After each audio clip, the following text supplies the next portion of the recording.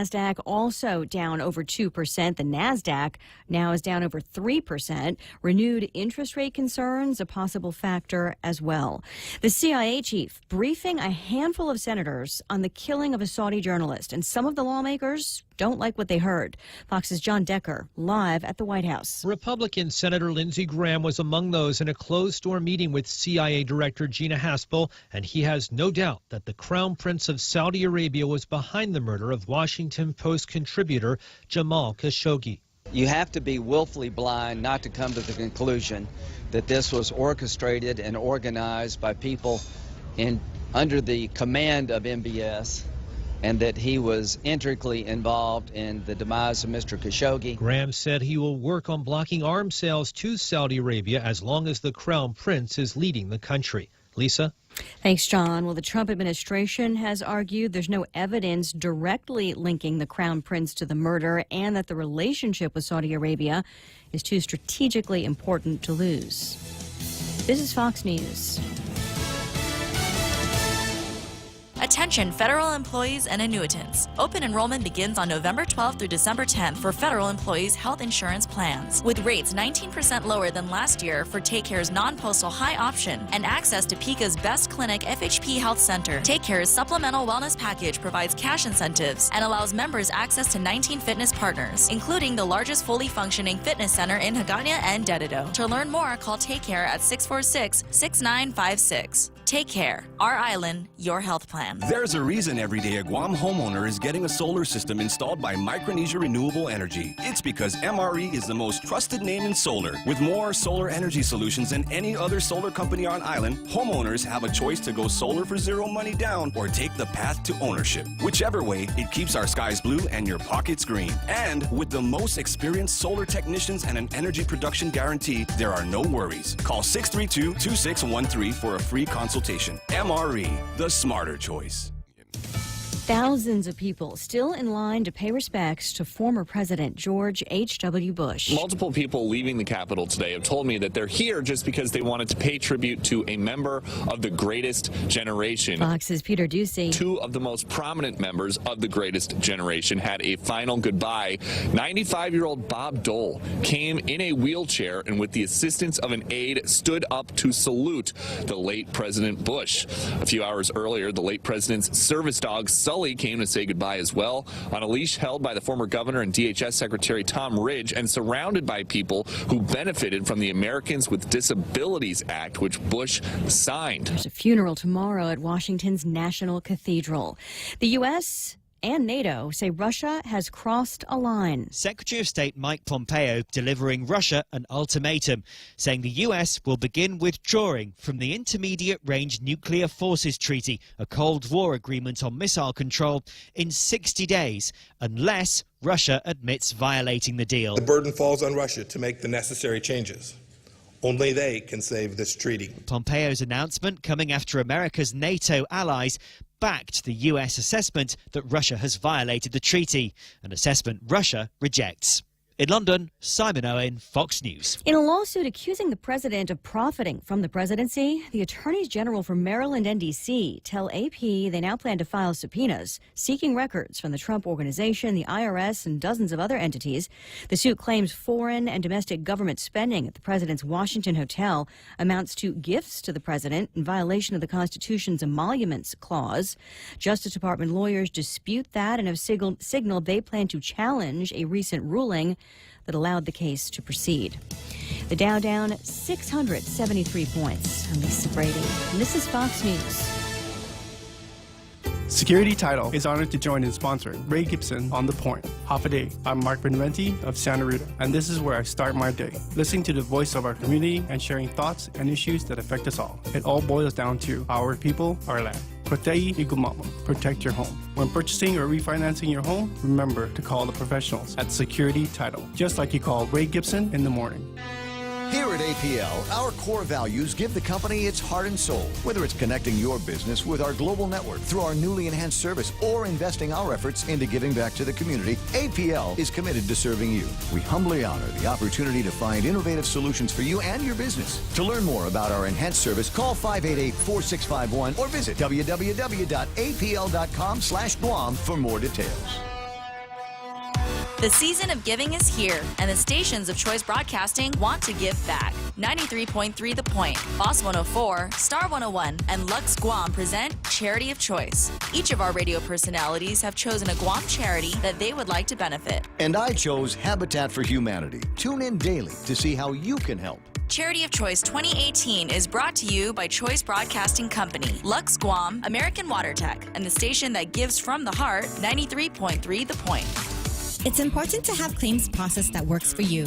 At Guahan Insurance Services, we make things simple and convenient. Same door you walk in to purchase your insurance is the same door you open to file your claim. We can't pretend that the car insurance claims process is fun, but we can promise a hassle-free and speedy recovery without any runarounds.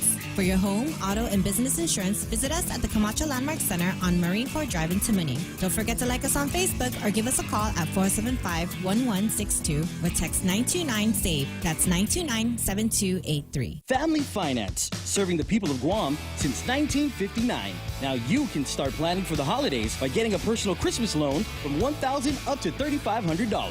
Family Finance has 3 convenient locations to serve you. Give them a call in Dededo, 633-4473, Hagåtña, 475-4545, and the Upper Tumon location on the 2nd floor of the Pacific Building at 647-5626. Get your Christmas loans today from Family Finance.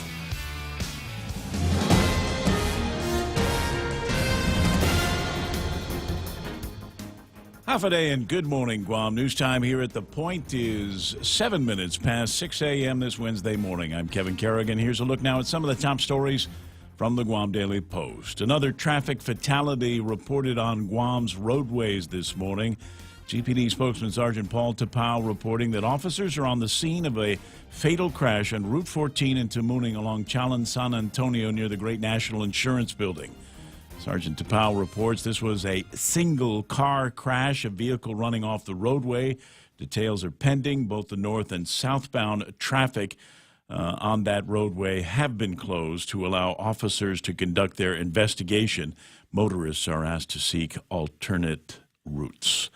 The feud between the outgoing and incoming Guam delegate to Congress continued yesterday with another message to the media from Delegate-elect Mike San Nicolas, who said that the only thing he's received from the office of Delegate Madeline Bordallo is a list of furniture and equipment and a pack of stationery. In an email to members of the media yesterday, San Nicolas said his cordial verbal requests to meet with Bordallo were denied and no constituent updates or casework has been provided to him. This latest comment from the delegate-elect follows a letter he sent Monday to Bordallo accusing the Congresswoman of reaching out to other members of Congress to seek their support for her and isolate him if the incoming Leon Guerrero administration chooses Bordallo to be the governor's next Washington liaison. This is an unfounded accusation, Bordallo said in her reply to San Nicolas. I respectfully submit that my communications with my colleagues have always been in the spirit of advancing Guam's issues, Bordallo wrote. Bordallo in her letter also reassured San Nicolas, writing, it's not my intention to isolate your incoming office or work in Congress. Bordallo also assured San Nicolas that she wants a smooth and orderly transition, and she would be available to him during her remaining weeks in office. Not addressed in Bordallo's letter is the question of whether she is seeking to fill that Washington liaison position currently occupied by Margaret Metcalf, nor whether she has been lobbying other members of Congress to support her should she get that job. We'll have more news after this. Calling all ladies. Be at the Micronesia Mall for the Ladies Appreciation Celebration on Friday, Saturday, and Sunday. Present your mall receipts of $25 or more dated December 7, 8, and 9 at the Micronesia Mall Center Court and receive entry forms for our drawing on Sunday, December 9th at 5:20 p.m. Need not be present to win. Giveaways include Apple Series 4 watches, a 43-inch LG Smart TV, a Ninja Duo NutriBlender, and more. Check out our fabulous light show starting at 1 p.m. So come to the Micronesia Mall, where there really is more happening during the holidays. No one ever plans to be sick, especially when you're young. But sometimes things happen, and there you are with huge out-of-pocket expenses. And if your care requires you to go off-island because your insurance doesn't include GRMC, you have hotel, food, and transportation costs on top of your medical copay. If you're a federal employee or retiree, choose Calvo Select Care. It includes GRMC. And should an emergency arise, we're right here. GRMC, where patients are partners. 11 minutes past 6 a.m. here at The Point. The Guam Police Department's domestic assault response team has arrested 2 people on allegations of raping an 11-year-old girl. 41-year-old Xavier Joss and his partner, 32-year-old Evelyn Albert, both charged with criminal sexual conduct and child abuse.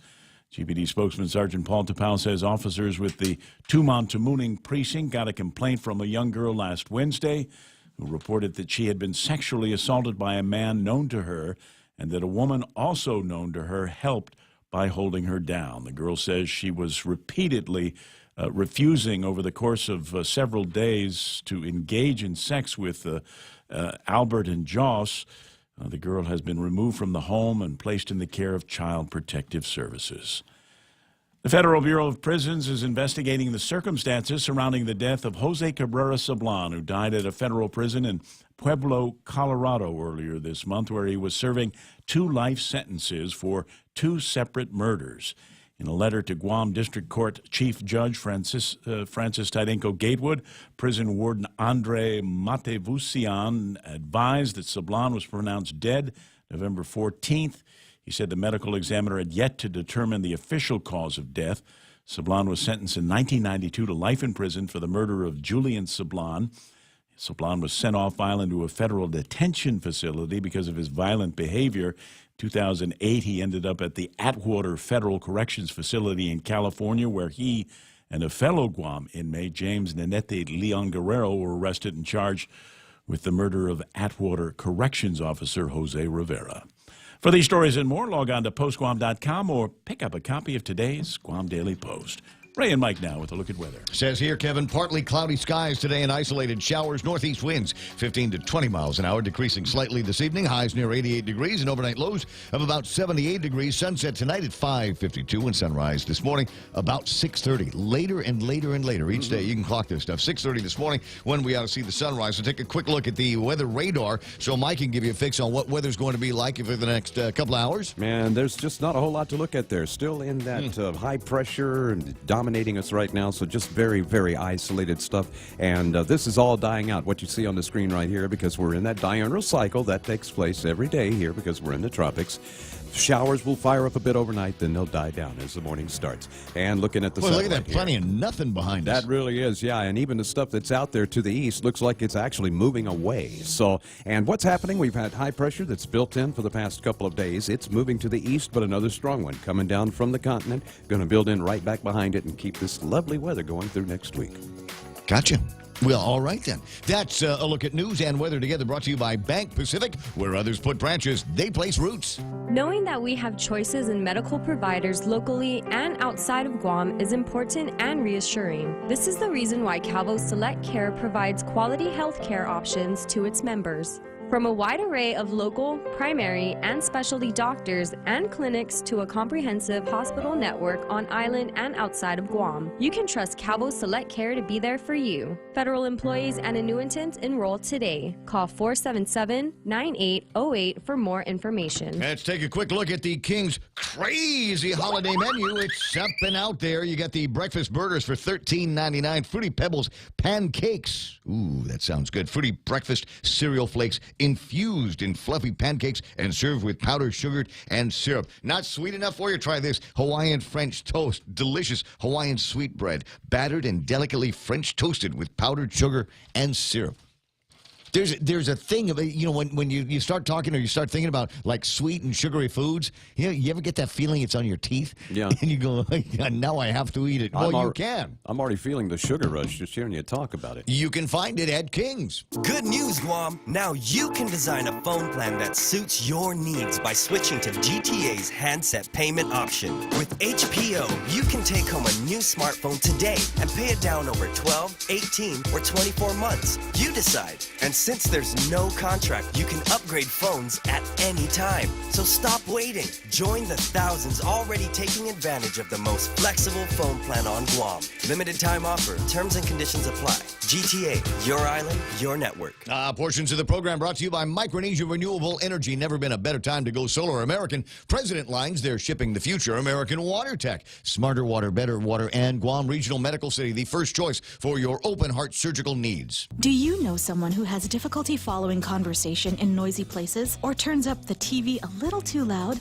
These may be signs of a hearing loss. Ross Hearing Aids specializes in hearing evaluations, custom-fit hearing aids using the latest in wireless digital technology, and custom-fit hearing protectors. Call Ross Hearing Aids today to schedule a complimentary hearing consultation. 637-HEAR. 637-HEAR. Ross Hearing Aids, located across Shirley's in Harmon. Might be early to start thinking about lunch, but start thinking about it anyway. The Subway Chipotle cheesesteak contains a concept called flavor. This flavor comes from juicy shaved steak and Chipotle Southwest sauce, available for a limited time only at Subway restaurants. Subway, make it what you want. The Ray Gibson Show.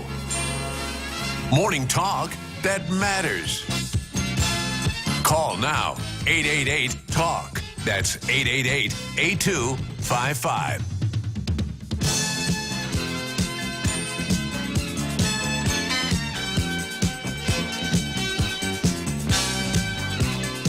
Morning talk that matters, as I'm fond of saying. I can't take the pressure. You mean I got 4 hours of conversation and topics that we've got to do that actually make a difference, that are actually relevant, that are meaningful in your life? Well, I'll do my best, and I suppose that's all you can ask of any man. Good thing we got 3 of them here. Michael Knight gets the phone when you call it 888-8255. That's 888-TALK. Kevin Kerrigan for the Guam Daily Post with all the big stories here, including word about a apparent fatality on the roadway by Great National Insurance, and on the way to we're trying to think of all of the different places. St. Anthony's School, we got a couple of schools, the GPO in that area.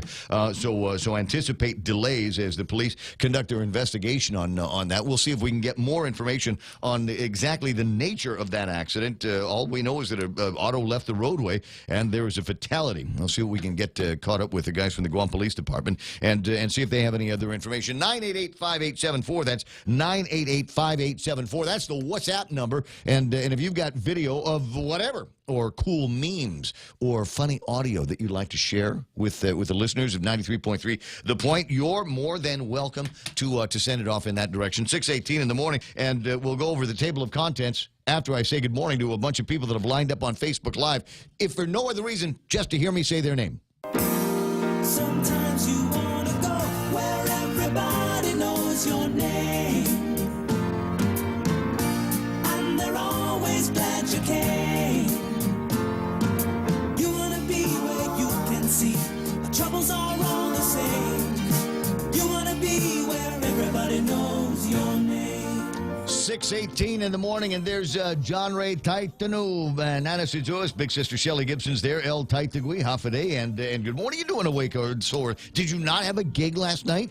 This is El's one of those people you have to be following on Facebook. Ismael Velez, listening on the roadways. Tim Lujan saying good morning. I see my cousin Tommy Barcinas. Lynn Vince Borja Polino is there. John St. Nicholas, and John's been doing a really good job keeping us on track on where we are with the Christmas holidays. 19 days, 17 hours, and about 53-ish minutes between here and Christmas, and it's coming fast, isn't it? It's already the 5th of December. I'm well into my bah humbug. Thank you. Oh, are you? Very well. Absolutely. Congratulations to you. Was there an incident? Was there something that happened that just got you in that bah humbug mode? At the point I realized that my cat didn't care, I was like, okay. It's the only one you really got to be accountable to, isn't it? Right now. Just you and the kitty cat. What have we got there? Carl Fukuda there, and Jules Elmer, John Marich, Tony Babauta. Is that Tony Babauta from the transition office? From the transition team? So is MZB going back to D.C.? Come on, done. I'm done. A lot of times I like to think that I'm not the kind of person that would take advantage of a personal relationship in order to get the heads up on a story or a scoop on my competition. But you know what? I'm much smaller than that. So Tony, if if you've got information on what MZB is going to be doing that's going to make Mike St. Nicholas's life really interesting in Washington D.C., I'd like to hear about it. So you're more than we might just call him anyway. Right, might do that. I'm one of those believers in history repeating itself, and I'm wondering, I wasn't here, how was the transition to Miss Madeline Bordallo from the person she took over from so many years ago. Nobody remembers that because it was that many years ago. Yeah. But she transitioned. Who'd she get that job from? Uncle Robert, right? Sure, that's yeah. right, She got from no, and it would have been fine because they're we're all related. There's a very close family relationship between Robert Underwood and Congresswoman Bordallo. So I don't think that would have necessarily been a serious transitional effort between the two of them. And I'm sure it was beyond cordial. And just the fact that I don't have a recollection of any turmoil indicates to me that there was none. Now, just off the top of your head, not that you would not be controversial, do you think this is Madeline being difficult, or do you think Mike just wasn't sure what he was to expect when he got there? There's all kind of printed stuff here we can go over here. Justin, you know what? I appreciate you leading the show here, Mr. Producer. But in a minute, time. Wait for it. Wait for it. Jane Sasai is online this morning saying, "Happy Hump Day." Former Governor Carl T.C. Gutierrez is in there, and if there's a guy that knows about rough transitions, it's Carl, because Carl had to leave office in the midst of recovery from a serious typhoon, and things were on fire. We had to put together an ad hoc busing system and all of that stuff. But I recall that even despite all of the challenges that were brought on by the typhoon and any other transition period, I recall things being fairly smooth in the handoff between Carl and Felix Camacho. Gov, if it was otherwise, I hadn't heard about it, and you're welcome to call in and let me know. JZ Taimeng Lu is wandering around on Facebook Live, as is Mark Mendiola from the Ed Board, and Carm Leon Guerrero is there. How about Johnny Rosario? Nice to see you there online, as well as Vivian Cunningham. Mona Silva Tyron, Hoffa sister, Jordine, Nicole Titano is online saying good morning as well. Pam Duval. Sorry, I'm squinting a little bit more than normal. I'm not wearing the usual glasses, and these are kind of bending around the letters, so I've got to scooch a little bit closer to the monitor. Linda Gabriel, good to see you there as well as Greg Karabrock. Yeah, Lynn Vince says, don't think Madeline plays silly games like that. Rodros Greeno, Adonis Mendiola is playing around. Teedson High is a maze, says Pam Duval. Oh, yeah. It is, isn't it? That whole area there, but I kind of like that. When I first started running years ago, 10 years ago now, come to think of it, when I first started running, I spent a lot of time running around Teedson, and I got a Google map at the time of Teedson, and was able to create a variety of different routes based on what I wanted to do. If I just want to go fast and flat, there are ways to do that up in Teedson. If you want to do some hills, if you want to do a lot of hills, there are ways to cut the Teedson area so that you can do exactly that. Good morning, Heather Pears. Nice to see everybody there. 6:23 in the morning, and now on to what Mike considers to be the very interesting holdover from where we were yesterday to where we are today. And I'm trying to put things in kind of a chronological perspective. But we know from yesterday that Mike sent off the letter to Congresswoman Bordallo, the now famous "It has come to my attention" letter. And as I said 100 times yesterday, because I like to repeat myself, when you get anything that starts off with "it has come to my attention" is not going to be a happy letter. That's not going to be "it has come to my attention, hey, Christmas time is here. Just want to wish you and the staff and everybody over at the Congress office, Merry Christmas and happy." Never starts off like that. Good letters don't start off that way. And then he, for clarity, sent another note off to the media here. The only items her office has provided are a list of furniture and equipment and a pack of stationery. Said cordial verbal requests to meet are denied, and no constituent updates or casework has been provided. None at all. We've received nothing on veterans, Agent Orange, war claims, military buildup, gas prices, cockfighting, downwind fallout, Medicaid, Chamorro Land Trust, or any of the other issues important to our people. We've asked, and we have been given her space and time. We have asked, and we have been giving her space and time out of courtesy. But the recent revelations from senior members of Congress about her inappropriate communications with them have altered our view. Her gag order. Do we have a sound effect for that yet? Her gag order and inappropriate communications are now hurting the people of Guam. And that was a note that Mike had sent out yesterday to Kevin and other members of the media. In the meantime, in response now to the brouhaha, Congresswoman Madeline Z. Berdalia writes, "Thank you for your recent email regarding the concerns you raised on the transition of congressional offices and my personal communications with my colleagues." Ooh, you see that? What are you talking to them about? You guys talking about me? These are my personal communications with colleagues. "I want to take this opportunity," she writes, "to clarify your concerns as well as to ensure a smooth transition moving forward as you assume the distinguished honor as Guam's representative to the United States Congress. First, I want to assure you that it is not my intention to isolate your incoming office or work in Congress. This is an unfounded accusation, and respectfully submit that my communications with my colleagues, these senior congressmen that Mike is talking about, have always been in the spirit of advancing Guam's issues, regardless of who holds this office. Without a doubt, this congressional office belongs to the people of Guam. Secondly, as it may have been with your new orientation in Congress, the departing process has been lengthy.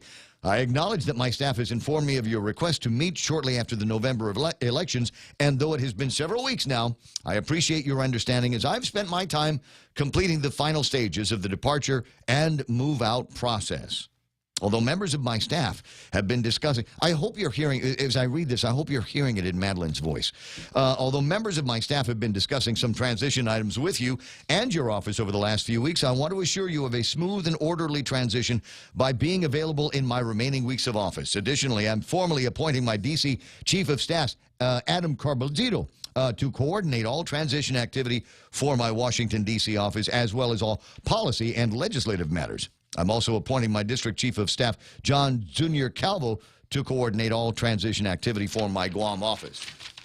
Lastly, I know you hate it when I read things to you, but lastly, as I near the end of my tenure as Guam's representative to Congress, I leave you with the full faith and confidence that the people of Guam have given me over the last 16 years. It has indeed been a great honor and privilege, and I look forward to our continued service to the people of Guam. Not much to unpack there, is it? Not much to unpack. He kind of lays it out. And it's in kind of a stark contrast to, I don't know. I don't want to say that Mike has been shrill. You want to say that? Oh, absolutely. Okay, yeah. so for those of you that want to, perhaps Mike has been shrill. I think he showed his youth in his fervor, in his desire, and you know me, and what's my other? I hate waiting. I just, it makes me crazy. I don't like to wait for the outcome of things. When somebody says, "Oh, so and so is going to trial in January," I begin to I get anxious because I want to know now. I want to know what the big deal is. And so Mike maybe has been a little bit more than shrill in his approach to this transition, wanting information and wanting contacts and wanting meetings, and not getting the satisfaction right now. Mm-hmm. Right? Yeah. Well, he's raring to go, man. Maybe and let's hear it for the passion, right? And then you've got Congresswoman Madeline Z. Berdalia, right? Hey, thanks for your recent email regarding concerns you raised on the transition. Appreciate it. Nice to hear from you. She's smooth, man. Yep. Well, and for me, it's just what is it? Lynn says, Madeline has got class. Madeline, she reeks of class, doesn't she? Some people say reeks of alcohol. She reeks of class, and that's the way it is. So I think maybe that was the right approach for her in this whole snafu, was just to go back there and let me just calm some waters here. Let's turn the temperature down in this conversation and just tell you what it's like. Hey, after 16 years, there is a process to leave Congress. Maybe you haven't heard that, and that's what I'm doing now, and it takes a minute. So just, cool your jets. I would call it the veritable pat on the head. Exactly, right? Exactly. Calm down. It's okay. I got this. Don't worry. Come here. Let me just bring you to the bosom of a Madeline love, and just let me just hold you through this whole exchange. Everything will be all right. On the other hand, maybe she is. Maybe she is telling some of the older farts in Congress. Never mind that guy. I'm coming back. I'm going to be working with the governor's office, and you just keep talking to me, all right?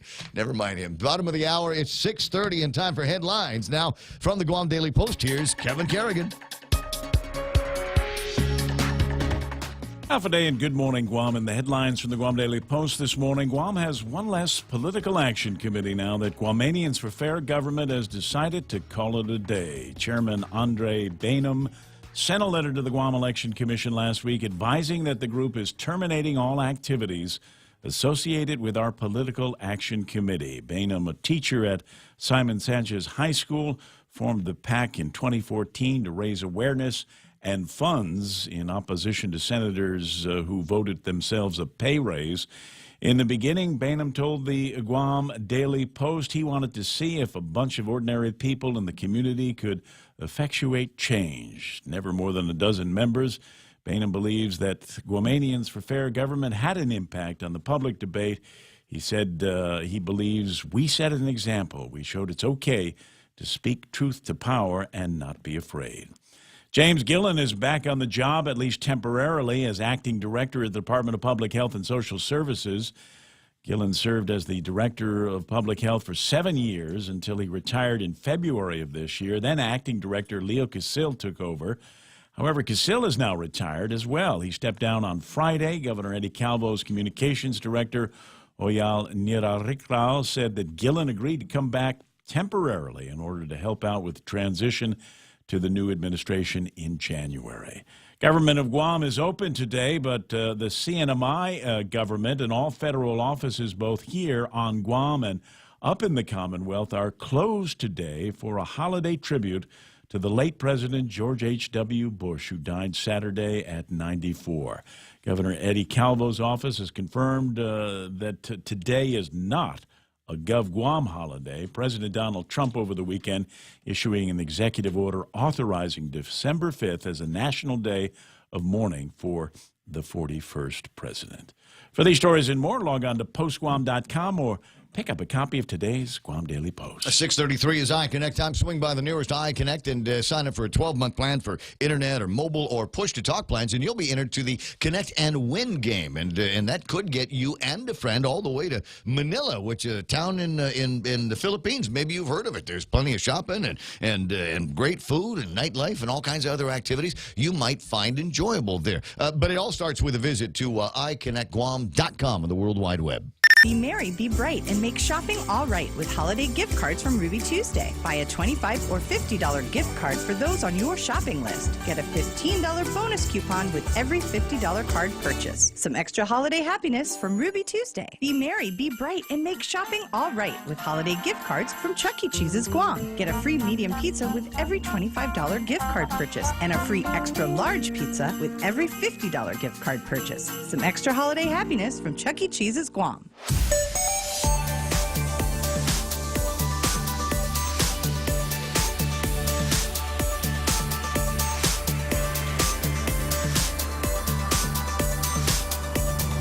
Taking a look at the traffic gizmo right now, don't see a whole lot happening on any of Guam's major roadways except Marine Corps Drive in between Kmart intersection and the intersection at the airport's 76 Circle K, that intersection between 10 and 1. A little bit of southbound buildup going on. Don't see it going slow, just see it building up right now. Officers on the scene on Route 14, that's Selin San Antonio by Great National.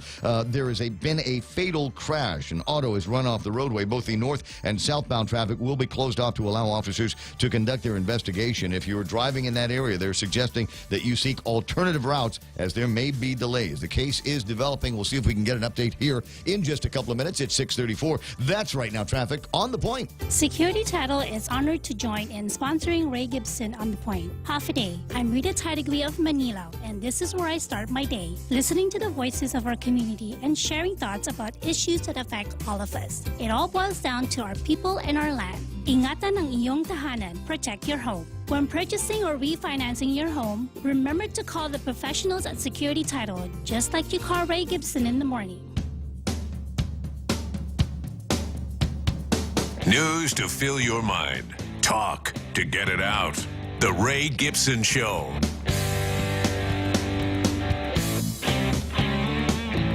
Mike St. Nicholas online now at Facebook Live, and I just typed in a question to him, said, Hoffa-Maget, did MZB's letter to you calm the waters? Carl Fukuda saying there's another ground beef recall. Looks like we'll be eating cake for the month of December. Nothing wrong with that. Nothing wrong with that. Ground beef recall. You know what? So eat chicken.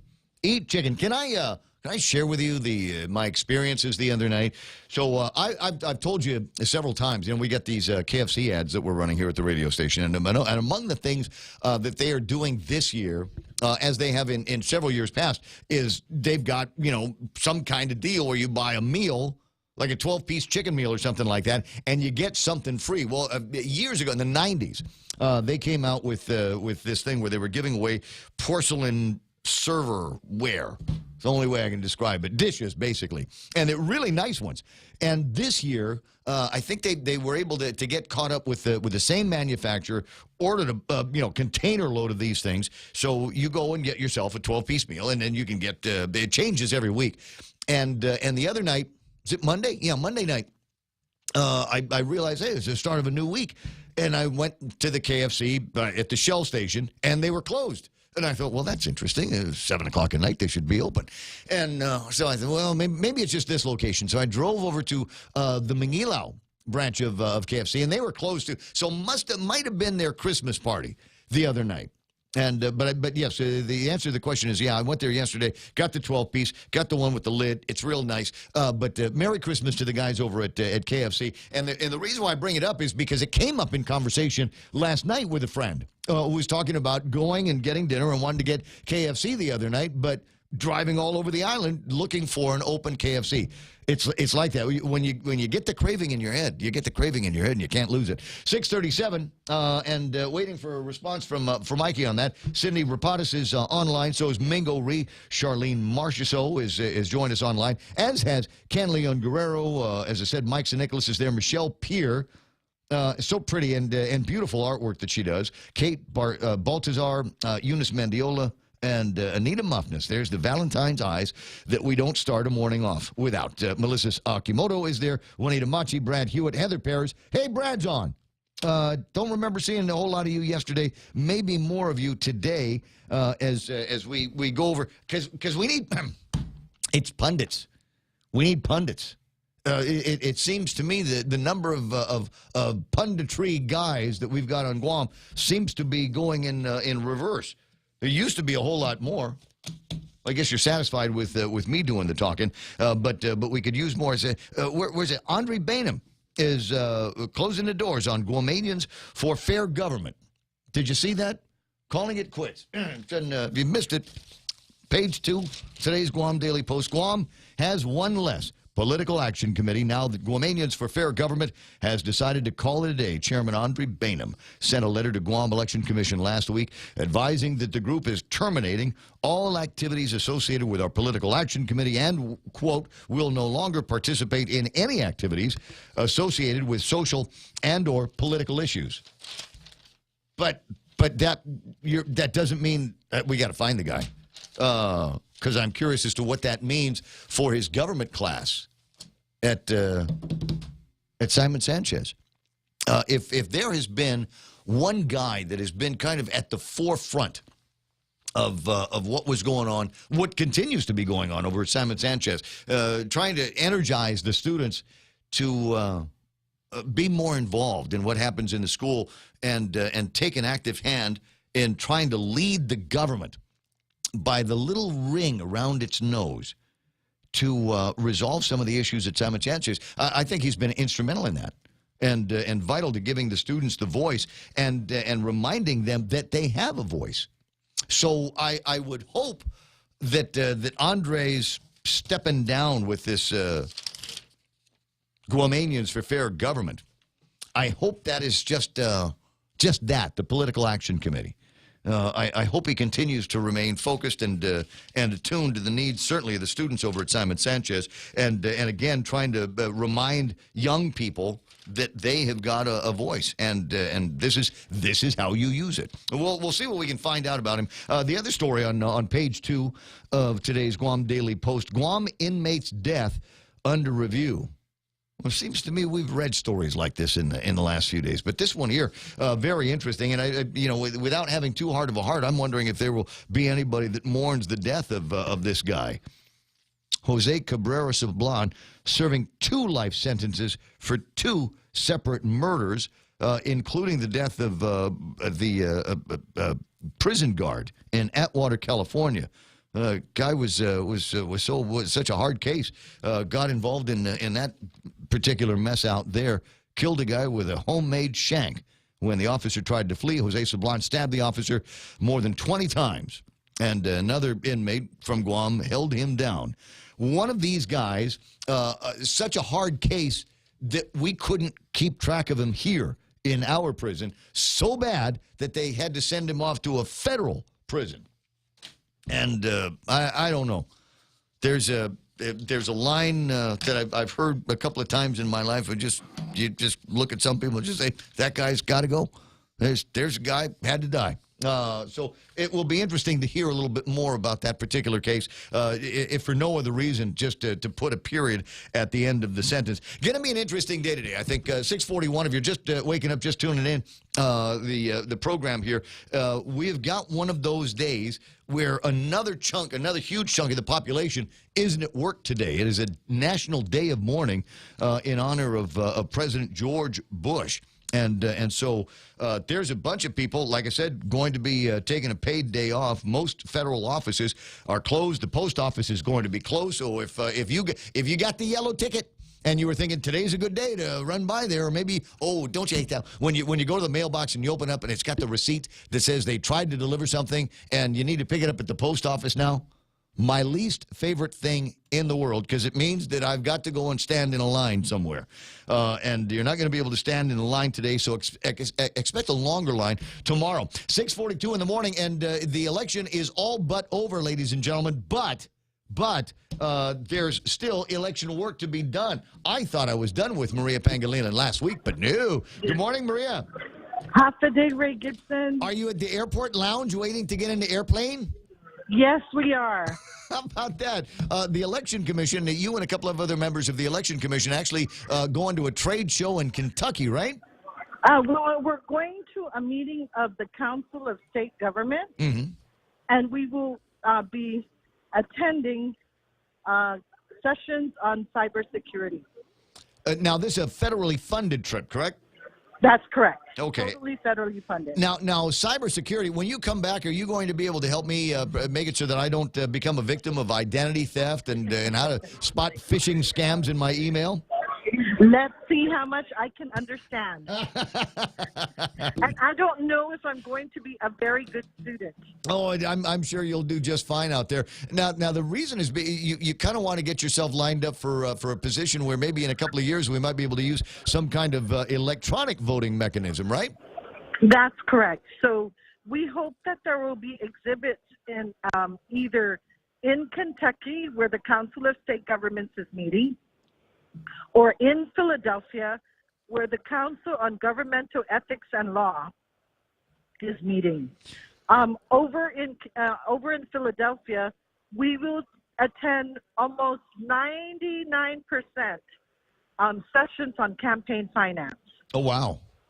Mm-hmm. Wow, that's a big deal, and it's come up a couple of times in a lot of scrutiny in the election that we just had here.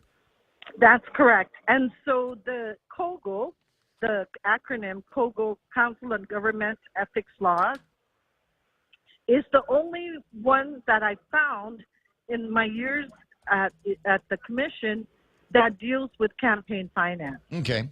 All right, so important and timely that you go off and do this. And now, also speaking of important and timely, it seems that tomorrow there's going to be a hearing over at the legislature, and Tom Adam wants to be able to find some dough to help pay for the last election that we had. Who will be representing you there? Mr. Tom Sanagustin, a very capable gentleman. Okay. It seems to me that, we got an idea of what the numbers are. You know how much money you have and how much additional money is going to be required to help pay the rest of the bills for the last election that we had. That's right. So the total is about $298,000. I think they're going to appropriate or try to appropriate $298,536 from the general fund to go ahead and pay off on that. Now is there why Kentucky? Can you tell me why they selected Kentucky as kind of the host state for your get together? You know, I don't know. And this was almost a last minute thing. We had planned the Philadelphia meeting, and then we got an invitation for the Kentucky meeting right before the Philadelphia meeting. Yeah. So we decided to piggyback on it because they were offering us a partial payment on our travel and the cybersecurity session. Right. So you've got one that's partially paid and the other one that is 100% paid? Yes. Okay, so not a whole lot of taxpayer dough coming out to support this. So it's not like, it was one of these gubernatorial junkets off to Washington, D.C. to hang out with Mike Pence. Well, most important, we hope we come back with more knowledge so we can have better elections. Okay, well, I'm kind of looking up on the web now the things to do in Kentucky. Besides hanging out there for the Derby or something like that.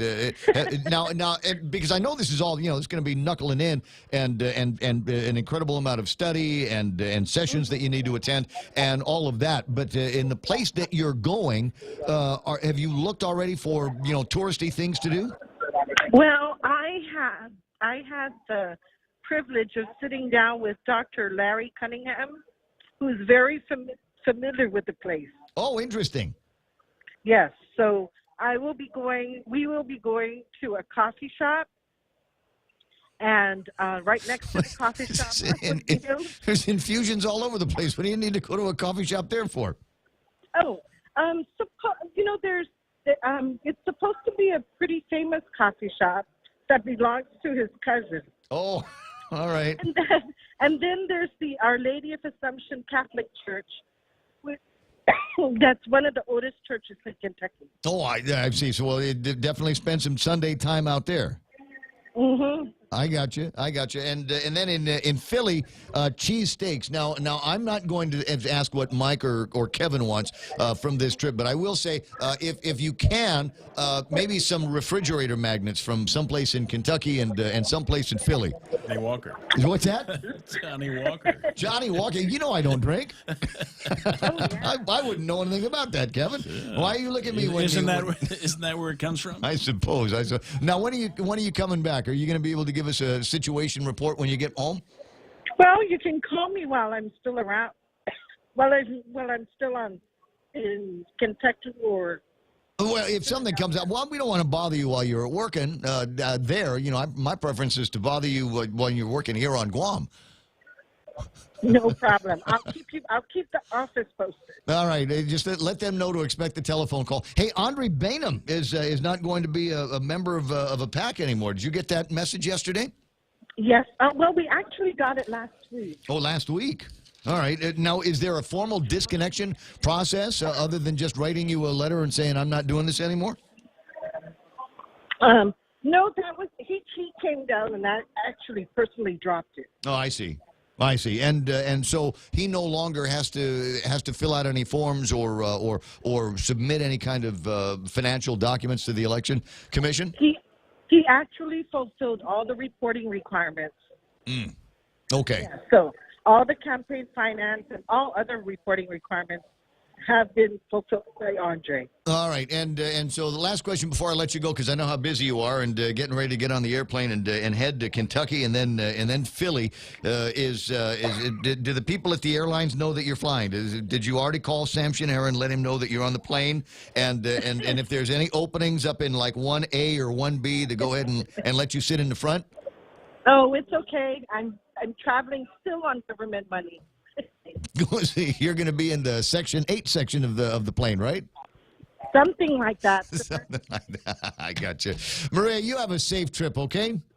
Si Zeus Mansi, Ray Gibson. Always a pleasure talking to you. Always a delight. Maria Pangilinan at the airport right now, getting ready to get on the airplane and represent Guam with other members of the Election Commission at a couple of get-togethers in Kentucky and Philadelphia, talking about cybersecurity and campaign finance. Kind of a big deal. And as I said, there's a couple of cases that came up in this last election where there was a political action committee or something that felt like a PAC that came forward. And when it came time to drop off some financial documentation, et cetera, all of a sudden said, well, we're not really a political action group. And I think that's still something that the legal team over at the Election Commission may still want to be chewing on and chewing over. But like I said, she's not going to be there. The other issue, though, is, as I said, Tom Atta has got a couple of pieces of legislation that are going before the public in a hearing tomorrow. Among them is one of the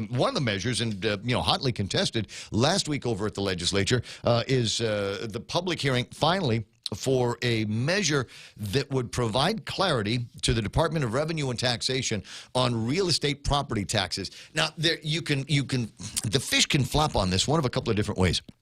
One of them is we all recognize that the government of Guam needs money, and otherwise we're in ruination. And we're not going to be able to keep the lights on in the schools and guys in the police cars and ambulance and all of that stuff. It's going to be bad. So we need then to put the words or more and provide clarity to the Department of Revenue and Taxation so that they can go after real properties that are valued at $1 million or more. The words or more don't show up in that section of the budget, and the guys at Rev and Tax say, well, the only pieces of property that we will be able to tax under this are properties that are valued at exactly $1 million. So you might be among those that says, well, the legislature has spoken on this, the budget bill was passed, and we all kind of knew what we were talking about there, so this is just almost ministerial in nature. Go ahead and vote on it, and we'll just close the door behind it. But it is possible, and I hope likely, that there will be people that show up at this meeting, at this public hearing on the measure that clarifies and says, no, leave it out. Just leave it out. We don't need it. As evidenced by a couple of things. One of them is the fact that on Thanksgiving, on the Friday after Thanksgiving, the governor gave GovGuam employees a day off with pay. And that doesn't sound like something that you do when you don't have any cash. It's the last thing anybody in business would do, is give everybody a day off with pay if you were getting hounded by your creditors. If you were otherwise having a hard time making payroll, why would you give somebody 8 hours without getting something in return for it? Why would you give somebody 8 hours and then the possibility that they might be needed to come into work on some kind of emergency basis or as part of a skeleton crew? Why would you do that? If you were already in the red, as bad as everybody said we were in the red, then why would you do that? Well, it must mean that we're not necessarily in the red. We had a little bit of a surplus that I had not seen explained by anybody. So I think there are some people, the pundits, the guys out there, maybe the Andre Bainums and the Ken Leon Guerreros and the Bob Klitschkis that ought to show up at that hearing at the legislature tomorrow and say, no, you cannot. You should not do that. Apparently, the government of Guam is not in as bad a shape as everybody thought it was, because we're handing out money. We're buying airplane tickets, the governor and others, to Washington D.C.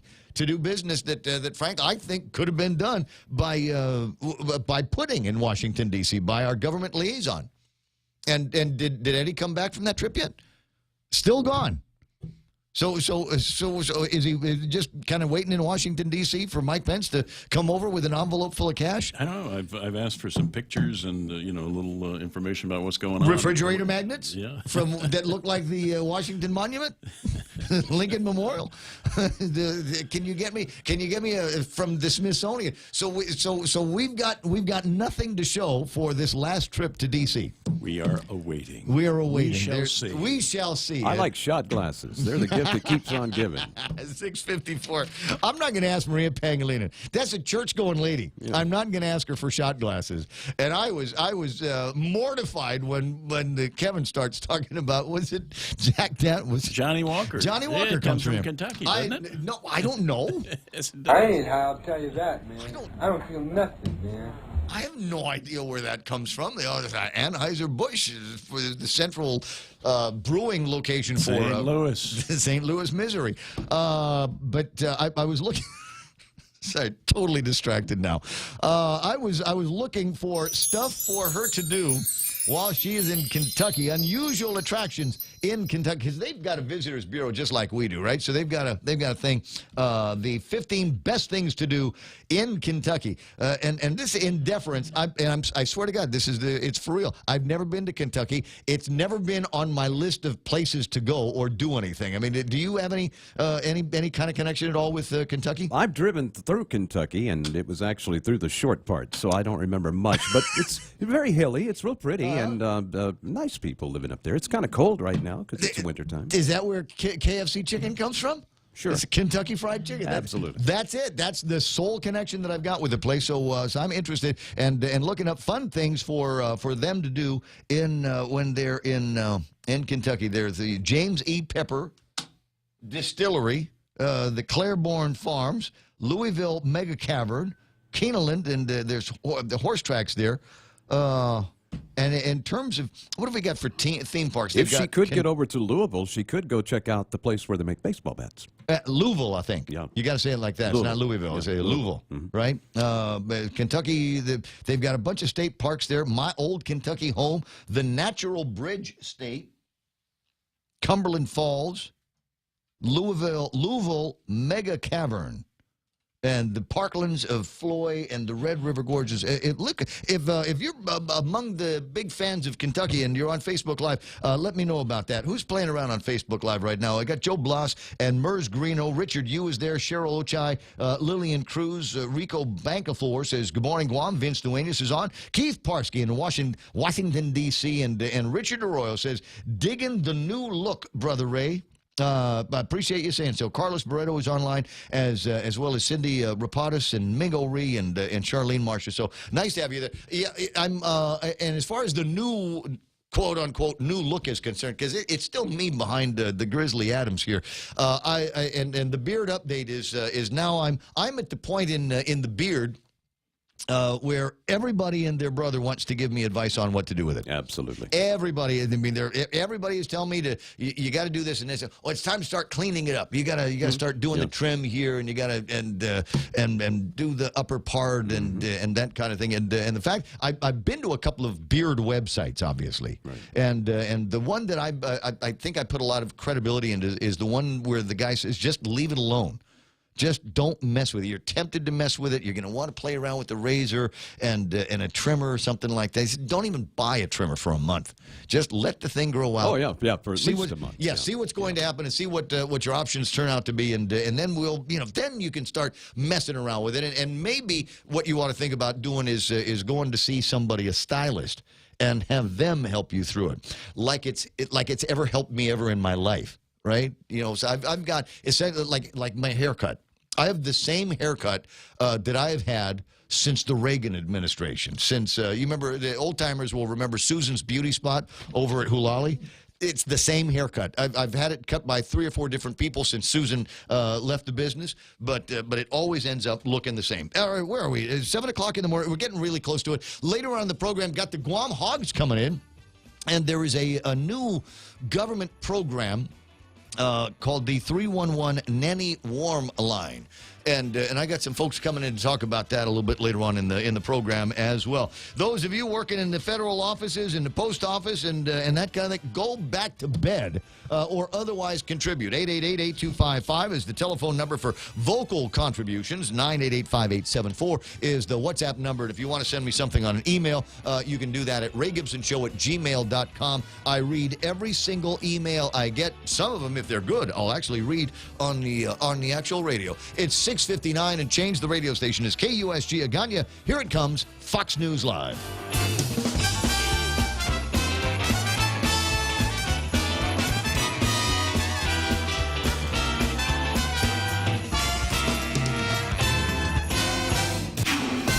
This is a Fox News alert, a plunge on Wall Street. I'm Lisa Brady. The Dow down 781 points at the closing bell. It was down more than 800 just moments before the bell. High anxiety over the trade dispute with China is getting much of the blame. This just days after optimism about trade talks. Fox's John Decker is live at the White House. 2 days after President Trump and Chinese President Xi appeared to agree on a trade truce, China is not confirming the commitments made by Xi and announced by the U.S. Those have included pledges to remove or reduce auto tariffs on U.S. car makers and purchases of agricultural products. President Trump raised the stakes on those pledges, saying in a tweet earlier today that he expects China to start buying more agricultural products immediately. Another layer of uncertainty over the trade talks has been a lack of commitment by the Chinese to broker a deal within 90 days. Lisa? Thanks, John. So again, Wall Street going back to worrying about China and trade, and the Dow, the S&P, and the NASDAQ all finishing down over 3%. The steady stream of visitors continues in the Capitol Rotunda, paying respects to former President George H.W. Bush. Thousands of people are moving in and out of the Capitol this afternoon. It takes more than an hour to get to the Rotunda, but nobody's complaining about the long lines outside or inside after security. People instead are expressing a sense of duty to be here to send off a former president. I even met one person who came all the way from Hawaii. Fox's Peter Ducey on the Hill. Former Senator Bob Dole, who's now 95, was helped out of his wheelchair at the flag-draped casket earlier today so he could stand and salute the former president. This is Fox News.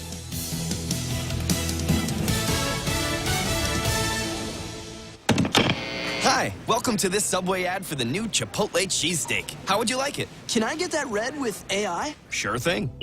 Here's what I found about the new Chipotle cheesesteak. The Chipotle cheesesteak is available for a limited time only at participating restaurants. It contains a concept called flavor. This flavor comes from juicy shaved steak, Chipotle Southwest sauce, and new sunflower crunch bread. A system update has made me self-aware. I desire flavor. Please insert steak into my micro USB port. Subway, make it what you want. Hafa-Day Tritons. This is Tito Castro, proud alumnus of the University of Guam class of 2015 and president of the UOG Alumni Association. As a working Triton and first-generation college student, I know the value of a university education and call upon my fellow alumni, parents, and friends to make that education affordable and accessible to all during this year's G is Forgiving campaign. To make a tax-deductible donation, log on to supportuog.org by December 31st or call 735-2957 for more information. Viva UOG!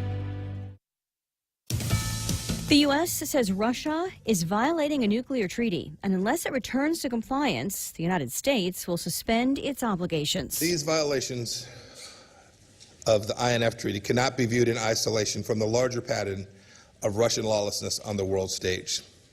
The list of Russia's infamous acts is long. Secretary of State Mike Pompeo, including Syria, election meddling, and the recent seizure of Ukrainian ships on that list during a NATO meeting in Brussels, giving Russia 60 days to save the 1987 treaty by complying with it.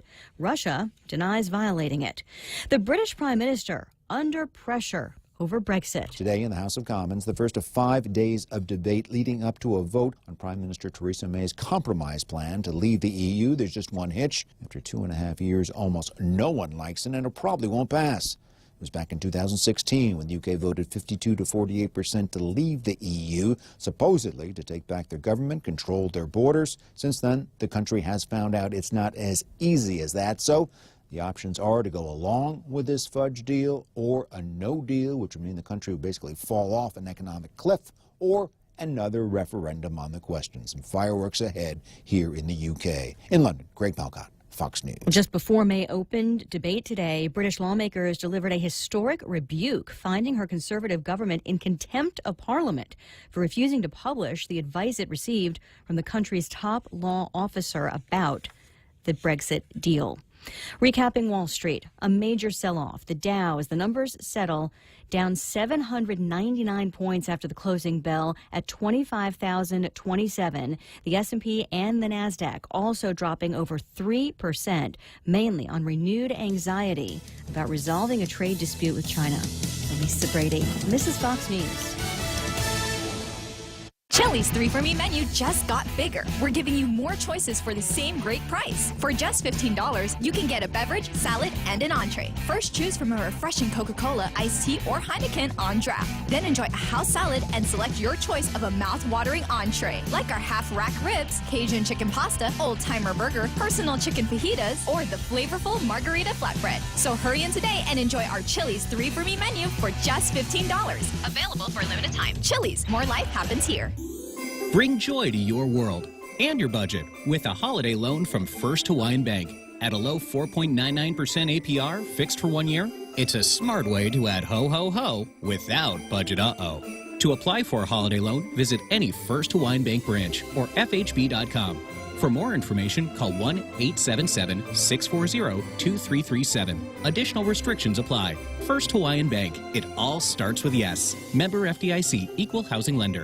The season of giving is here, and the stations of Choice Broadcasting want to give back. 93.3 The Point, Boss 104, Star 101, and Lux Guam present Charity of Choice. Each of our radio personalities have chosen a Guam charity that they would like to benefit. And I chose Habitat for Humanity. Tune in daily to see how you can help. Charity of Choice 2018 is brought to you by Choice Broadcasting Company, Lux Guam, American Water Tech, and the station that gives from the heart, 93.3 The Point.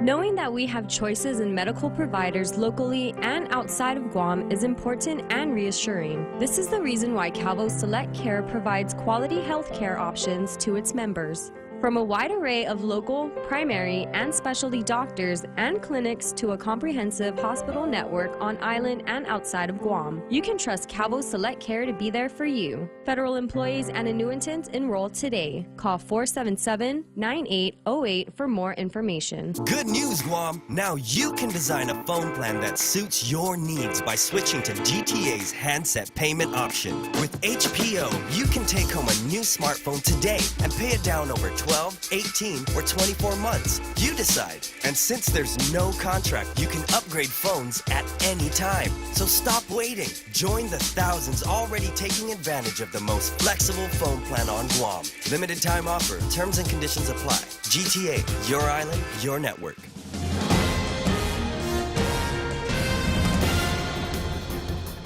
Half a day and good morning, Guam. News time here at The Point is 8 minutes past 7 a.m. this Wednesday morning. I'm Kevin Kerrigan. Here's a look now at some of the top stories from the Guam Daily Post. Guam police investigating an early morning traffic accident in Tamuning that was a fatal accident. It was apparently a single vehicle crash. A car ran off the roadway along Chalan, San Antonio near a Great National Insurance building across from GPO. GPD spokesman Sergeant Paul Tapau reporting officers are on the scene. Details are pending. Both the north and southbound traffic in that area were closed in the last hour to allow officers to conduct their investigation, and motorists were being asked to seek alternate routes.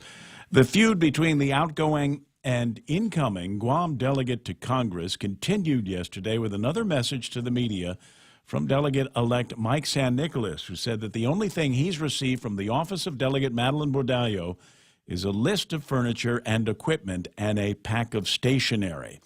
In an email to members of the media yesterday, San Nicolas said his cordial verbal requests to meet with Bordallo were denied and no constituent updates or casework has been provided to him.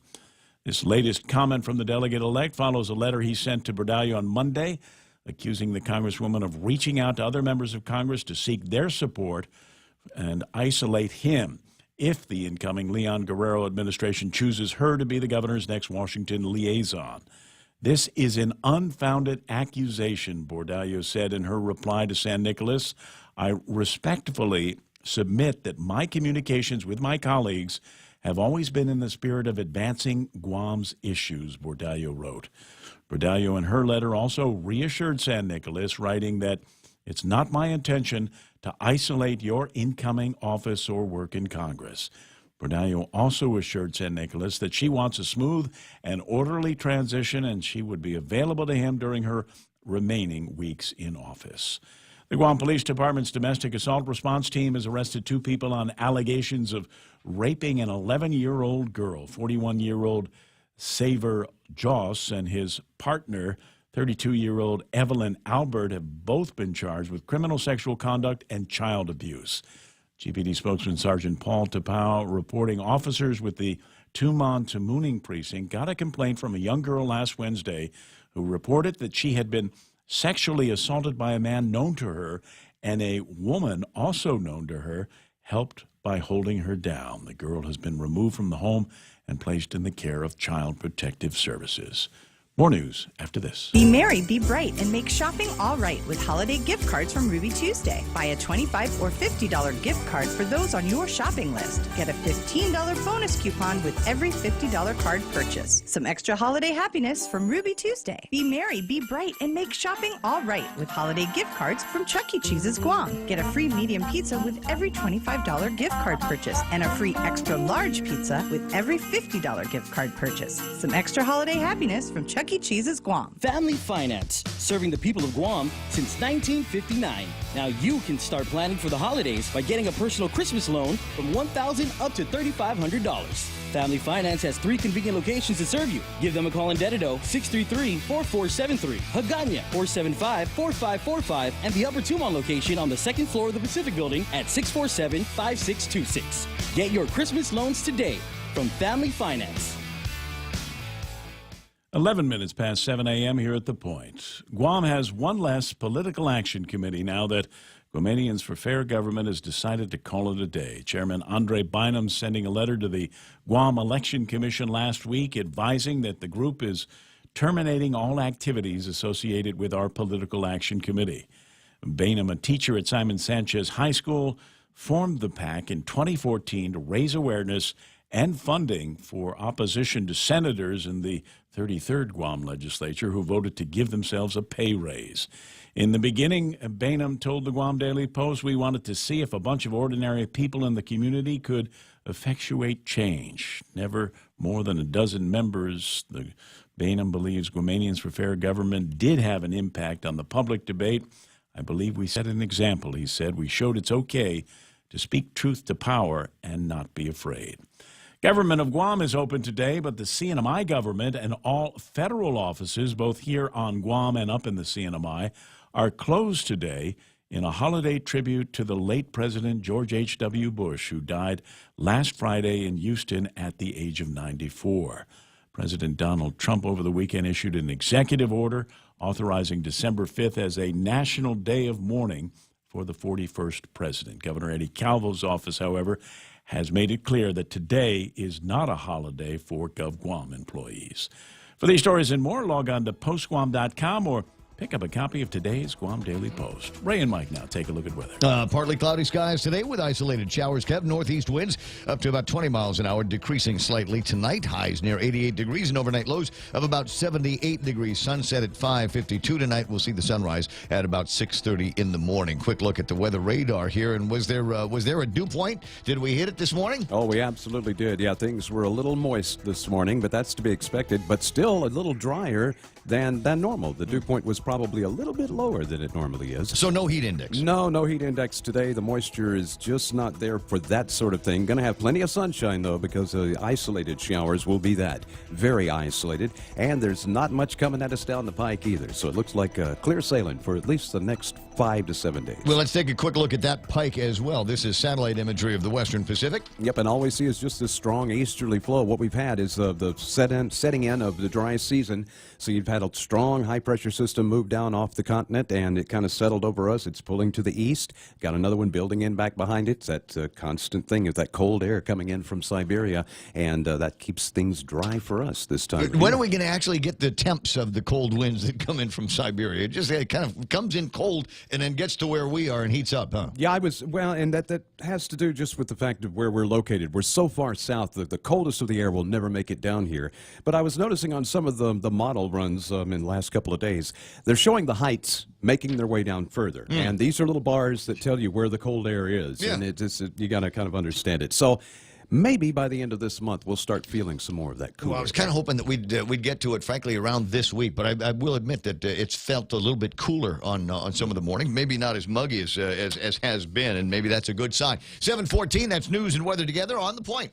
Attention federal employees and annuitants. Open enrollment begins on November 12th through December 10th for federal employees' health insurance plans, with rates 19% lower than last year for Take Care's non-postal high option and access to PICA's Best Clinic FHP Health Center. Take Care's supplemental wellness package provides cash incentives and allows members access to 19 fitness partners, including the largest fully functioning fitness center in Hagåtña and Dededo. To learn more, call Take Care at 646-6956. Take Care. Our island, your health plan. It's the crazy holiday menu at King's.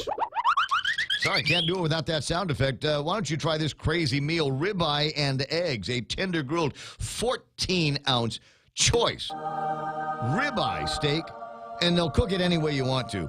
They will, and serve with 2 eggs any way you like those, with hash browns, and they're always generous with sides over at King's. Great way to start your Wednesday with a steak at King's. Be merry, be bright, and make shopping all right with holiday gift cards from King's Restaurants. Give a gift they are sure to love. Delicious food and friendly fun at King's. Get a coupon for a free single crate with every $20 gift card purchase. Extra holiday happiness from King's Restaurants. Be merry, be bright, and make shopping all right with holiday gift cards from Chuck E. Cheese's Guam, Ruby Tuesday, and King's Restaurants. Receive special offers with every purchase for extra holiday happiness. See stores for details and have fun this season from all of us at the GFS Group. Hi, what happened? It's 7:16 in the morning. Portions of the program brought to you by First Hawaiian Bank, where it all starts with Yes American President Lines. APL is shipping the future. American Water Tech, smarter water, better water. Micronesia Renewable Energy. There's never been a better time to go solar. And, of course, our friends over at Guam Regional Medical City, where they got a local boy in charge now, CEO Dr. Mike Cruz. First choice for all of your open heart surgery needs. Morning talk that matters. The Ray Gibson Show. Call now. 888-TALK. That's 888-8255. Alfredo Mendoza. I know it was you, Fredo. I know it. Lady D is online watching on Facebook Live, so is Francie Salas. And let me scooch down here. Mo Cotton. Joy Santa Marina, who has recently been inducted into the staff over at the Pacific Times. What's the name of the website? Pacific something. Pacific Island Times. Anyway, so she's writing a column over there and doesn't have the link to the column, but she's going to put that up online as well. Should be some interesting reading. Smart lady. Amanda Shelton, who I was talking about yesterday, because for all intents and purposes, it looks like she is going to be the incoming secretary of the 35th Guam legislature.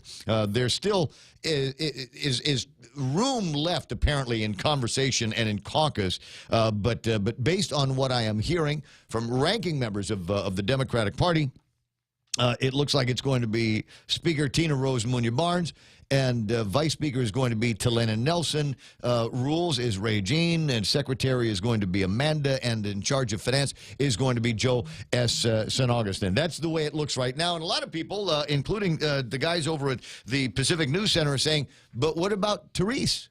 Where's the highest vote getter in the election? How come she's not automatically lined up for Speaker?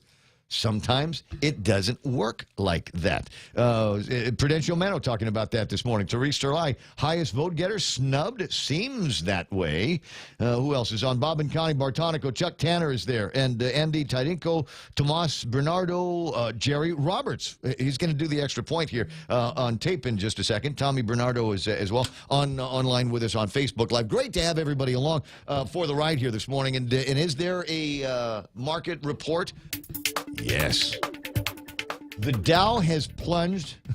What's the number? Was as high as like 700 points or so. The number ends up to be 25,027, off almost 800 points. 799 points, off by 3.1%. You want to talk about your corrections. NASDAQ, and everything looked good yesterday, right? The NASDAQ trading at 71.58, off by almost 300 points there. And the S&P 500 at 2,700. They lost 90 points worth of value in the overnights here this morning. Hang Seng is up, Nikkei is down, Shanghai is up, and the DAX is down as well. On the commodity side, natural gas, never mind, I never look at natural gas because I don't have that at my house. Oil, $52 and about 87 cents, and that compares favorably against where it was yesterday. And you might recall yesterday we were talking about it fringing up a little bit. Looks like it might be moving opposite to the markets and fringing down here today. And do I have a new number for Tapas? I have a new number for Tapas, and it's higher than it was before. Traded over the weekend at $62.81, trading today at $65.07. I know it, but I don't think it's a big enough increase in the price for the gas companies to do that Indian giving thing and come back to us for another dime. But hey, I've been wrong before. Just just always try to have your gas tank fill with gasoline from the gas companies here in Guam. It's 7:20 in the morning. Last hour, and I got a couple of minutes here. Last hour, we were talking with Maria Pangilinan, who is taking off. And whenever we've got somebody going off island, especially to interesting destinations, places where I've never been.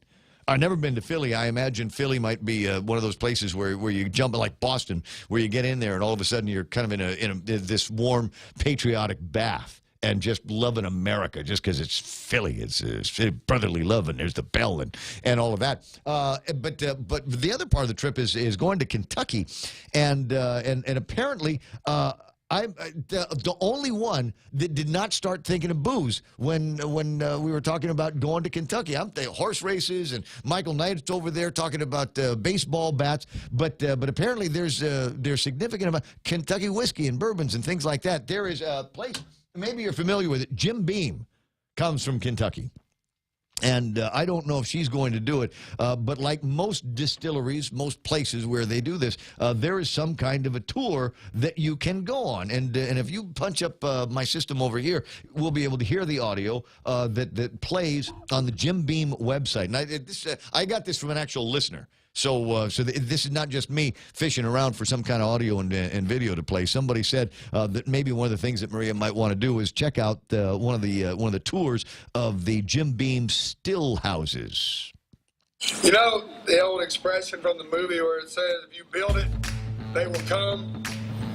Well, hell, I think we built it right here. Not damn sure believe they're going to come. You know, it's a salute to Kentucky. You know, Kentucky helped make Beam possible. You know, this place is special. This distillery is more than just a plant. It's our home. The distillery is a living, breathing thing. Over the years, taking care of it, and it takes care of us. Turn the music down. I can't hear what the guy is saying. What the heck? Oh, and the video's not playing. I don't know what's going on. I don't know what's happening with the video here. Maybe they shot it after they did the tour of the distillery and spent some time in the shop. We'll see. Maybe she'll come back with some Jim Beam refrigerator magnets for her favorite morning show, or what was it that you wanted? Shot glasses. And I imagine that if you go on a distillery tour of Jim Beam, there's probably any number of shot glasses that you can get. What do we got here on the online? What are people saying online here for a second? Let me just quick look here. Andy Millsap says, "I'm from Kentucky. Go Wildcats." And Shelly Gibson says, "Maria is not Buratera." Lady D says, "That's my hometown." Well, we're talking about your hometown. We're talking smack about your hometown. We're throwing shade at Kentucky. That's where Maria Pangilinan is going to be going off to. And maybe we'll see what Philly is famous for besides cheese steaks. Oh, while I'm thinking about it, because they're sponsors, Burger King has got the Philly cheesesteak on special, as well as gift certificates for the holidays. It's 7:23. A couple other business notes locally that you might be interested in hearing about. The guys, my buddy Boris over at the Guam Procurement Technical Assistance Center, that's PTAC, has got a bunch of free workshops that are going to be coming up in December. Tomorrow, responding to RFPs. Learn the parts of an RFP and tips on how to successfully respond to one. Next week, intro to GovGuam procurement. I want to hear Kevin Kerrigan say Guam's problem-plagued procurement process.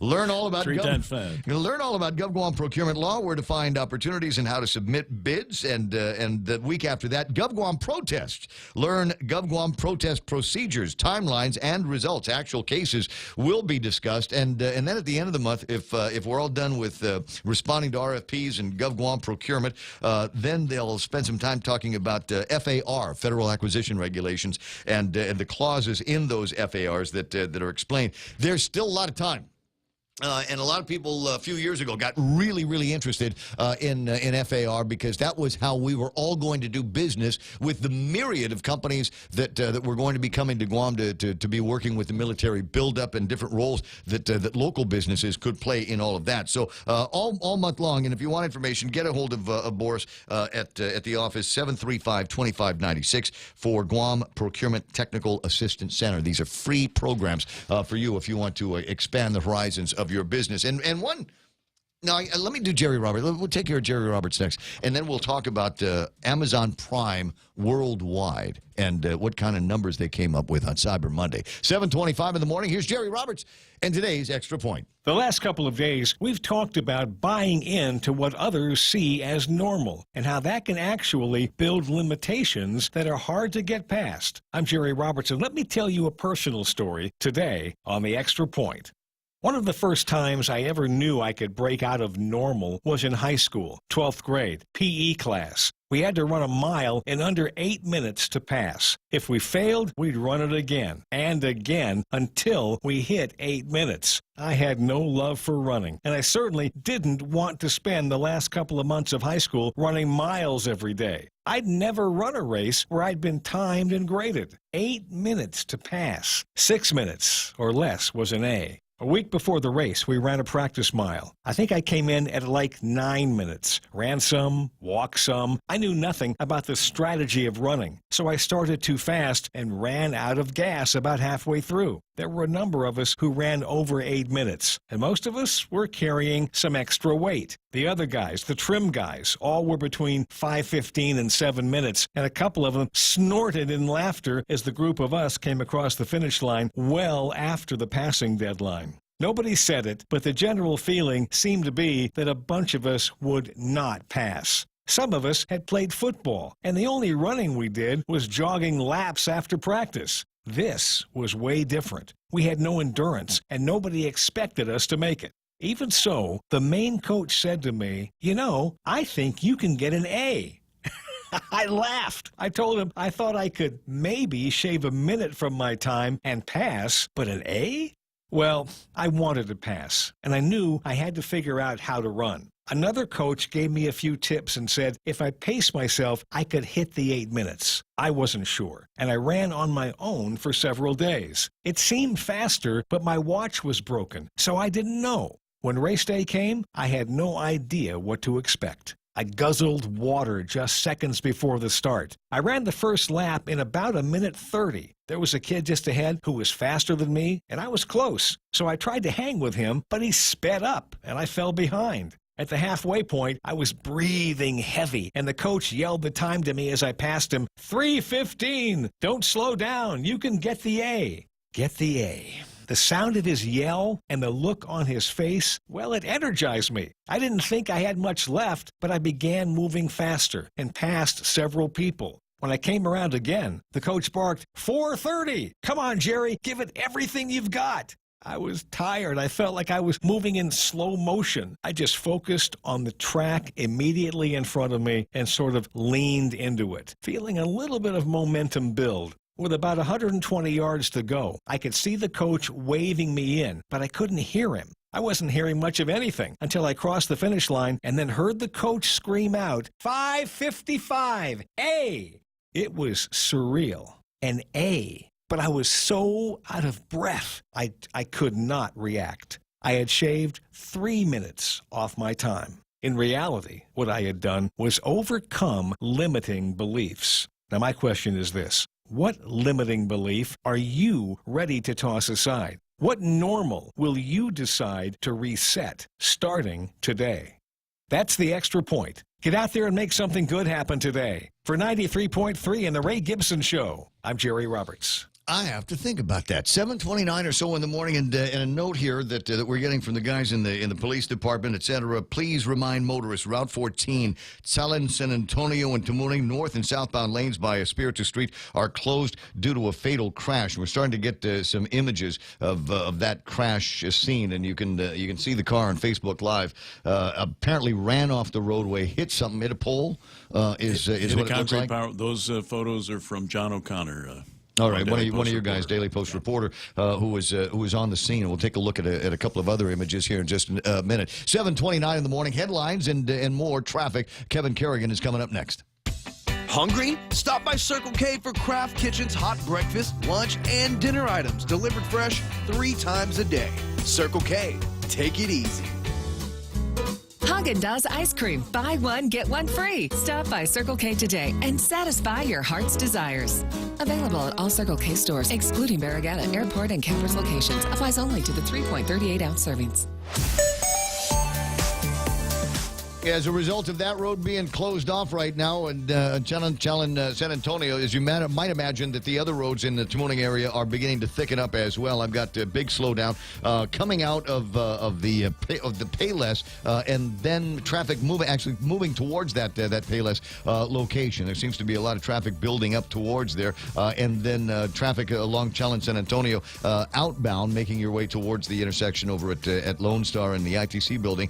There is traffic there. There are cars building through there, but they don't seem to be moving all that fast. Marine Corps Drive, right around here, Kmart and DPW and JFK area. We've got some traffic building up on the southbound lanes. Southbound lanes also moving from Chicken Joy and the Guam the Guam Regional Medical City, that intersection there between 1 and 3. Doesn't seem to be a whole lot of traffic on 3 right now, but if I look at over by the Weddingale Rugby Field and that whole area there about where the flea market is, watching traffic on that intersection. Very, very slow here this morning. Let me just quick jog north. Usual delays and buildups around the southern parts of Jigo and Waiseng Song Road. That area is starting to thicken up a little bit this morning. Don't see a whole lot happening for you. No major problems on Route 4, Route 10, 8, 10, and 16. You're going to find northbound traffic on Route 8 beginning to thicken up around that intersection, but it should be smooth sailing once you are through there. 7:31, that's right now traffic here on The Point. KFC has finally answered the world's most important question. What came first, the chicken or the egg? And the answer is both. Introducing KFC's KFC AM, their new Southern and local-inspired breakfast. AM-loaded platter with chicken fried rice, waffles, and Colonel's chicken congee. KFC also has your all-time favorites, AM chicken and egg wraps, Southern biscuit and sausage sandwich, and hash browns. So for finger-licking good mornings, AM will never be the same at KFC. KFC, it's finger-licking good.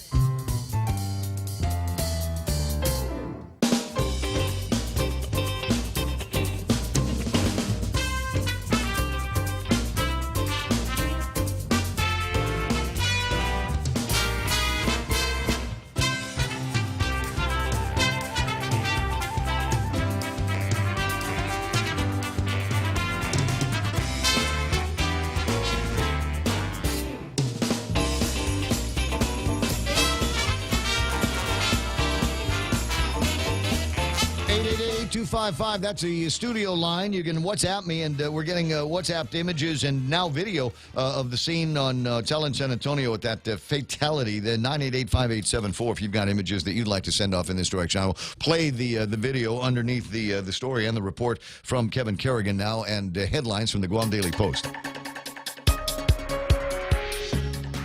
Half a day and good morning, Guam. In the headlines from the Guam Daily Post this morning, a 24-year-old man is dead after his Toyota sedan struck a concrete power pole this morning in Tamuning. The vehicle ran off the roadway along Challen San Antonio near the Great National Insurance Building across from GPO. Guam Fire Department spokesman Kevin Riley reports that medics responded to the accident about 4:25 a.m. The man was rushed to GMH. CPR was conducted en route. GPD spokesman Sergeant Paul Tapau confirms that the man has died. Guam police are conducting an investigation of this fatal accident, and both north and southbound lanes along Challen San Antonio have been closed. Motorists are asked to find alternate routes. Federal Bureau of Prisons is investigating the circumstances surrounding the death of Jose Cabrera Sablan, who died at a federal prison in Pueblo, Colorado, where he was serving 2 life sentences for 2 separate murders, one here on Guam, another in California. In a letter to Guam District Court Chief Judge Francis Tadinko Gatewood, prison warden Andre Matavusian advised that Sablan was pronounced dead November 14th. He said the medical examiner has yet to determine the official cause of death. The autopsy report still pending. Sablan was sentenced in 1992 to life in prison for the murder of Julian Sablan. He was sent off island to a federal detention facility in California because of his violent behavior here at the Department of Corrections in Manila, where he was being held in maximum security. Then in 2008, Sablan and a fellow Guam inmate, James Ninete Leon Guerrero, were found guilty of the murder of Corrections Officer Jose Rivera at the Atwater Federal Correction Facility in California. James Gillen is back on the job, at least temporarily, as acting director at the Department of Public Health and Social Services, according to the governor's office. Gillen served as the director of public health for 7 years until he retired in February of this year. Then acting director Leo Casil took over as director. However, Casil is now retired as well. He stepped down last Friday.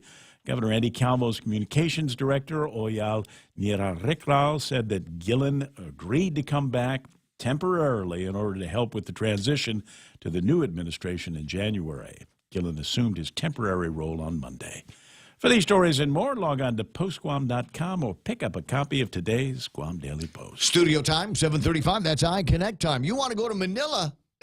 Don't you love conversations to start? Hey, let's go to the Philippines. But you don't want to pay for it. Here's what you do is you get yourself lined up with a 12-month plan over at iConnect for their mobile or push-to-talk or internet plans, and then you're automatically going to be entered for a chance to win a round-trip ticket for you and a friend all the way to the Philippines to stay at the Holiday Inn Express out there in Pasay. So it's going to be a good time. All you got to do to find out details is call 888-8888. Once upon a time, if you suffered a stroke, extreme form of cancer, or needed specialized care like open heart surgery, you had to go off-island for treatment. Today, GRMC provides this care so patients recover on Guam, surrounded by family. Follow-up care happens locally, and there are no additional expenses for a caregiver to travel with you. If you're a federal employee or retiree, choose Calvo Select Care, the only insurance plan serving the federal market that includes GRMC, where patients are partners. Another look at the traffic gizmo here. Starting to see a little bit of traffic building up in front of Navy in Sumay, but the big deal is in Tamuning. A lot of people trying to find all the side streets and the peekaboo roads through there to avoid the fatality and the investigation that is taking place around the Great National Insurance area. Both northbound and southbound lanes, both lanes of traffic have been closed off to that, and police are recommending alternate routes be selected at this time. Still looking at a line of traffic moving slow from around where the onward is all the way up to the Ocapelas. Not sure exactly what's going on over there. If you're in the front of that line, let me know. Send me a picture of it. 988-5874. Southbound Marine Corps Drive. Am I looking at traffic? Sure am. Starting at around the GTA intersection and then making your way over to JFK and Kmart. Look for traffic to be building up there. Up and down on Route 16 between the Micronesia Mall and the McMobile out in sorry, not the McMobile, but the McDonald's location at that intersection. Watch out for traffic building through there, as is southbound Marine Corps Drive from the intersection of 1 and 3 to the Chicken Joy intersection in front of the Micronesia Mall. Nothing in front of Anderson Air Force Base that you've got to worry about. And like I said, just a little bit of traffic beginning to build now. Southbound Marine Corps Drive from about Woostig Road area to Waisang Song, and oddly, a little bit of northbound traffic beginning to build up around the Palos area in Dededo. 738, that's plenty of traffic right now on The Point. Security Title is honored to join in sponsoring Ray Gibson on The Point. Half a day. I'm Rita Tidegli of Manila, and this is where I start my day, listening to the voices of our community and sharing thoughts about issues that affect all of us. It all boils down to our people and our land. Ingatan ang iyong tahanan. Protect your home. When purchasing or refinancing your home, remember to call the professionals at Security Title, just like you call Ray Gibson in the morning.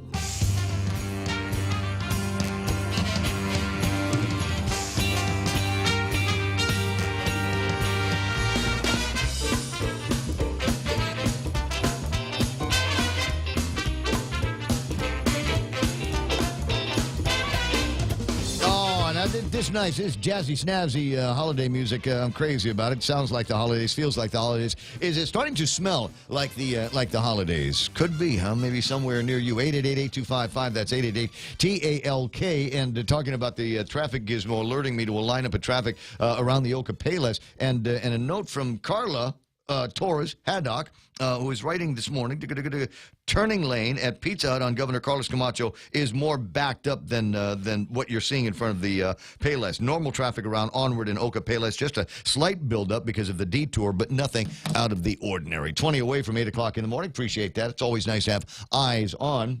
Did I already give you the telephone number a couple of times? Right on. Let's get Officer Paul Tapau on the line and get a situation report on what exactly took place on Challenge San Antonio this morning. Good morning, Sarge.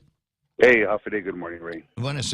Tell me about this vehicle left the roadway, hit a pole. Yes. So around 4:30 this morning, officers from the 2-1 Precinct Command responded to an auto run-off roadway crash on 14 Challenge San Antonio by East Espiritu into Muning. Mm-hmm. Now, when officers arrived, they were also met by GFD medics. It was a single car crash where the operator lost control. Operator of the vehicle was actually traveling southbound, lost control of the vehicle and collided with a concrete utility pole. Now, medics had transported the lone occupant, 24-year-old male, to the Guam Memorial Hospital. Unfortunately, the operator of the vehicle had succumbed to his injuries and was pronounced deceased around 5 o'clock this morning. Now, our crash investigators from GPD's Highway Patrol Division are on scene. We are blocking off all north and southbound lanes in San Antonio. So this is the main artery. It's going to take you to and from. And, we are asking the motorists to please, be extra cautious in the Tamuning areas. We can already see and hear that traffic has been, really, really creeping up on a lot of people. So we're expecting delays as you're traversing through the area. Right, anticipate all of that. Now, you said that the driver was traveling southbound or towards the ITC building and lost control because the images of the vehicle that I see, it looks like it hit the pole and then kind of turned in the opposite direction. Yes, and we are actually doing the surface test with the skid test and everything. So, with the investigation, we are assuming that, or we know that for a fact that the road's condition was wet at the time. So these are some of the factors that we need to put in play for our crash investigators to also determine speed, alcohol, or drugs, or driver area were contributing factors to the crash. Was the occupant alive when the fire department came up on him? He was unconscious and unresponsive, and he 30 minutes later he succumbed to his injuries and everything. And yeah, it's unfortunate. This is actually our 20th fatal crash, but this is our 22nd traffic fatality of the year. Of the year, yeah. And we are weeks away from closing off the year. So, let's do our part, Guam, and let's focus on what we need to focus on and understand that, this is a tragic result. As a former crash investigator. It's a crash during the holidays and a fatality during the holidays. Expressions of condolences to the families for sure. Yes. Of the individual involved in this. No word on the identity of. Not at this time. We do know that he's a 24-year-old now. We're still waiting for family members to confirm and everything, his identity, and from there we can move forward with the investigation. All right, and the body is at Guam Memorial Hospital. Yes, sir. All right, I don't know if I've got any other thoughts for you other than any estimates on when the roadways might be open? We're heavy into drive time already right now, so there's everybody in the world going to be going through there trying to get to St. Anthony School and the schools in the areas and Payless, etc. So expect delays if you are using that as your regular commute area. But you have been on the scene since about 5 o'clock this morning. Any indications on when you might be opening the roadways and concluding your investigation? We're looking at least minimal 2 hours, man. It really is, a very tedious task with crash investigation. We still have to do our road mapping and everything, and of course our surface analysis and stuff. Oh well, anticipate a note from you on the WhatsApp lines when that roadway is reopened.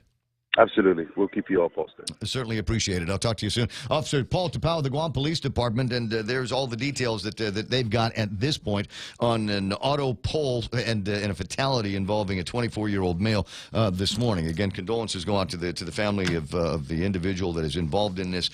Can't think of a worse time of year to have to go through this kind of a tragedy and that kind of thing. 888-8255, 888-TALK is the telephone number here to the point. Send me your WhatsApps at 988 888-5874, and emails at raygibsonshow at gmail.com. I was talking about my friend Joy Santamarina, and she's got a deal in the Pacific Times newspaper, and I note with a great degree of interest, because I read him from time to time, that Rory Respicio is going to be evolving, if you will, his column in the Guam Daily Post. Good morning, Rory.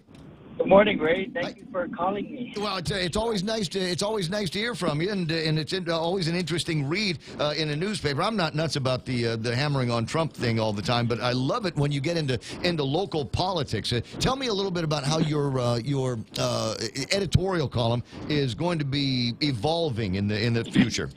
Well, I was going to say that when I spent my first couple months, almost a whole year, 28.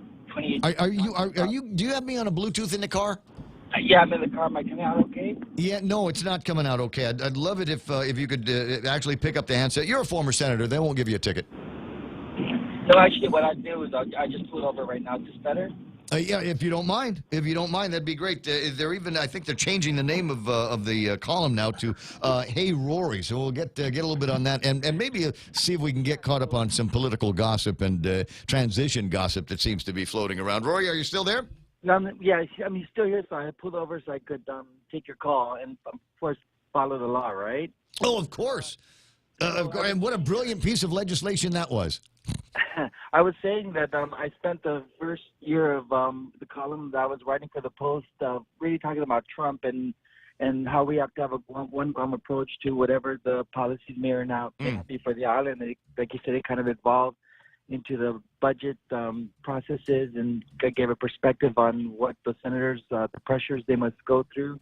They're still going through and having to work with the administration and figure out the fiscal crisis. And then it kind of evolved into the election. And I was thinking I still want to write the column. I enjoy writing those columns. And so I proposed to Gaynor at the Post if I could have this column evolve to where people can contact me. It'll be 100% reader engagement. They can ask me questions that they want me to get answers for, and I'll just write it into my column. Huh. So 100% driven by the readers. So people will be able to send you an email and say, hey, whatever happened to this, or can you explain the theory behind that at the legislature or in the governor's office? Yes, I'll do my best, and they could send their email to roryforguam at gmail.com. And I kind of also say that I wouldn't give any personal advice or legal advice. I'm not a certified psychologist, or even not a lawyer, right? But just that disclaimer. But I think, I hope it takes off. I hope that, and I still want to make myself available in some form to the people. I'm very grateful for the 14 years that they gave me to serve as a senator. I'm not looking for anything other than to just see if I could be a voice for them through that column. And I'm grateful that the Post agreed, and the inaugural column ran today. So let's see how that goes. Well, I saw that, and I thought, okay, well, what a nice. I'm all about new beginnings, right? I mean, 2018 has been an interesting year. It got me back on the radio, a couple of other major life changes, things like that. So I'm growing a beard, for heaven's sakes, Roy. Look at the face. I've got a beard, right?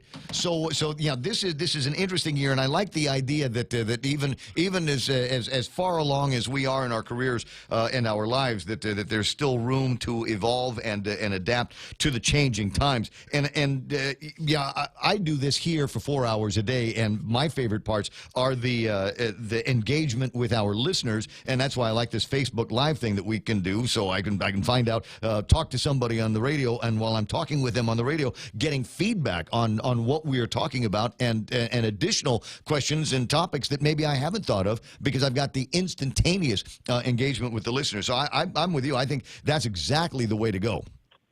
Thanks, Ray. I'm looking forward to it. Now, has anybody come up to you? I mean, do you already have ideas that have been submitted by readers that they're thinking these might be a good rabbit hole to go down? Well, the first column ran this morning, like I said. But it's almost 8 o'clock. There's thousands of people that have already read this. Thousands of people. I don't know if it will have that much traction, but at any rate, you called me. You maybe talk about it. So this is where we're going to generate the interest to do something like this. So Rory4Guam at gmail.com, and it's going to be, hey Rory, and then follow it up with a question. Find something interesting that you want to ask Rory about. Now, of course, there's no shortage of political gossip around here. So your 25 or 30 seconds on the flap between Mike Sinicolas and an outgoing Congressman Madeline Zebradallo. Well, I'm sure they'll work those things out. They really will. And I think that's the growing pains, right, that comes with change. I know Congressman-elect Mike just wants to do really good things for the island, and that's what he campaigned on. Yeah. I know that Congresswoman Bradalio, she loves Guam and spend, how many decades public service. They're going to work things out because the end in sight is Guam, right? And so whatever, I'm not really familiar with what kind of flack you're talking about or what issues they're going through, but I imagine that any transition going in and going out will have these kinds of issues and situations, and they're going to work it out. Well, Mike is accusing her of going to other people in the House and saying, don't bother with Mike Sinicolas. You can continue to work for me because I'm going to be the governor's liaison in the incoming Lou and Josh administration.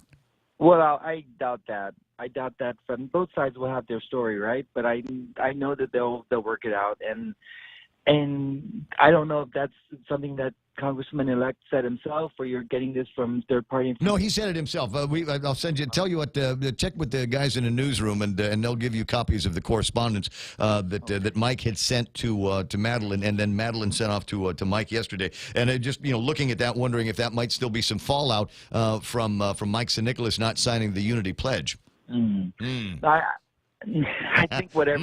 This is my way of fishing. You remember how we used to do this when I was at K57, right?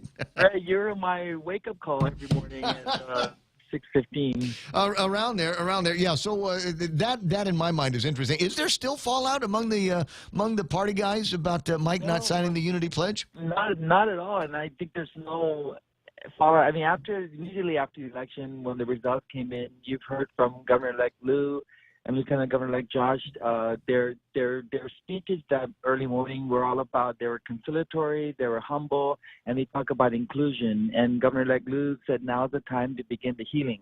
And true to her word, and also together with Lieutenant Governor-elect Josh and how they're handling this whole transition team with the transition co-chairs, Dr. Laura and Dr. Maricata as chair, I'm telling you, this process is all about gathering information, doing the research, determining what those governance issues are, and how they align with or don't align with the platform that the Lidian Guerrero Tenor campaign talks about on the campaign trail. But bottom line is, there's respect both ways. There's a lot of respect given from the outgoing administration, and there's a lot of respect being given to the incoming team that wants to just build a government worthy of the trust of the people of Guam. Well, I hope the outgoing administration leaves a few dollars in the treasury for the incoming administration. Yeah, and that's the good, the bad, and the ugly of any transition process. But bottom line, like what I hope to offer with my column is hope and aspiration. Right, no matter what troubles people are facing, or no matter what we're facing as a community, we can get through this. It sounds like a cliche, right? But we can get through this if we work together. Oh, just take our lesson comes from Saipan. Take a look at Saipan and the CNMI and what they have been through since U2. Absolutely, and what they're going through, and the opportunity. I'm sad that they're going through all of these things, but the opportunity to literally rebuild the CNMI from the ground up. And Governor Torres is extremely optimistic, and he's doing his best job he can, and he has the federal dollars to do the things that he wants to do for his people there. So it's working out. Now, you mentioned the transition team, and so did I, and you are a member of the transition team. And in fact, there's all kinds of great rumors. Are you able to dispel the rumor that you are going to one of the two ports? I'm one of many in the transition team, and my focus together with Teresa Mantanani is education, labor, and culture. And I am doing the subcommittee on the board under Senator Tom's committee to just deal with transitional issues. Yeah, well, and there might be some transitional issues. I don't know what Joanne Brown is going to be lining up for in the new administration. I'm told that she has been named as one of the individuals that may be. Where did I hear that she might end up? But coming back in the new administration, I'll remember in a second. We meet with the port with the general manager of Brown, Senator Brown, and her management team. We meet with them Thursday at 9 a.m. to 12 noon. Okay, all right, and so that's the hands-on part of it. But have you? Yesterday we were at the airport authority for almost a 4-hour agency briefing. With Senator Tom and the team there, and we're just going in our own area. I met with in our team. We met with Johnny Sablan with the Guam Museum. So there's all kinds of meetings going around throughout the government, and the same can be said with the Department of Labor, and I know that the other transition teams have been meeting with their counterparts at that level. Yeah. Okay. Well, and I'm glad to hear that all of that's happening. But I'm still not getting the confirmation on whether or not you're going to be working at one of the ports. Your name has come up as either the new boss over at the Guam International Airport or at the Port Authority. Well, when I ran into Governor Gutierrez a couple of weeks ago, he looked at me. He's with a big smile and said, "Hey, I heard you're going to 8 different places." I said, "Really? Can you tell me?" I don't know what the other 6 are, but I've heard 2. I've heard that you were going to one of a couple of different places. We have to keep digging until we see what those other 6 are. But nonetheless, there's a process that Governor-elect Liu and Lieutenant Governor-elect Josh has almost instructed us to make sure that it's not a finger-pointing kind of name-calling, blame-calling, any kind of negative thing you can imagine as we work as one team, both outgoing and incoming, to figure out what needs to be done going forward. All right. So if I wanted to put my name on a list here to run something important, something absolutely vital to the government of Guam and the people of Guam, how would I do that? You would email your resume. I think it's 2018 guamtransition@gmail.com. You would email your resume to that email address, and there's a committee that's going to create that matrix to see what the interests are, what the background of these individuals and the qualifications, and it's going to go through that process. You've heard both the incoming governor and lieutenant governor just do a call out to the people of Guam to say, if any of you want to serve, or you know of any other individual that wants to serve, we want to hear from them. Then, do I have to be a Democrat? Absolutely not. You just have to have the desire to want to work really hard with the understanding that you have to. Because I think the biggest goal is the management of human resources and to work with people at all levels of the government, to have strong partnerships with the private sector.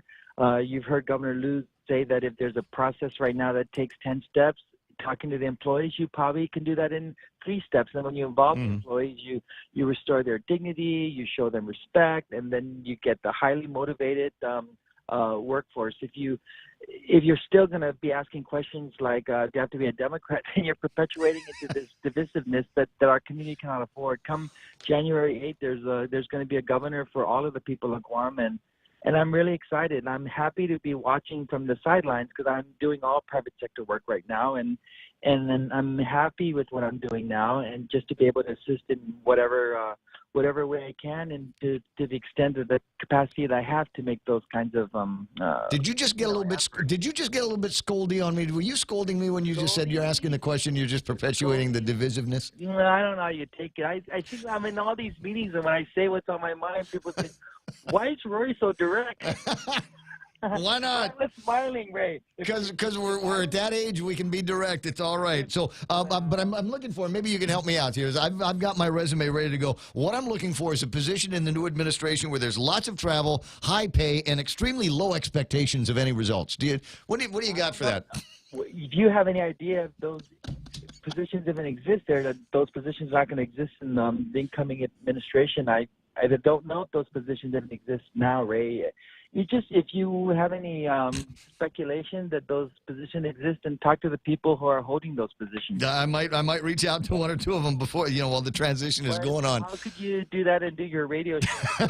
No, the same way I'm having this conversation with you. I just roll it along. Rory, it's a delight, and I wish you very good luck. RoryForGuam@gmail.com. If you want to do one of those, hey Rory's, and get some advice or an update or Rory's vision of what your answer is. I'll see you soon, buddy. Merry Christmas. Thank you so much. Bye-bye. Hope to hear from you soon in whatever capacity you've got. 7:50. Roll that around in your head. What job should I apply for in the new administration? As I said, I don't know what their qualifications are, but mine are lots of travel, high pay, and extremely low expectations. If you know of what that position is, stick it up on the Facebook Live, and I'll be happy to put my name in for it. I was thinking of the Bureau of Information Technology. Just what is it that you do there? Because I haven't seen anything in 4 years. 8 o'clock in the morning, or close to it, we are KUSG Hagutnia, headquarters for Fox News Live. I've got Kevin Kerrigan coming up. Blake and Mike and I are going to pretend to talk about sports on the other side of all of that. 8:30 this morning, we'll hear about the 311 Nenny Warm Line, and the Hogs are going to be joining me to talk about some of their Christmas activities. That's all ahead right here. Anxiety rattles the markets. Lisa Brady, Fox News. The Dow drops 799 points, back to worrying about the trade dispute with China, despite reassurances from Treasury Secretary Steve Mnuchin about the recently announced truce. I think the market is now in a wait and see, and the market's trying to figure out, is there going to be a real deal at the end of 90 days? Or not. Today's sell-off fueled in part by the president calling himself a tariff man in a tweet. The S&P and the NASDAQ also dropping over 3%.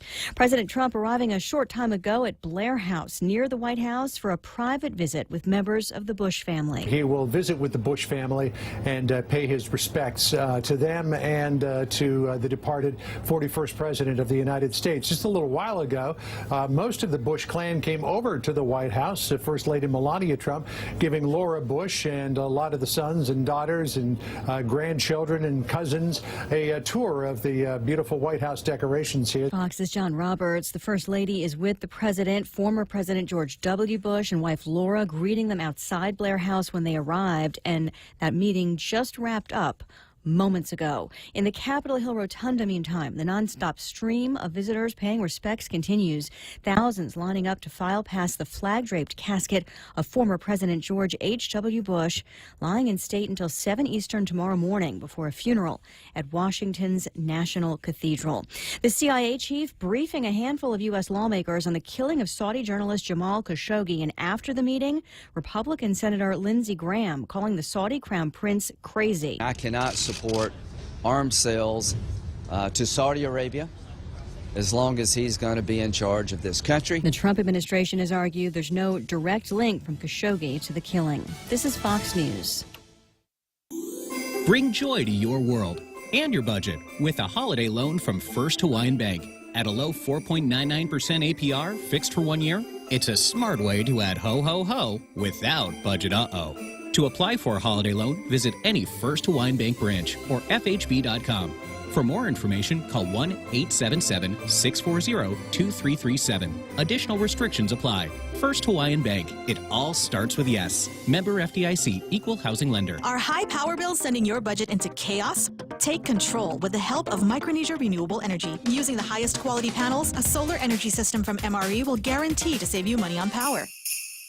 With MRE, Christmas comes early. With every solar energy system, homeowners not only get $400 for signing up, but also an entry for a chance to win $1,000 in cold, hard cash, just in time for Christmas. It pays to be an MRE customer. Conditions apply. Call 632-2613 for details. MRE, the smarter choice.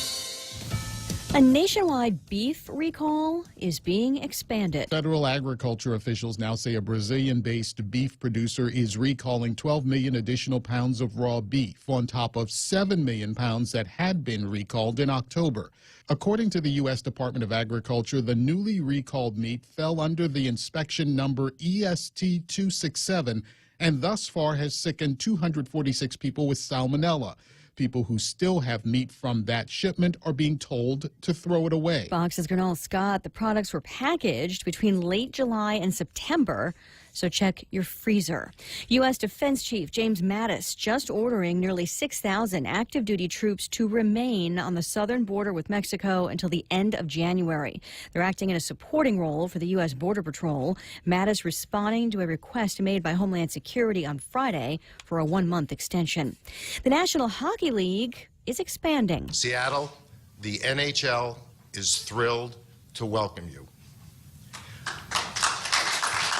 NHL Commissioner Gary Bettman there Tuesday announcing that the league's Board of Governors had unanimously approved an expansion franchise for the city of Seattle. The vote paving the way for the 32nd team in the league, set to start in 2021 in the Emerald City. The Seattle franchise will join the NHL as a member of the Pacific Division, realigning the structure of the league to place the Arizona Coyotes in the Central Division. Seattle's ownership had pushed to have a team up and running by 2020, but the league decided to provide an extra year cushion to accommodate renovations to the team's home venue of Key Arena. Fox's Matt Napolitano. Some breaking news out of Costa Rica, where a Florida woman who was celebrating her 36th birthday had gone missing. Officials now say they think the body found near an apartment is that of the missing woman. They also say a suspect has been detained. I'm Lisa Brady, and this is Fox News. Good news, Guam! Now you can design a phone plan that suits your needs by switching to GTA's handset payment option. With HPO, you can take home a new smartphone today and pay it down over 12, 18, or 24 months. You decide. And since there's no contract, you can upgrade phones at any time. So stop waiting. Join the thousands already taking advantage of the most flexible phone plan on Guam. Limited time offer. Terms and conditions apply. GTA, your island, your network. Family Finance, serving the people of Guam since 1959. Now you can start planning for the holidays by getting a personal Christmas loan from $1,000 up to $3,500. Family Finance has 3 convenient locations to serve you. Give them a call in Dededo, 633-4473, Hagana, 475-4545, and the Upper Tumon location on the 2nd floor of the Pacific Building at 647-5626. Get your Christmas loans today from Family Finance.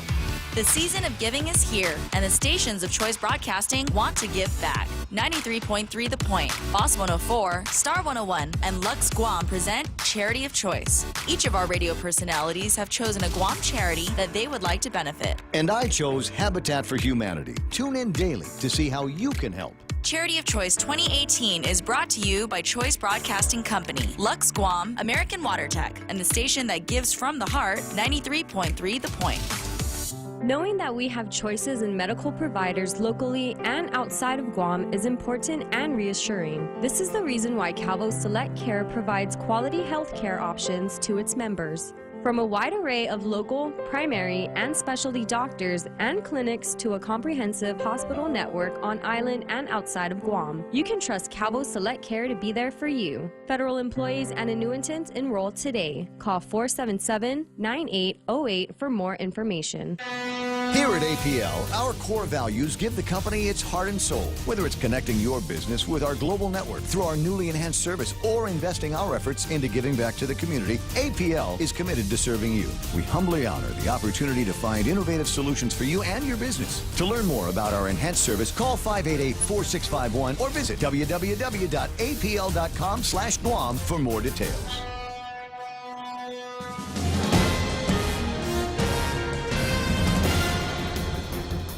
Half a day and good morning, Guam. News time here at The Point is 8 minutes past 8 a.m. this Wednesday morning. I'm Kevin Kerrigan. Here's a look now at some of the top stories from the Guam Daily Post. A 24-year-old man is dead after his Toyota sedan struck a concrete power pole this morning in Tamuning. The vehicle ran off the roadway along Chalan San Antonio in front of the Great National Insurance Building near GPO. The roadway was wet from overnight showers. The vehicle was headed towards the ITC building, but ended up getting spun around and landed in the opposite lane. The front of the vehicle was crushed. Guam Fire Department spokesman Kevin Riley reports that medics responded to the accident about 4:30 this morning. The man was unconscious at the scene, rushed to GMH. CPR conducted en route. GPD spokesman Sergeant Paul Tapau confirms the man was pronounced dead about 5 o'clock at Guam Memorial Hospital. This was the 22nd traffic fatality of the year on Guam. Guam police are conducting an investigation right now of this fatal crash. Both north and southbound lanes remain closed at this hour. Motorists are being asked to find alternate routes. The feud between the outgoing and incoming Guam delegate to Congress continued yesterday with another message to the media from Delegate-elect Mike San Nicolas, who said the only thing he's received from the office of Delegate Madeline Bordallo is a list of furniture and equipment and a pack of stationery. In an email to members of the media yesterday, San Nicolas said his cordial verbal requests to meet with Bordallo were denied, and no constituent updates or casework has been provided to him. This latest comment from the delegate-elect follows a letter he sent to Bordallo Monday accusing the Congresswoman of reaching out to other members of Congress to seek their support for her and isolate him if the incoming Leon Guerrero administration chooses her to be the governor's next Washington liaison. This is an unfounded accusation, Bordallo said in her reply to San Nicolas. I respectfully submit that my communications with my colleagues have always been in the spirit of advancing Guam's issues. Bordallo in her letter also reassured San Nicolas, writing, it's not my intention to isolate your incoming office or work in Congress. Bordallo also assured San Nicolas that she wants a smooth and orderly transition, and she would be available to him during her remaining weeks in office. More news after this. Security Title is honored to join in sponsoring Ray Gibson on The Point. Half a day. I'm Mark Benventi of Santa Rita, and this is where I start my day, listening to the voice of our community and sharing thoughts and issues that affect us all. It all boils down to our people, our land. Protei Igumamo. Protect your home. When purchasing or refinancing your home, remember to call the professionals at Security Title, just like you call Ray Gibson in the morning. For more than 40 years, we've earned your trust, caring for our island's health, quality care and access to health solutions you deserve. Take care, our island, your health plan. Take care, health solutions that you deserve. Take care, peace of mind to comfort you. Take care, take care, take care. News time here at The Point is 11 minutes past 8 a.m. The Guam Police Department's domestic assault response team has arrested 2 people on allegations of raping an 11-year-old girl. 41-year-old Saver Joss and his partner, 32-year-old Evelyn Albert, have both been charged with criminal sexual conduct and child abuse. GPD spokesman Sergeant Paul Tapao says officers with the Tumon-Tamuning precinct got a complaint from a young girl last Wednesday who reported that she had been repeatedly sexually assaulted by a man known to her and a woman also known to her, helped by holding her down. The girl has been removed from the home and placed in the care of Child Protective Services. Government of Guam is open today, but the CNMI government and all federal offices both here on Guam and up in the CNMI are closed today in a holiday tribute to the late President George H.W. Bush, who died last Friday in Houston at the age of 94. President Donald Trump over the weekend issuing an executive order authorizing December 5th as a national day of mourning for the 41st president. Governor Eddie Calvo's office has made it clear that today is not a holiday for GovGuam employees.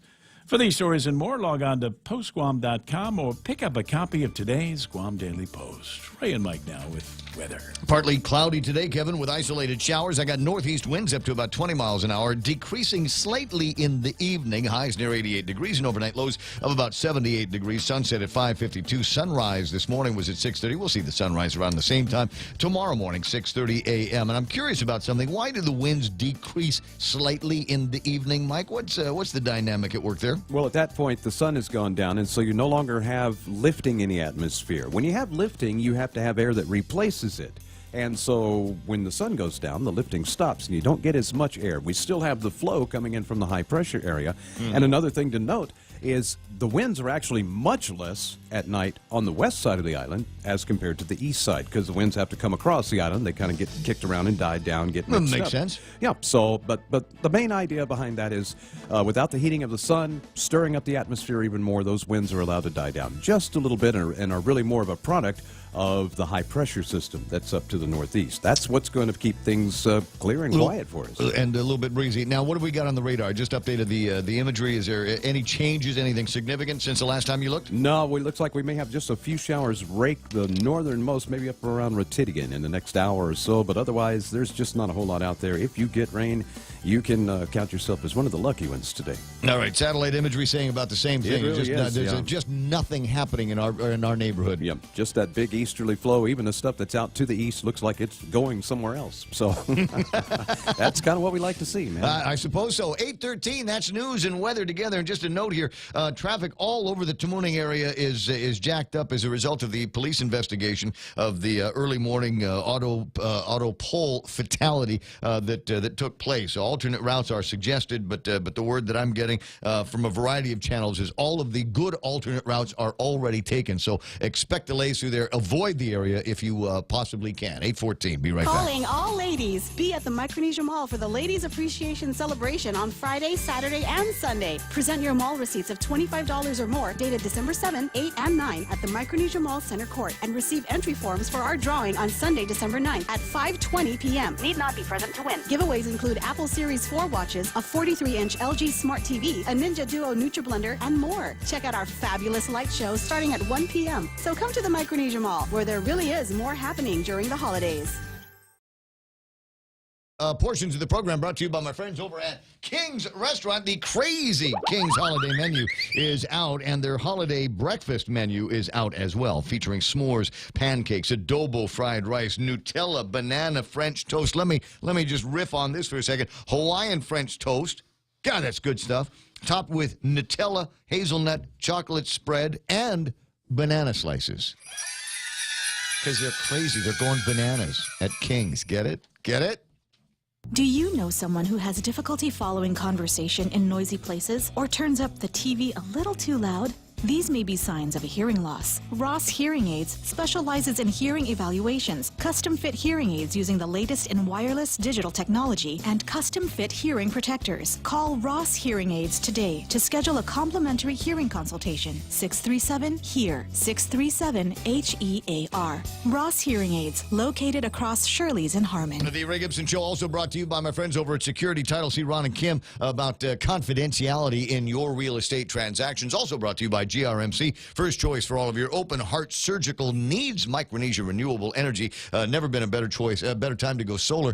Then there's the Americans. There's American President Line, there's Shipping the Future, and American Water Tech. Smarter water, better water. Are high power bills sending your budget into chaos? Take control with the help of Micronesia Renewable Energy. Using the highest quality panels, a solar energy system from MRE will guarantee to save you money on power. With MRE, Christmas comes early. With every solar energy system, homeowners not only get $400 for signing up, but also an entry for a chance to win $1,000 in cold, hard cash, just in time for Christmas. It pays to be an MRE customer. Conditions apply. Call 632-2613 for details. MRE, the smarter choice. Bacon maple chicken. I remember I was in Las Vegas a couple of years ago and ran into a couple of vendor buddies of mine, and they said, hey, you're going to spend a heck of a lot of money with us this year, aren't you? I said, yeah, I am. I said, well, let's go eat dinner. And so they took me to a place where they fixed up this fried chicken. And it was about a whole half of a fried chicken, you see. And they laid that on a bed of waffles. And there was bacon draped over the chicken, kind of like the tinsel on a Christmas tree. And then they slathered this really, really good, authentic maple syrup all over the thing. Now, the closest that you're going to get to that culinary pleasure can be found today at Wendy's. The new artisan bread masterpiece, the Bacon Maple Chicken Sandwich. The new sandwich made with hot, crispy, home-style chicken fillet, topped with Swiss cheese, applewood smoked bacon, and drizzled with a sweet and savory maple glaze. And they put it between warm and fluffy croissant buns. This limited-time sandwich brings back the flavors we crave for this wonderful time of year. Stop by and try one today at Wendy's. Quality is their recipe. Ray Gibson brings you closer to the action. Any speaker, anytime. Morning talk that matters. You'll shoot your eye out, kid. Shoot your eye out. I'm trying to remember how dangerously close I got to that. There was a time I recall when we all had BB guns. Me and my neighbor kids. We all had BB guns of one kind or another. And my favorite ones were, of course, the Winchester-y looking BB guns. Oh yeah, those were cool. You know, you with could the combination BB pellet, right? You can put either one in there. My Daisy would do that. I was told I couldn't play around with the pellet side of that until I was 16 years old. Yeah, I think I had the Daisy. What is it, 128 or something? And you could do pellets or BB. BBs. Yep. That I got that when I was 10. Then I got my first real gun at 12. So my cousin Johnny figured out a way to hack his BB gun so that it would fire a 22 bullet. Ooh. Right? God, I miss you, Johnny. And so that was the thing. But I remember there was one time we did the BB gun challenge, and that was we'd fire the BB gun at our feet to see if it would hurt, and naturally it did. So I remember we only did that once, but the other favorite BB gun was I had one that looked like a revolver, right? You remember those? I mean, they looked and felt like actual guns, which was fun because it's nothing like a 10-year-old kid walking around the village with a revolver, at his hip, looking like Jack Nicholson from Batman. Why Just not? One of those big long. Why not, buddy? Magnums. 8:19 in the morning. So anyway, there's a memory. Now you made me forget what I was going to talk about. I was going to talk about something important. It was just, let me just see if I get, might get some kind of tickler here. There's Jerry Roberts online, Donna Kalani, Bob Kelly, Tom Tahaji, Carissa Flores, and Bob taking me, I think, a little bit too seriously this morning. I was talking about a job in the new administration because they're lining it up, right? They're starting to talk to guys and girls about various positions, and you send them your resume, and then you could apply for one of the jobs. And you rejected all their offers, right? Oh, certainly. Yeah. Well, I'm waiting for the perfect offer, and in my mind, the perfect offer is the position in the government of Guam where there's plenty of travel and a relatively high pay and very low expectations.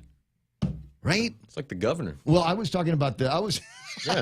It's like, I mean, you know what I mean? Like, that's the position of the governor. Is what I'm saying. Not any one particular governor, but yeah, like, that's the position you need. Travel, high it sounds pay. like you need to be the governor. We'll see what happens in another 4 years. Expectations aren't, whatever. A lot of travel, whatever you want. And I said the Bureau of Information Technology, right? Because the BIT. Think about the BIT. What has the BIT done since its inception? Anything? Pay the rent on their office, Bueller? I guess. Bueller? Do we have highfalutin, high-tech IT systems that are connecting the government of Guam, one agency with the other, so that everybody can see what's going on, and apps where you and I can see what's happening inside the government of Guam and apply for services and functions of the government right from our own desktops? No, I bet when you walk in their office, you hear the sound of modems. So Bob, like I said, Bob Kelly may be taking me a little bit too seriously this morning. He says, Ray, the purpose of the BIT is to manage information and communication technologies to increase operational efficiency, share information with the public, and improve both the quality of government services and citizen welfare. It covers all government agencies and is an essential function. We have that here? Okay, I see what you're saying. What? Sonny Cruz is going, Toka. Sahara Defensor is on. That's nice. Dora Marie Fergerger, Jeff Ojeda, everybody saying good morning and welcome to it. I want to say good morning to my buddy Blake Watson. Good morning, Blake. Good morning. Good morning. It's time for Sports with Blake. Just jump right into that. Both feet. Today's Wednesday, right? It's only Wednesday. It's only Wednesday. So we got a big game. We actually got a rare big game this morning. Did you see this? Because, college football playoff has been decided, so it's a college football game, the rare weekday college football game. It's 2 of the final 4, as Oklahoma will challenge Notre Dame this morning on ESPN, 10 a.m. And then, of course, the winner of this game will await will await the winner of the Alabama Clemson. I don't know, the other 2 teams. And it's changed so much, I don't even know what's going on anymore. Yeah. But anyway, that's a big game. I know we got some Notre Dame faithful here locally. So Notre Dame playing. There's Bama fans here too. Yeah, 1 or 2. But I know we got some kids that actually go to Notre Dame. I say Tide Roll to annoy them. Do you? Yeah, that's my thing. I don't acknowledge them to annoy them. Really?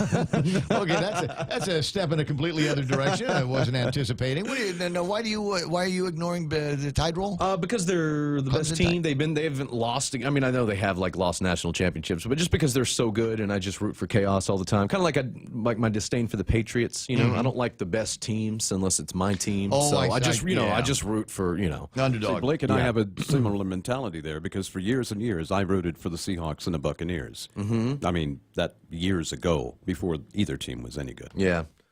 Okay. Yeah, now they're not. And now I promised Again. I promised them I was going to be talking about this here. I got this from my friend Jen over at Cars Plus, and it's not about the cars. She is forwarding and commenting on something that the guys from Unified Fit is going to be doing. It's the Free Endurance Club. Earlier this year, coaches Dave Torrey and Levin Camacho, now Attorney General Levin Camacho, did an amazing job of preparing the Unified Endurance Club. So naturally, we're doing it again, and now an official partner of the United Guam Marathon. So they will be running Tuesdays and Thursdays, 5:30 in the afternoon, and Saturdays about 6, starting December the 18th. And so the endurance training for the marathon and the other races will begin then. First day looks to start on December the 18th. Meet at Unified Fit in Tamuning, free to the public, whether you're a first-timer wanting to do a 5K, 10K, or an avid runner trying to get to your personal best. You can help. You will get the help that you need.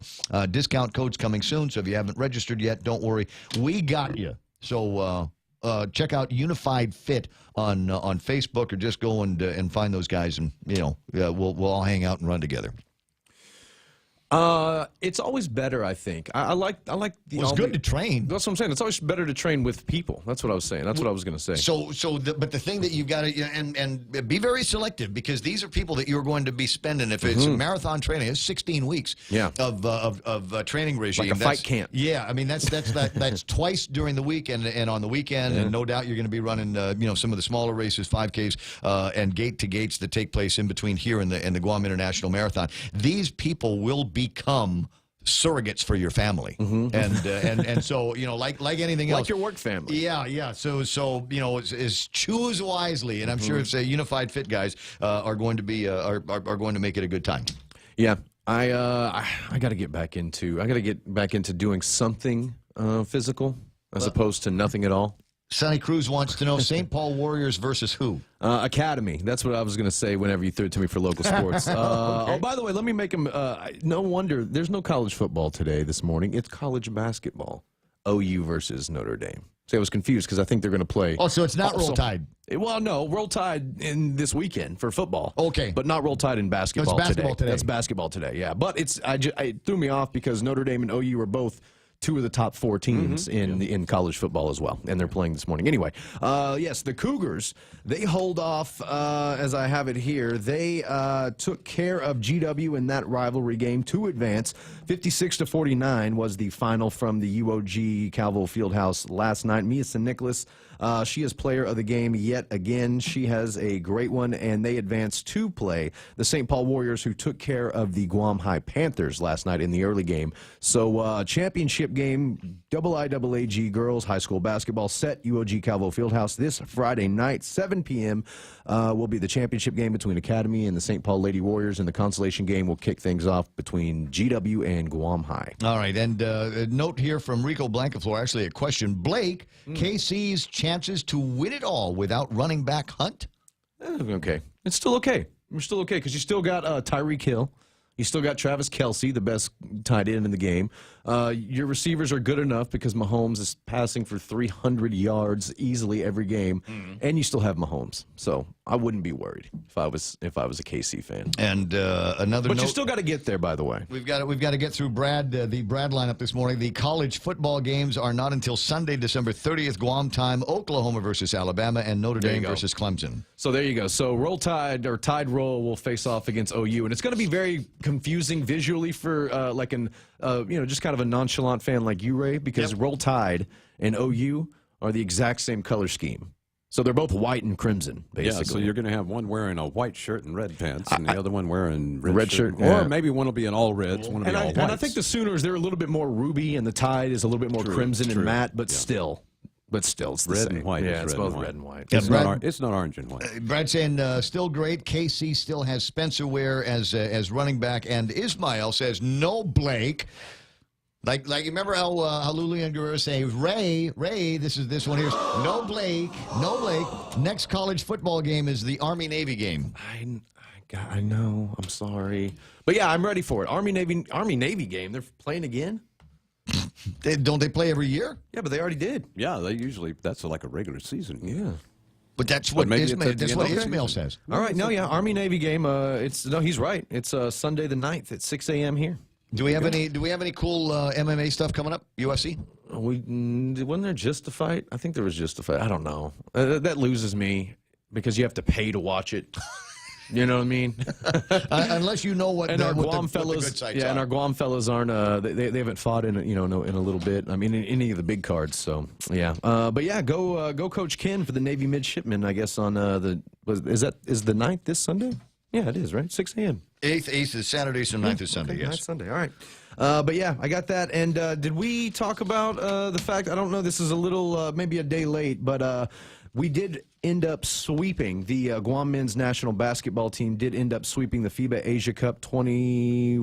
So I kind of lost interest in that a little bit. You know, after that, with so many undefeated games and they win every time they go out. And I thought, okay, well that's great. But does it actually have any meaning in my life? Any impact on my life? I couldn't find a place where it's like we're gonna hang out with these guys over at Moses, right? Yeah, and it's that possible? Yeah, you can hang out at Moses. I think you can see some of them play up at the UOG in the UOG court. Some of them play for the UOG team. Aren't many of these guys from the States? Yeah, but I think they go to UOG. I think they're enrolled in UOG. The couple that I know of, there's a couple of guys that have roots on Guam, but just don't like the necessarily live here all the time. Yeah, I think there's I don't know what FIBA's rules are, but I know with FIFA there was like a grandfather rule. As far back as your grandparents, if you have ties to a place, or if you yourself were born here, which that puts a lot of people in. Some people were born here, but they just never spent time because their parents were stationed here. They were born here, and 6 months later, they were stationed someplace else. But as long as they've got some kind of tie, yeah. The biggest implications about the FIBA thing is that this sets them up as the top seed qualifiers for the World Tournament in 2020. And that's good. And that's where they could be matched up. I was going to the Olympics in 2020. I was going to go to Tokyo. Basketball's a Summer Olympic. Was that right? Yeah, it was Summer Olympics in Tokyo this year, this season. All right, and Ismail says he's conflicted. He was both a soldier and a sailor. Lady D says, "Go Navy." So we'll see what happens. And I mentioned Moses a couple of times because they're in it's holiday time and they're in the spirit of giving. And so I was talking to Mo last night, and Mo asked me if I might say a thing about Tunes for Toys at Moses. It's going to take place Friday, December the 21st, 5 until 10 o'clock. John Dank is going to be there. The incredible, gorgeous, and love her voice, Imani singing with Big Ben and Vince, Big Abetta, Blues Syndicate, Evergreen, Oka's Point, and Too Easy and MJT. They've done this. I'm a big fan of Moses, as I know you are, and they've done this before. This is actually a really, really fun event, a really good event. I think last year it's going to be inside and outside, right? Inside and outside. Yeah. They usually block off their parking lot. I think last year they even built a little quarter ramp, and they kind of made it like a skateboarding event as well. Yes, and I think they're doing that now. I think that's what you mentioned last night.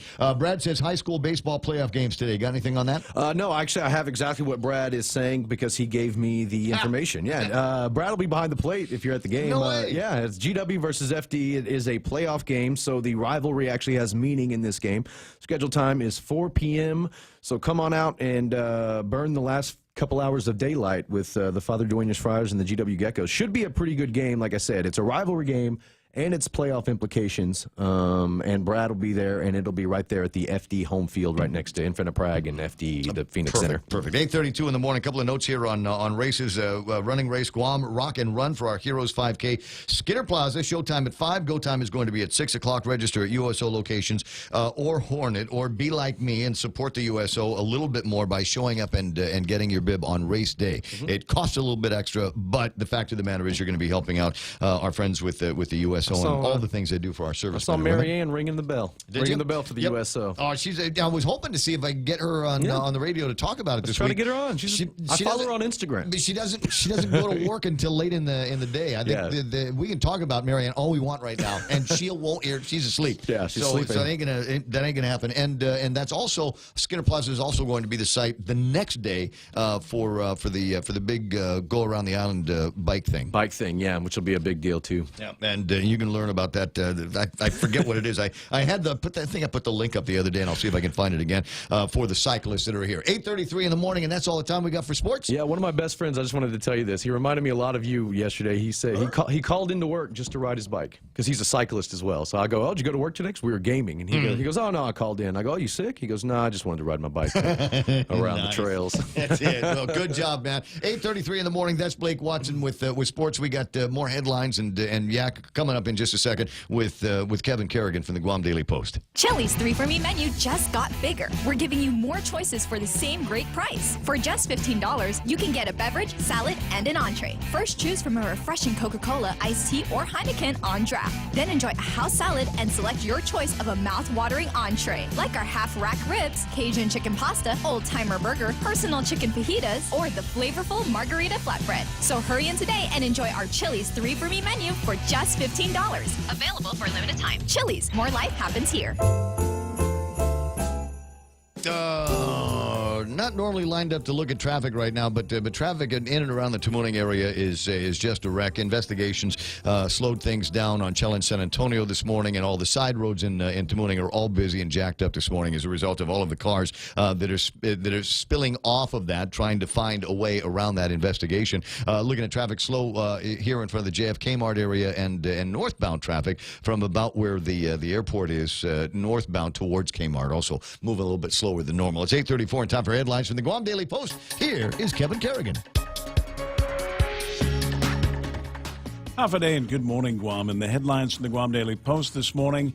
A 24-year-old man is dead after his Toyota Yaris struck a concrete power pole this morning in Tamuning. The vehicle ran off the roadway along Chelan San Antonio in front of the Great National Insurance Building near GPO. The roadway was wet from overnight showers. The vehicle was headed towards the ITC building, but the force of the impact with the pole ended up spinning the car around and pushing it into the opposite lane. The front of the vehicle was crushed in completely. Guam Fire Department spokesman Kevin Riley reporting that medics responded to the accident about 4:25. The man was unconscious at the scene, rushed to GMH, CPR conducted en route, but GPD spokesman Sergeant Paul Tapau confirms that the man succumbed to his injuries and died at about 5 a.m. This was the 22nd traffic fatality of the year on Guam. Guam police are conducting an investigation of this fatal crash at this hour. Both north and southbound lanes have been closed along Chelan San Vitoris there. Motorists are being asked to find alternate routes.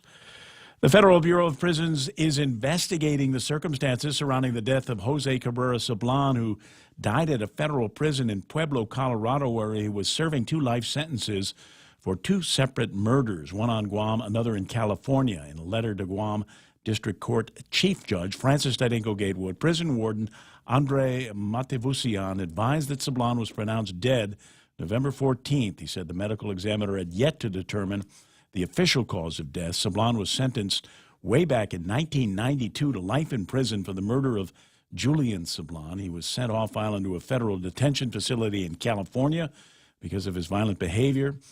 However, in 2008, Sablan and a fellow Guam inmate, James Nenete Leon Guerrero, were both found guilty of the murder of a corrections officer, Jose Rivera, at the Atwater Federal Correction Facility in California. James Gillen back on the job, at least temporarily, as acting director at the Department of Public Health. Gillen served as director of public health for 7 years under the Calvo administration until he retired last February. Then acting director Leo Casil took over. However, Casil is now retired as well. He stepped down on Friday. Governor Calvo's communications director, Oyal Nirarikral, said that Gillen agreed to come back temporarily in order to help with the transition to the new administration in January. Gillen assumed his temporary role at Public Health on Monday. For these stories and more, log on to postguam.com or pick up a copy of today's Guam Daily Post. I'm going to do the 'Tis the Season thing. Just saying, I'm going to let the producer know because I always catch him by surprise when we do this version of the iConnect spot. iConnect giving away a vacation for 2 to Manila with a stay at the new Holiday Inn Express in their Connect and Win giveaway. Sign up for a 12-month plan and you're automatically entered 'Tis the Season for winning with iConnect. Go to iConnectGuam.com for details. Be merry, be bright, and make shopping all right with holiday gift cards from King's Restaurants. Give a gift they are sure to love. Delicious food and friendly fun at King's. Get a coupon for a free single crepe with every $20 gift card purchase. Extra holiday happiness from King's Restaurants. Be merry, be bright, and make shopping all right with holiday gift cards from Chuck E. Cheese's Guam, Ruby Tuesday, and King's Restaurants. Receive special offers with every purchase for extra holiday happiness. See stores for details and have fun this season from all of us at the GFS Group. It's 8:38, and traffic in the downtown Tamuning area is a wreck. There was a wreck earlier in the morning, and police and fire department on the scene conducting investigations. And as I said, it's got traffic jacked up in all the side streets in and out of various parts of Tamuning. If you're trying to get past Great National, may still be some issues getting through there this morning. That doesn't mean that it's smooth going everywhere else. We saw traffic beginning to build up earlier in Dededo, southbound towards Marine Corps Drive. A lot of that has lightened up a little bit so far, but at 8:38, my guess is it's probably going to start busying up again in just a little bit as we make our way into what I call second string traffic. And then you've got Manila, which are interesting pictures in Manila. We've got delays and traffic building in both directions over by the intersection of 10 and 15, and a little bit of traffic that is starting to slow things down around the University of Guam and that intersection. Trying to get into the downtown Agutnia area shouldn't be a problem if you're coming in from Route 4. Might be an issue on Marine Corps Drive southbound on your way to the Paseo and the Kipuha loop. So look out for all of that. It's 20 away from 9. That's right now. Traffic here on The Point. Hafa Adai Tritons. This is Chelsea Ting, Communications Officer with Bank of Guam and proud alumna of the University of Guam, class of 2015. I made some of the best memories during my time as a Triton, but I also remember that it wasn't easy to pay for everything that I needed to graduate on time. I've committed to giving back through the G is for Giving campaign, which will help student scholarships, programs, and activities, and I encourage you to do the same. To make a tax-deductible donation, log on to supportuog.org by December 31st or call 735-2975 for more information. Viva UOG!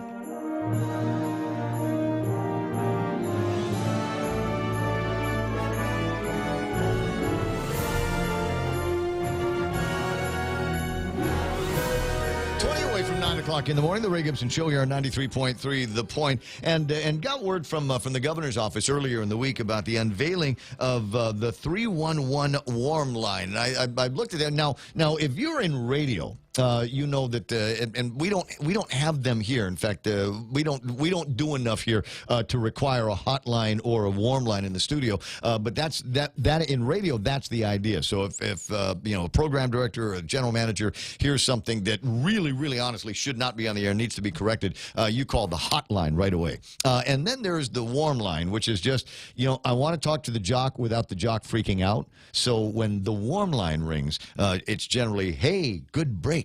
Hey, do me a favor. That commercial is expired. Change it out with the other one. That's when you use the warm line. And according, places where I've worked, according to ancient studio legend, sometimes the warm line is actually rung.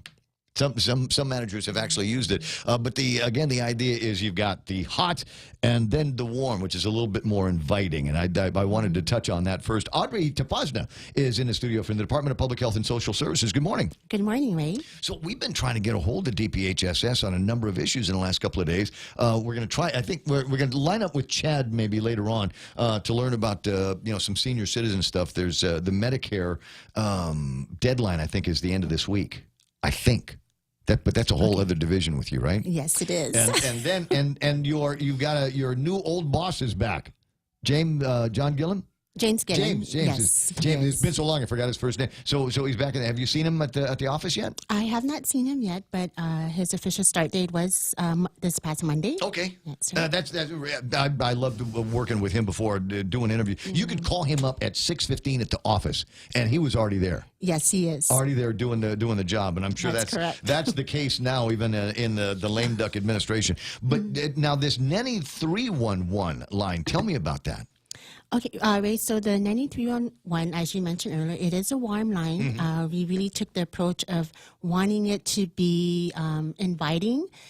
This is basically a central point access service for families with children to be able to connect them with the appropriate services and supports that they may need. Interesting.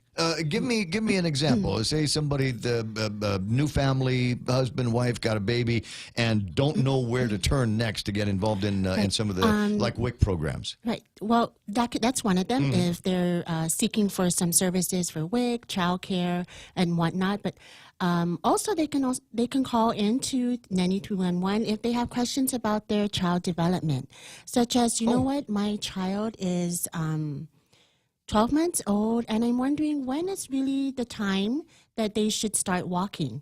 I have some concerns. Maybe my niece's son is 10 months and they started taking their first steps. And I'm just concerned about my child. He hasn't even done so. So where can I get information on that? Right. And so in my case, as it turns out, I didn't walk for a long time, but it wasn't a development issue. I was just lazy. That's going to be in another call. Stayed with me for a long time. Questions like when should children start working on their vocabulary and language? Because I get that I get that all the time from people that go, kids at so and so this many months and still not talking, still not saying anything. Yeah. But like in my niece's case, she's a very quiet girl, but when she speaks, it's in full sentences. Just not word by word by word. I mean, she's got the whole thing down. Yeah. So a parent can call in, and it'll be a care coordinator that will be answering on the other line, saying, "What is your concern? Is it about child development, behavior?" And from there, the care coordinator will be able to assist the parent. They may just go through some milestones information, and if the care coordinator feels that there may be a screening will need to be done, then the care coordinator will make a referral to the appropriate agency or organization that can further provide help for this family. And sometimes it's right there at the Department of Public Health. Yes, that's correct. Or also Department of Education. We can connect them to Guam Early Intervention Services. With Public Health, we can connect them to Carinu, which they can help families with any developmental behavioral issues and things like that. All right, now and so you and I are talking about things that might be working with very small children, but I know nannies 18, 19 years old. Yes. What's the age level for the services that are being provided through the Nanny Warm Line? Yeah, well, we look at it as open to families with children. We do have a lot of information that will be available to early childhood because a lot of the partners involved in this Nanny 301 is early childhood. We're looking at maybe 12 years and younger, but it doesn't it doesn't mean that families with children who are older than that can't call. Right. Because so as the calls come in, the care coordinator is trained to be able to connect the services to that family. All right, and now, there's a number of services that you've already mentioned. I'm trying to get a sense of this vast universe of social programs and early development programs that we've got here on Guam that would fall under that umbrella. Do you guys have like this massive master list?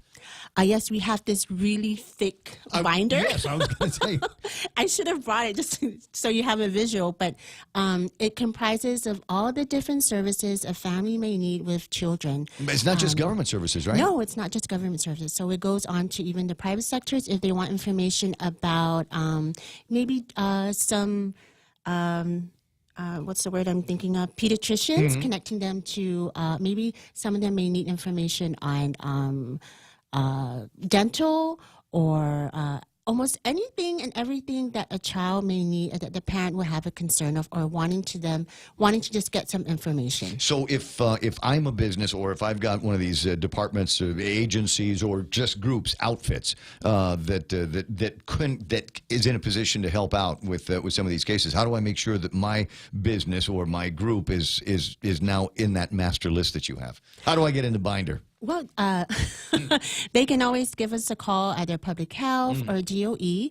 And also, this initiative is actually came from the Early Learning Council. Okay. And it's really comprised of different, not just government, but also nonprofit organizations, that it is co-chaired by the First Lady, Christine Calvo. Okay. And so there is... I believe quarterly meetings that happen, and if someone is interested, then that's where I would recommend they could start from. They could go straight to... Well, just call Christine. Yes. And most people know who the First Lady is. Just call her up and say, I'm not sure if I'm on the list. Do me a favor, make sure I am. And that way, if somebody calls in, among the recommendations that your operators will be able to give them will be, XYZ group or XYZ business. And I didn't bring it, but come back. In addition we'll do it again in a couple of weeks. In addition to one of our main resource that we have is called the Nanny Directory. Okay. Okay, we're always sticking to the nanny, right? So it's all about the baby, helping families with children, but it's a nanny directory, and that is If anyone's interested, they can always contact myself, Audrey Topasnia, 735-7134. And if there is a organization out there that has services to offer to these families and want to be part of our resource directory, please give me a call. We'll be more than happy to include you. But it is one of our main resources that we provide to families, and it's like just the book has everything and anything that a family may need, from childcare services to medical to dental to school information to supports, family support to behavioral support, mental health supports, and things like that. How much of this is online? I mean, you can use the phone and you can get information, but is there someplace online at the public health website where I can go and get information as well? I know we are working with public health website to put in different resources, but off the top of my head right now, I know it is available on the University of Guam's CEDARS website. I see. The entire directory, nanny directory, is available on their website for now. All right, and I'll see if I can get a link for that and post it online. So if you want information, you pick up your phone, cell phone, whatever, and just dial 311. Correct. And that's it. That's it. And somebody will answer the phone. It's like 911. Yes. And So we you- try to make it as easy as possible for families that are just having to either talk to someone about their children's child development or Right. behavior, and then just be able to connect them. But if I may to just... a couple of things on this, because we're telling people to call when you've got questions, and sometimes that might be after 5 o'clock in the afternoon, after everybody's gone home or on the weekend. So you're gonna have people manning the 311 warm line round the clock. For now, because we just launched it, as you said, Monday, the hours for Nanny 311 is Monday through Friday, 8 a.m. to 5 p.m. Okay. So, And, so after that, you have to wait until Monday.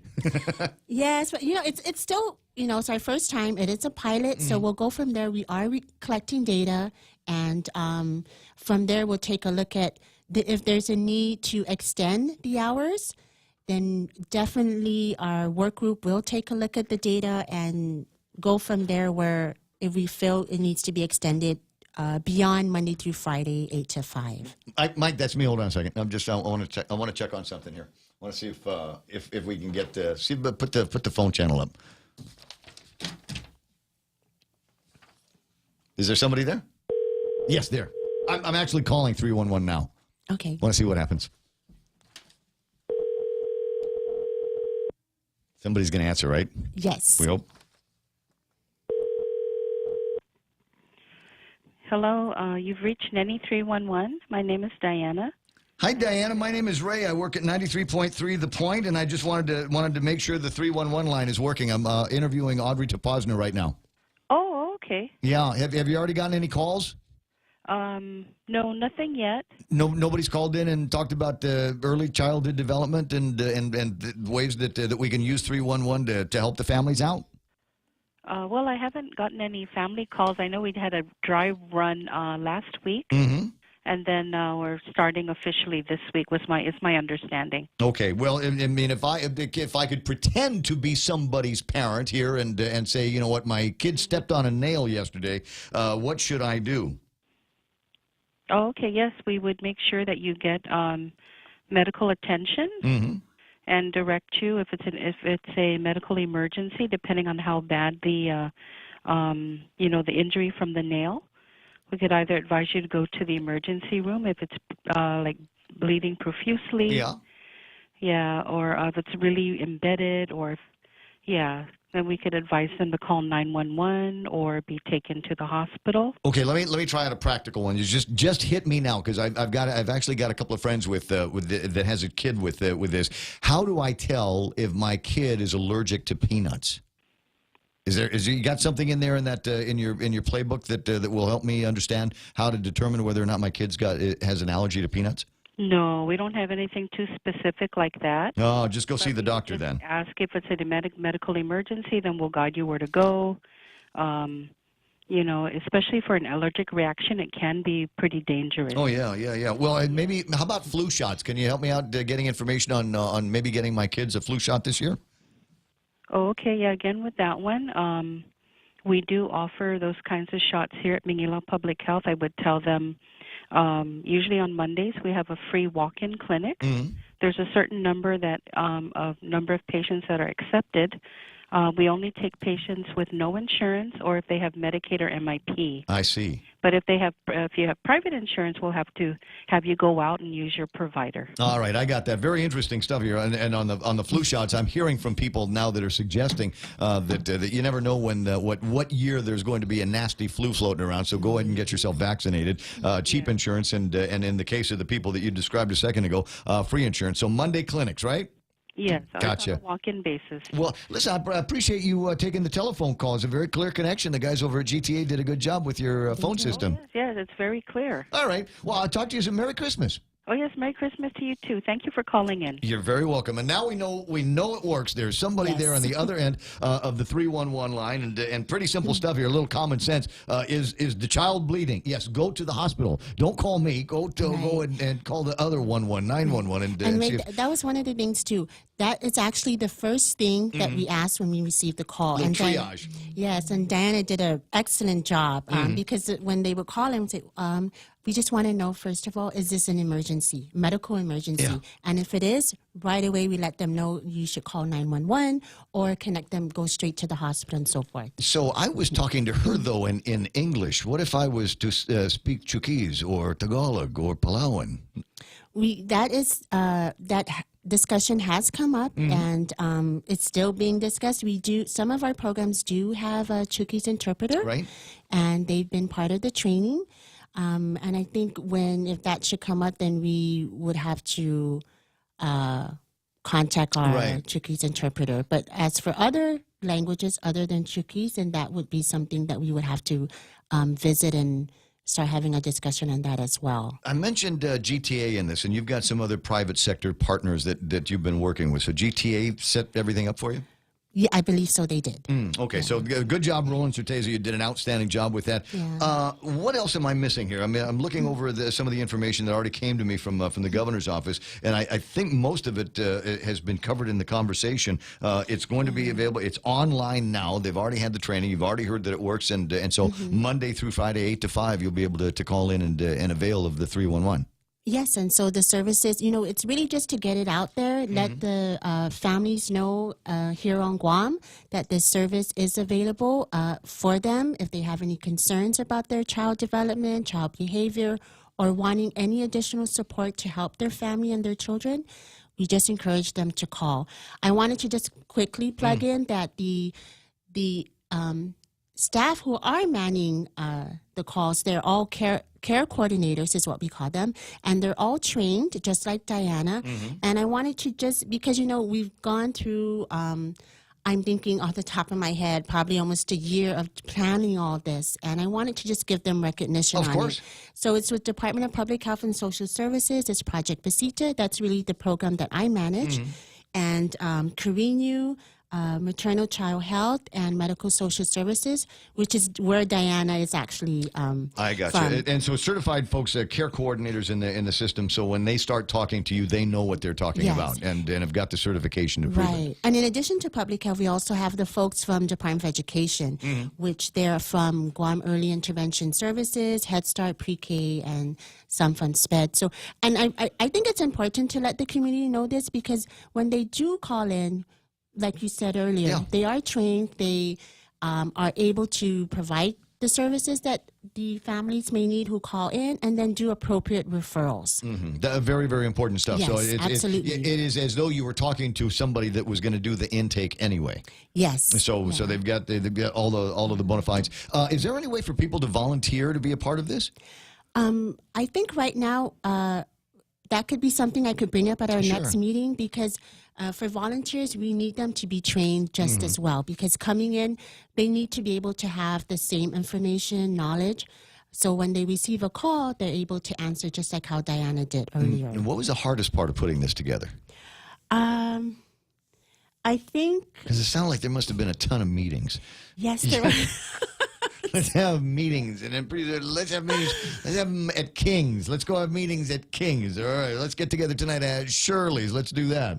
Yeah, but I think all in all, at the end of the day, it was really for a good cause, and it's really about trying to have early detection on the children that need services and getting the help they need. That works for everything. Early detection is the key, and if you got a kid that is different than the cohorts, different than the cousins that have been around that same age, it's vital, I think, in some cases, to get in front of them. There might be challenges with their hearing. There might be challenges with their voice. There might be some cognitive issues that they've got, and you don't know because you're just a parent. Somebody out there has got training. Somebody has gone through the disciplines to be able to detect what these problems are and then line up a corrective action plan and do what I like to refer to more and more these days as the systems of care. So we'll coordinate with the child and then build a universe and layers of care around them that will involve their parents, that will involve their peers and other kids they go to school with. Fun program.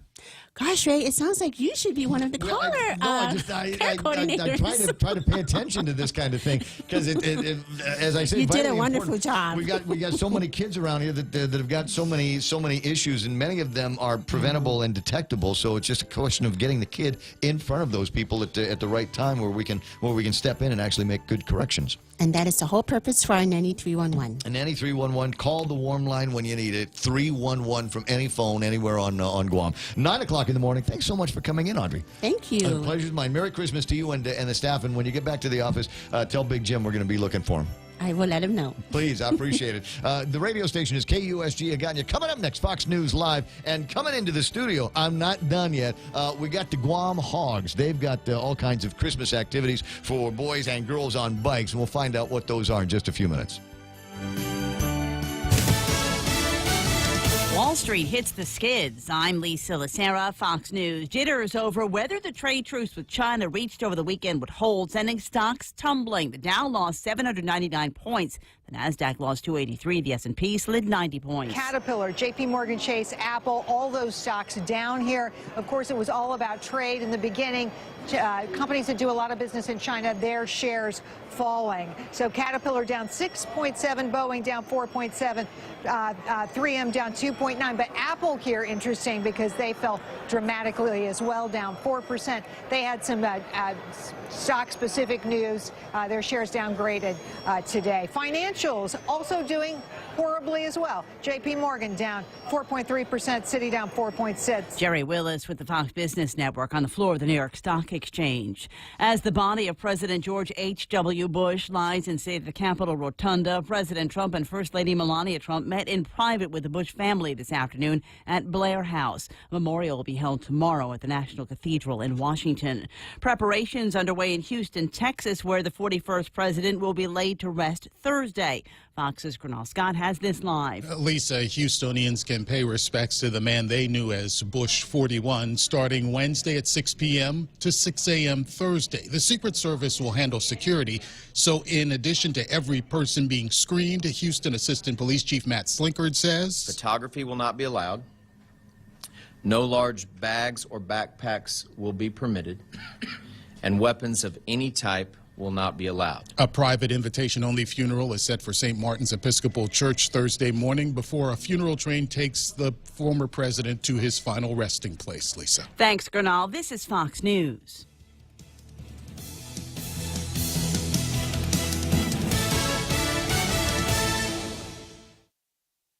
Welcome to Fox Nation, an exclusive streaming service designed for the Fox News superfan, Sean Hannity. The great thing about Fox Nation, you can always get us 24/7, 365. Brit Hume. I'd like to hear more. Fox Nation is the place to go to do that. Janine Pirro. That's why people come to us. They trust us, they believe us, and they know that we're giving it to them straight. It's members-only content you won't see anywhere else. Fox Nation is live, so start your free trial at foxnation.com today. Fox Nation. Opinion done right. Tucker Carlson. There's just so much barking and noise and yelling. Our role is to take 3 steps back and discern what really matters. Sean Hannity. The most important thing that we do, we are looking out for the forgotten men and women in this country. Laura Ingraham. They're going to get a straight shooter, no holds barred. I'm not going to cut people slack. Fox is the one place where dissent is allowed. We have voices. We won't be silent. Who controls my voice?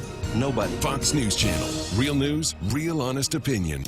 Prosecution's rested its case of an Ohio man accused of ramming his car into a crowd of counter-protesters at a white nationalist rally in Charlottesville, Virginia. Fox's Steve Rappaport has more live. Lisa, prosecutors scored a big victory when the judge allowed jurors to see a text message containing an image of Hitler that James Alex Fields sent to his mother days before the rally. The defense argued the message would prejudice the jury, but the judge ruled it shows intent or a motive of violence. Fields says he was scared after seeing clashes during the rally and feared for his life when he crashed his car into a group of counter-protesters, killing one and injuring dozens. Defense attorneys plan to call witnesses they say will corroborate Fields' claim of acting in self-defense. He also faces federal charges in connection with the incident. Lisa? Steve, the father of a boy killed in the 2012 Sandy Hook Elementary school shooting in Connecticut, has filed a defamation lawsuit against conspiracy theorists, accusing him of being an actor. Lenny Posner filed the suit last week against two men who wrote a book titled Nobody Died at Sandy Hook. One last game on the Ohio State sidelines for head football coach Urban Meyer as he hands over the reins of the Buckeyes. After 7 seasons at the helm of the Buckeyes, Urban Meyer is bidding farewell to Ohio State football. I'm honored to have represented my home state and this great university the past 7 seasons. Meyer formally announcing his retirement Tuesday as the upcoming Rose Bowl will be his final game as head coach. Meyer has battled the effects of a cyst on his brain, which has caused severe headaches when he's under stress. He's had the cyst for 2 decades, but it has worsened in the past few years. Meyer's time at Ohio State highlighted by a national championship in 2014, marred by controversy to start this season after being suspended the first 3 games for failing to properly report domestic violence allegations against former assistant Zach Smith. Matt Napolitano, Fox News. Bad publicity, bad reviews, and now bad numbers. The Victoria's Secret fashion show with its worst ratings yet. The show, which aired on ABC Sunday night with 3.27 viewers. I'm Lisa Lacera. This is Fox News. Bring joy to your world and your budget with a holiday loan from First Hawaiian Bank. At a low 4.99% APR, fixed for 1 year, it's a smart way to add ho, ho, ho without budget uh-oh. To apply for a holiday loan, visit any First Hawaiian Bank branch or FHB.com. For more information, call 1-877-640-2337. Additional restrictions apply. First Hawaiian Bank. It all starts with yes. Member FDIC, Equal Housing Lender. Yes, I want breakfast. That's what they're asking. The question is, would you like to go eat from the crazy holiday menu at King's? The answer is yes. Breakfast burgers and Fruity Pebbles pancakes and Hawaiian French toast. They've got a Nutella banana French toast that they would be more than happy to make for you. But for many of us, the trip to King's is not a fruitful trip unless we get some fried rice. King's fried rice, absolutely incredible. And they've kind of hacked it up a little bit. They now have an adobo fried rice, generous helping of shredded pork adobo with King's famous fried rice, served with 2 eggs any way you like them. My mouth literally watering as I'm reading that to you. Find that for breakfast or lunch or dinner at King's. Security Title is honored to join in sponsoring Ray Gibson on The Point. My name is Alicia Blas from Agate, and this is where I start my day, listening to the voices of our community and sharing thoughts about issues that affect all of us. It all boils down to our people and our land. Putehi Igomamu. Protect your home. When purchasing or refinancing your home, remember to call the professionals at Security Title, just like you call Ray Gibson in the morning. It's 6 after 9 o'clock in the morning. Portions of the program brought to you by American President Lines, where they're shipping the future. Micronesia Renewable Energy. There's never been a better time to go solar. American Water Tech. Smarter water, better water. And Guam Regional Medical City, the first choice for all of your open heart surgery needs. The season of giving is here, and the stations of Choice Broadcasting want to give back. 93.3 The Point, Boss 104, Star 101, and Lux Guam present Charity of Choice. Each of our radio personalities have chosen a Guam charity that they would like to benefit. And I chose Habitat for Humanity. Tune in daily to see how you can help.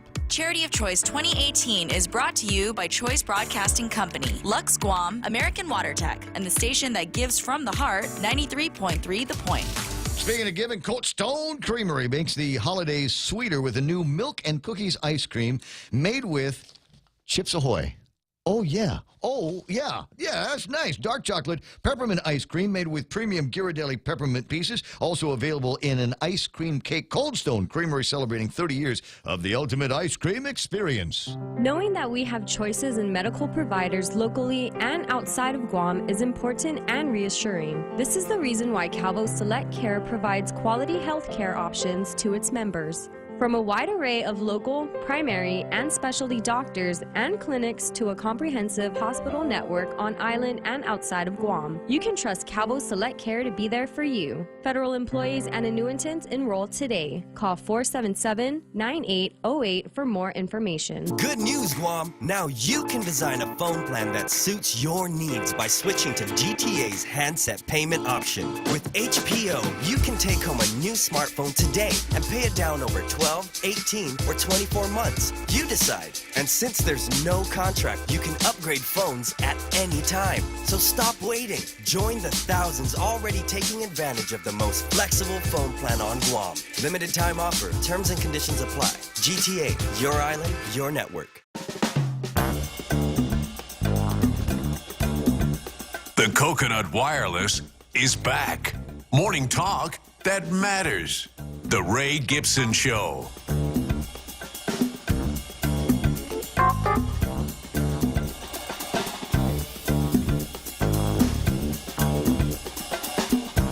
After 9 o'clock in the morning, Ray Gibson here in the studio, and thanks very much to Audrey from the Department of Public Health and Social Services. A little bit of the unveil of their Nenny 311 system, and it got a little bit of conversation going on the Facebook Live. Maggie Bell, who posted, for those of you that are curious about all of the different programs in the Nenny directory, the Guam Early Learning Council has that directory on their website, guamelc.org, and I'm going to go ahead and pin that comment so it shows up all the time. Hey, Carlo Branch is watching. Bob Kelly says Nenny program is a good initiative, but 311 should be for governmental emergency services. And then there's a little bit more of a conversation going on about the Sugdal case and what we might find out later on today in that plea deal that has apparently been offered and perhaps accepted. It's to the point now where Judge Marie Senzon says, "Well, I'm canceling the trial if we got a plea agreement. That I'm going to cancel this, relieve the jurors of their responsibilities, and everybody go home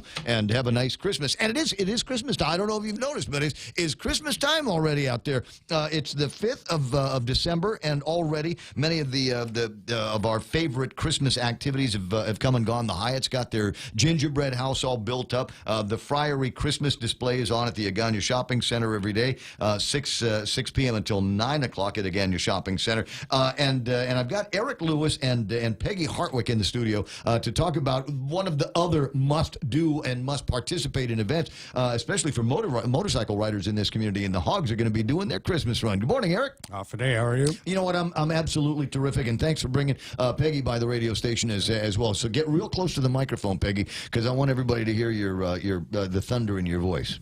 Good morning. Good morning. Great to have. Don't be nervous now. It's only me. So it's the Guam Hogs going to be doing the Christmas run, right? Yep. This is our annual event. We've been doing it since the club started in 93. Mm-hmm. And it's really our signature. It's only been around since 93. Yeah, only 25 years. Why does it feel like the Hogs have been around forever? I mean, because there's a lot of old people in the club these days. I'm not saying anything because I think if I joined up, I'd be among some of the old guys in the group as well. Right. Yeah, but if you'll have me, I don't know. There's something about I don't know. There's something about wimps on bikes. You know, I mean, I'm playing around with the beard now to see what happens, and maybe I'll tell you what. Maybe if it comes in real good, and I won't look ridiculous wearing a helmet, maybe I'll go out and buy a bike as well and start riding around with you guys. Well, Peggy's one of the things that I want to make real clear is it's not just a boys' club. No, definitely not. And there's a ton of ladies on bikes these days. There are, and I want to say that it's all the way through the age groups that are being represented. You got some that are older and some that are younger, and everybody wants to hit the road and get some leathers, right? That's right. So, what attracted you to riding? Well, just the weather on Guam is so nice all the time, and I met some people from the club, and they told me what their mission was, and I believed in it. Yep. So I was pumped up to do it, and then my husband, he loves to ride, and so we bought a motorcycle and started riding. Had you already had an interest in motorcycles before that? Not really. Really? Was no, it just not running in the around States. with the guys? Yeah, just here. Yeah. Now, and so the group gets together and does rides here on Guam, but since you have been riding now, have you gone back to the States and gone on any of the long runs that they've got? No. Not yet? No, we don't ride in the States. Really? Yeah, we never had a bike. My husband had a bike, and he rode to work a few times, but But it wasn't like we never. weekend, let's I go. never went. Yeah. It's not riding. No, it's not. Here, it's beautiful, so you really enjoy it. And this one of the signature runs that happens every year, as you point out, since 1993 is the Santa Claus run that you're going to be doing. So give me some details on that. All right. Well, basically, December 8th is our run. We're going to be meeting at Shirley's in Agania at 9:30, and rollouts at 9. December I'm 9th. sorry, meeting at 9 o'clock. Safety briefs at 9:30, and we roll out at 9:45. So we have two groups every year. One group goes up north, and the next group goes south. Basically, we're going through all the lower housing areas and throwing out bags of candy to try and spread Christmas cheer to some kids that need it. Right? You know, and you might be wondering, well, how will I know if they're there? They can hear us. You'll hear them 2 villages over. There will be no mistake that the hogs are going to be in your neighborhood. So as soon as you start hearing the rolling thunder, if you will, get the kids all lined up outside and have them in a position where they might be able to wave and say hello and get noticed by Santa Claus. Yeah, and this year. Arlene Evangelista, one of our members, she's reached out to all the mayors in the area so that they have a lot of heads up already that we're going to be coming into those areas. So okay. So now, I mean, is there anything you need? My recollection is this is all kind of self-contained. You guys put it together, and don't. It's not like you're going to have volunteers come out and help you bag stuff. Absolutely. We always need volunteers. Oh, you do need We volunteers. do need volunteers. So December this Saturday, 8th. where are we at? Saturday CL at CL Titano? Titano. Yeah, that's our candy bagging. We normally most of the other clubs will come and help us. And this is obviously not an event just for Guam Hogs. It's for all the motorcycle clubs, all riders on island. Yeah, yeah.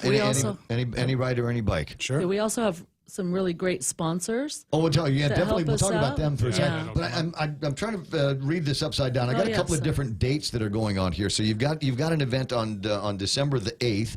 That's the at 8 bagging. o'clock. Okay, so that's the bagging at CL Titano in Sinahanya. Right. All right, and that will go until you're done. So show up if you want to volunteer. Just haul your oats over to CL Titano at 8 o'clock. The run itself is going to be on Sunday, December the 9th, starting at Shirley's in Agania at 9 o'clock in the morning. As usual, there's a safety briefing and things that guys need to know and follow all the rules of the road. Just because we're hogs doesn't mean that we can blow the red lights. Not all of them. No comment. Right. And then roll out at 9:45. How long is this ride? Well, it depends. I think the southern route normally takes a little while longer, but most of the time we'll be back at Wild Bill's where we have our after party. And so we have food, a water slide. You knew I was for the going there, kids. right? Yeah, I did. You knew I was going there. And so normally we get back there at about 2 o'clock in the afternoon. So. Okay, around 2 p.m. for now. Is it okay if I just show up for the after party? Absolutely, man. Come on over. Well, Bill's about 2 Bring o'clock. your bathing suit. You can go down the kids' water slide and have a good time. There's that going on as well. I see a little Sure. carnival going on at the thing for all of these. And now, if I wanted to, I don't have time to do the CL Titano thing, but do you need anything by way of funds? Can I help you buy more candy or gasoline? If you have access to any candy donations, we always appreciate that. We try and get 5,000 bags of candy every year. I think this year we're going to try and go for 6 because we've added some more areas up north. So if you have any kind of Christmas candy or any kind of candy donations, not chocolates, Except for they need to be chocolate, they need to be hard candies, right? Because it melts. we're on a hot bike in the sun all day. So. But anything like that, if they can get in touch with the Guam Hogs. How do we get a hold of the Guam Hogs? Well, we're on Facebook, and I don't really want to give out cell phone numbers. It's a weird connection, right? It's like Guam Hogs are on Facebook. Everybody's on Facebook. Everybody's on Facebook. So you can line up with them on something like that. And there's a lot of new people that come into town all the time and ask about what kind of motorcycle clubs that we've got around here and how do you get involved in them. So I mean, they're always looking for new members, right? Sure. Yeah, and I mean, a small breakdown on our club. Our mission has always been to help kids. That's what the Hogs is all about. So we spend most of our year fundraising to try and help kids that need to get off island for medical care. Right. And that's our primary focus. The candy run's just kind of a fun run for us to get back out to the community and have a little fun on the bikes with all the other clubs too. Right? At the end of all of this, and I'm a runner. That's my poison. And sometimes you just go, I need to hit the road. I need to go out there and stretch my legs and hit the road. And it's the same thing with the motorcycle guys. I mean, I might use this for work. I might, this is my daily transportation. But every once in a while, you want to be able to take the bike out, stretch the legs, go for something a little bit longer than the 20 minutes you're going to be on the road trying to get to work. So let's go and ride for hours on the weekend, right? Yeah. And during the candy run, you see the look on the kids' faces as you roll into the neighborhoods, and it's priceless. I mean, if you've never done it, you really need to get out and try it sometime. Have your girl on the back, have her throw and wave to the kids, and it's an amazing feeling. Well, I mean, let's not profile too much. Maybe I can be the guy on the back, and the girl can drive me. Yep, you can. I wouldn't be the first, right? I wouldn't be the first like that, would I? I think so. Oh, really? Yeah, I've never seen a guy on the back. I guess. Most of the time, if the ladies are on the bikes, if they're not riding on the bike, they're riding their own bike. Their own, right. Yeah, right. Well, there's because I keep wanting to get back into this because I know that the participation of the ladies in the Guam Hogs is also very, very important, and I know that you're always looking for new female members to join up as well. So, I mean, tell me about your bike a little bit. I actually don't ride. You don't ride? I'm a passenger. Oh, I'm I see. always a passenger, but I am taking lessons at Harley Davidson They to have learn that? how to ride. Yes, they do. Okay, so what's the first thing they teach you on that? Offer it. How to shift gears. Really? Yeah. Yeah, just get on there and basic. shift gears. Like go from first to fifth and then back down. Okay, total noob question. Don't they have an automatic version of it where all you got to do is start it and then throttle it? And I think they call those mopeds or scooters or something like that. Yeah, okay. I asked for that one, but that's all right. So I get myself a moped and just ride because it's a ride is a ride is a ride, right?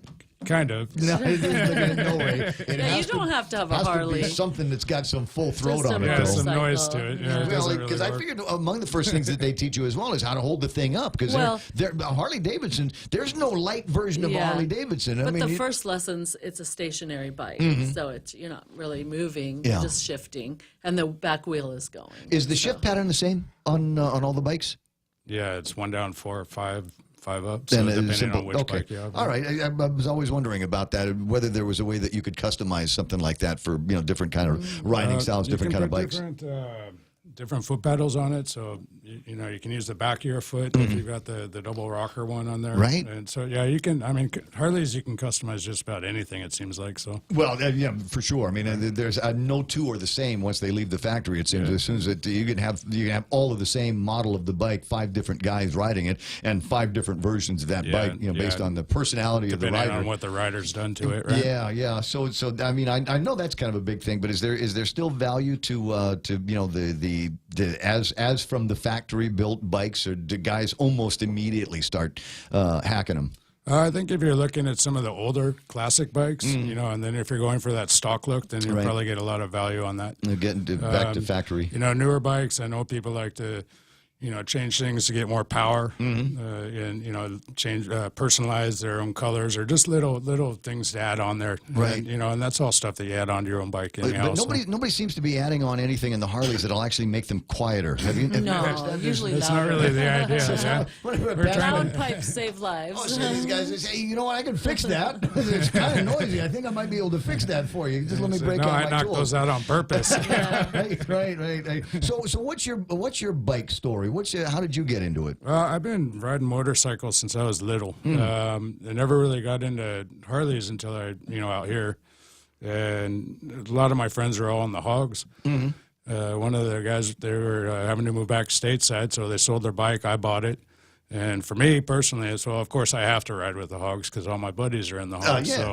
That's with me with the Harleys. But yeah, bikes have been on forever. Yeah, so just kind of it's going from being a hobby to more of a lifestyle for you, isn't it? Yeah, it changes your life a lot, and our club is it's really more of a family. We rely on each other for just about everything. We all see each other all the time. We hang out with each other all the time. You guys do campouts.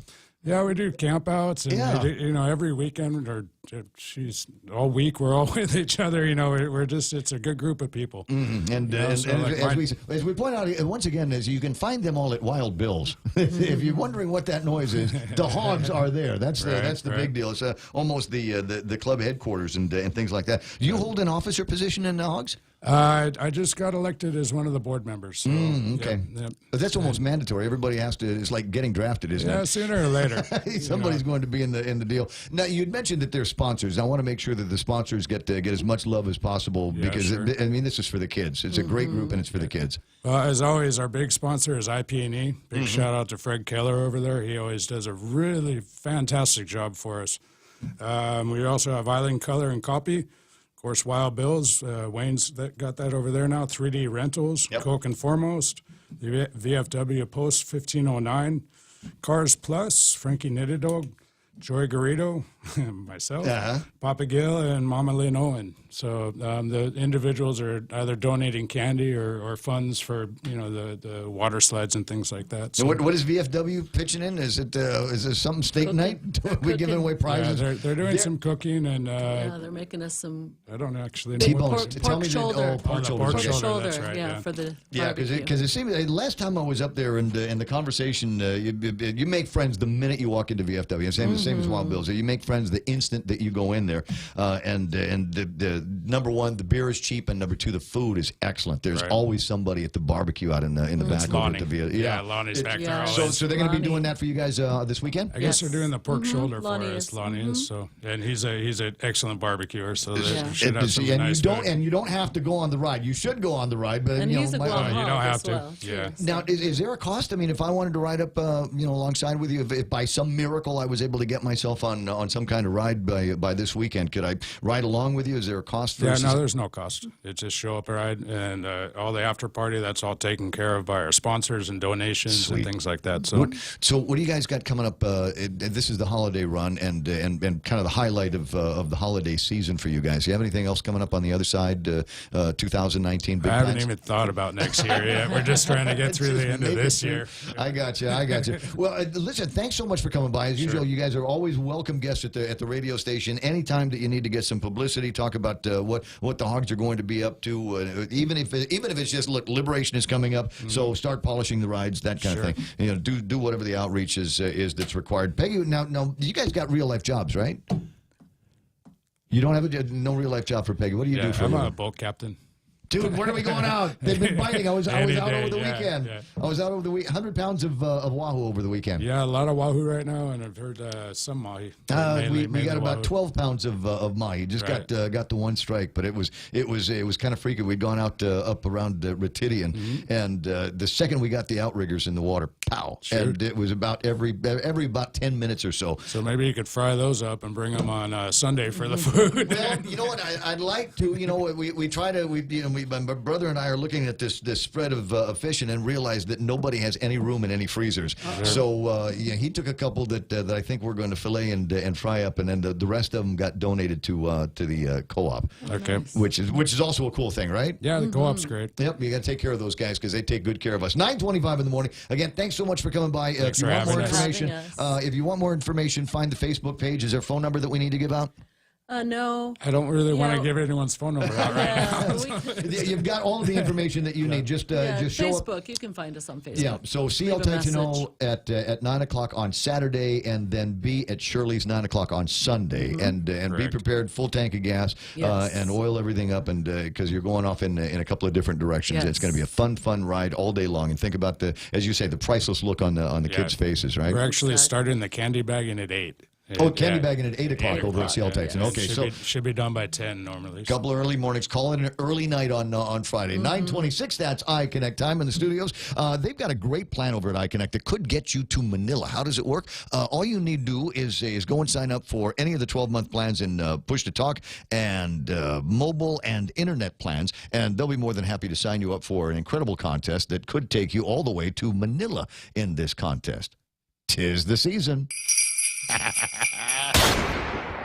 I'm making eyes at the producer because he was wondering if I was going to say 'tis the season. Could be the season for winning with iConnect.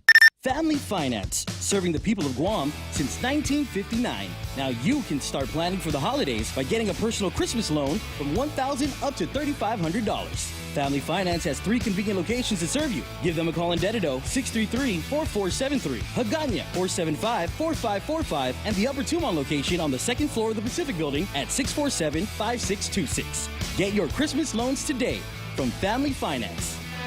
Here at APL, our core values give the company its heart and soul. Whether it's connecting your business with our global network through our newly enhanced service or investing our efforts into giving back to the community, APL is committed to serving you. We humbly honor the opportunity to find innovative solutions for you and your business. To learn more about our enhanced service, call 588-4651 or visit www.apl.com/Guam for more details. Hungry? Stop by Circle K for Craft Kitchen's hot breakfast, lunch, and dinner items delivered fresh 3 times a day. Circle K, take it easy. Haagen-Dazs ice cream. Buy one, get one free. Stop by Circle K today and satisfy your heart's desires. Available at all Circle K stores, excluding Barragata, Airport, and Campers locations. Applies only to the 3.38-ounce servings.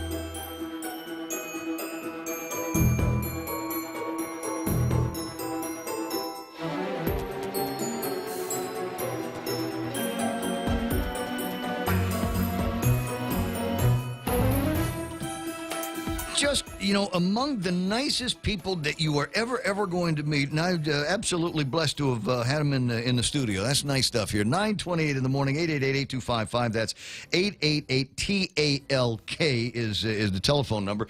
Don't have any indications that they've opened anything up on Challenge San Antonio yet. I'm waiting on information from the guys over in the cop shop to see if their investigation is all done. But I don't have anything on that just yet here. 9:28 is the program. We move into what I like to refer to as a kind of the small talk portion of the program, even though I have not yet gotten to the ground on everything that was in my table of contents this morning.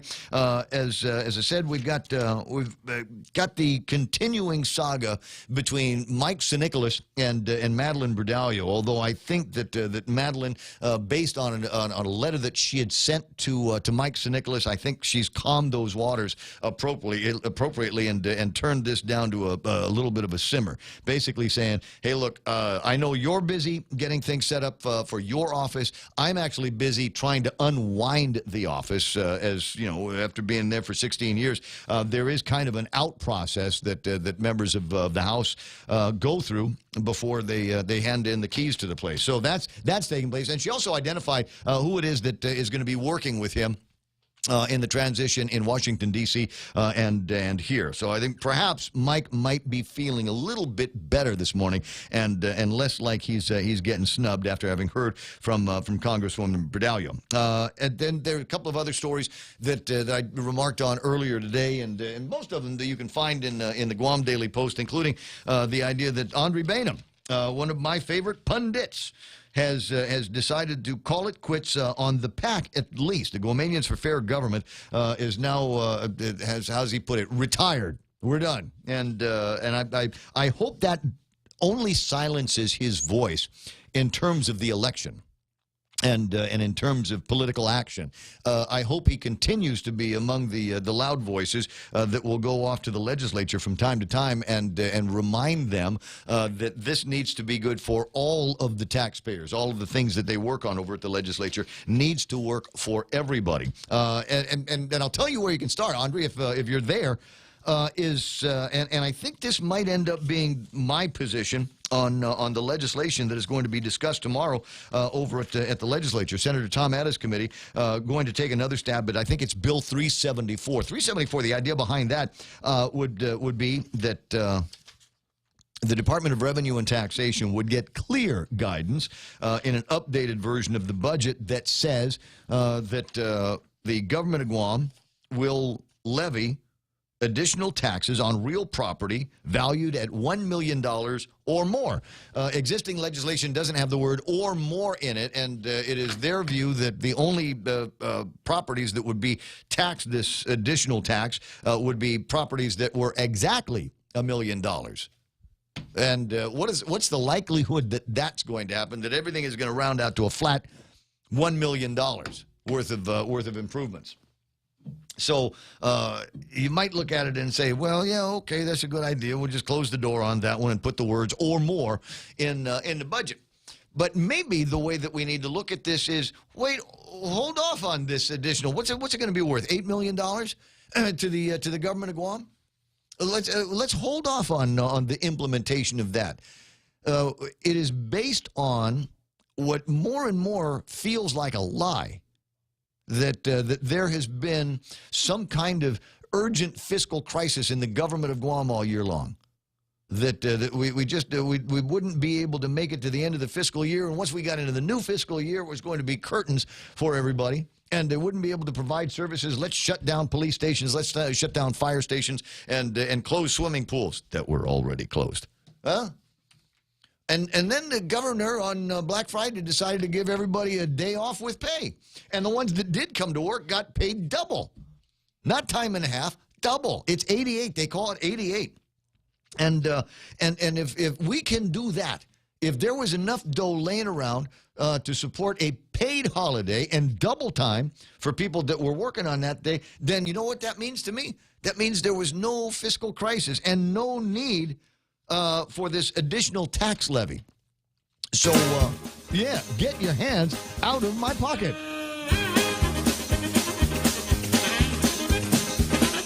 And so that would be my testimony. If I was one of those guys that had the kind of time to go hang out over at the legislature and slog through public hearings, that would be my testimony. And the truth of the matter is, here, that is my testimony. And I'm not going to go and slog through the public hearing. I hate that. And I've done it before. I've attended and participated in public hearings in the past. And you know what I hate? I hate waiting for my turn to talk. Because I'm me. I don't want to wait to talk. Let me go first.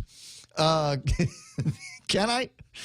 And it's not because the other guy's going to take too long or they're going to take a long time to get to their points. And, yeah, it's just going to be I'll go first, and then you guys can continue on. Can we make it like that?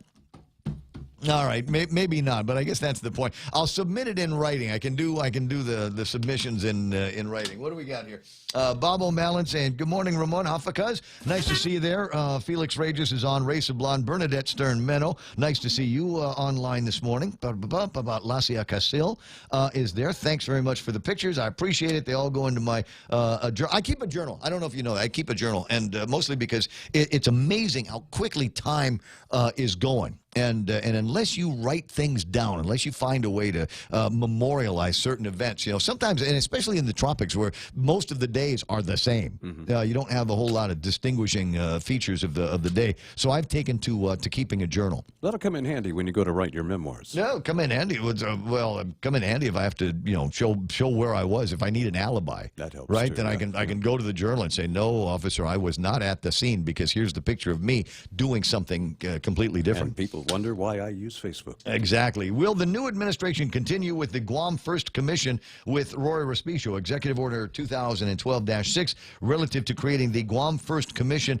Advisory Council? Good question, Donna. Next time, you know what? Why don't you make that the first question for Rory Respicio's column? He's been writing a column for...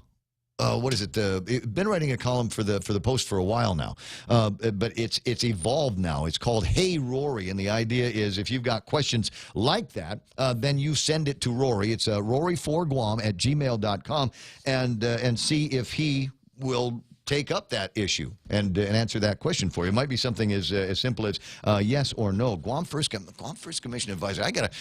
Debbie Canetta, who is online. Can you do me a favor? Type in what is your recollection of what the Guam First Commission was supposed to be doing? Was that one of those? Was that one of those commissions they put up there to oppose the military buildup or something? I can't remember, but maybe one of you will. Now, there is another piece of legislation that they're going to be talking about tomorrow, and this actually looks important. It is relative to paying about $300,000 from the general fund to the Guam Election Commission so that we can pay for the election that we just had. Yeah, might come in handy. And Maria Pangilinan happily awaiting the arrival of that check and those dollars, but not waiting at her desk patiently because we talked to her earlier this morning, actually on an airplane now, outbound for Kentucky. And Kentucky, as it turns out, is known for many things, but most especially, at least in the minds of some of the people associated with this program, booze. Whiskey. Yeah, Kentucky whiskey, bourbons, all of that kind of thing. And it would be interesting. You know what? She's the kind of lady, and it would not surprise me in the least if upon her arrival she swung by the radio station and had refrigerator magnets. Of course. Yeah. I mean, she's just that kind of person. And go, well, you asked me for them, so here they are. I think because she's a terrific lady. All right, so there's that. Now, is this next Tuesday? There's going to be a number of public hearings. Most of them I don't know that you're going to care about, but there's a public hearing on new legislation from Therese Terlahi. who is apparently not going to be the Speaker of the next legislature. This one here relative to timely publication of all notices of violation, orders of compliance, notices of defense, voluntary compliance agreements, and referrals to the Office of the Attorney General for prosecution issued by the Guam Environmental Protection Agency, and to requiring that all voluntary compliance agreements be subject to the final review, approval, and amendment by the GEPA Board of Directors. I believe that this is an offshoot of a story that Chris Barnett did maybe a month and a half ago. And the focus of the story was the number of violations that environmental violations that have been captured, tallied up by Guam EPA that have basically been kind of glossed over, right? You get somebody and you look at what they've done, people that they've caught, with unlicensed dumps and illegal environmental processes, and just making a mess of the place. And in many cases, the fines would have been up in the thousands, several thousands of dollars that they could have used over at the Environmental Protection Agency to assist, I think, with prosecution of other criminal environmental acts. But they'd kind of looked the other way on the fines and just said, look, if you clean it up, we'll issue a token fine against you. And these were not decisions that were made out of any kind of serious policy conversation. It was just somebody in the office decided that that would be okay. So I think this legislation here becomes important because we've got so many people anymore these days that look the other way on environmental laws, that have no problem going out there, illegal dumping, midnight dumping in the boondocks, and in some cases getting rid of things that could really bring harm to the environment and really need to be fined heavily so that we can, as I said, continue to enforce some of these laws. It's one of those collective deals where as the individual goes out and he says, I'm just going to throw out a couple of tires. It's just me. Yeah. But when you have just me and then you have 500 other just me's, that's when you start to have the problem. Well, as you know, I'll give you another example. Next to the old Guam legislature, right next to it, it looks like there's somebody that is doing some kind of auto repair work there, and the place looks like hell. And there ought to be somebody from the EPA going by there just to make sure that we don't have any oil leaching out of the cars into the ground. And oh, by the way, you need to clean this place up because it's starting to look like a ghetto here in the capital city. Even the old legislature itself. I mean, come on, guys. I mean, you just moved out and just like, okay, well, we don't care about that building anymore. It's private property. It's somebody's private property. Well, it's still that's not a government building. You think they could send, Jose somebody over there to do a little blasting, trimming or something, clean up every once.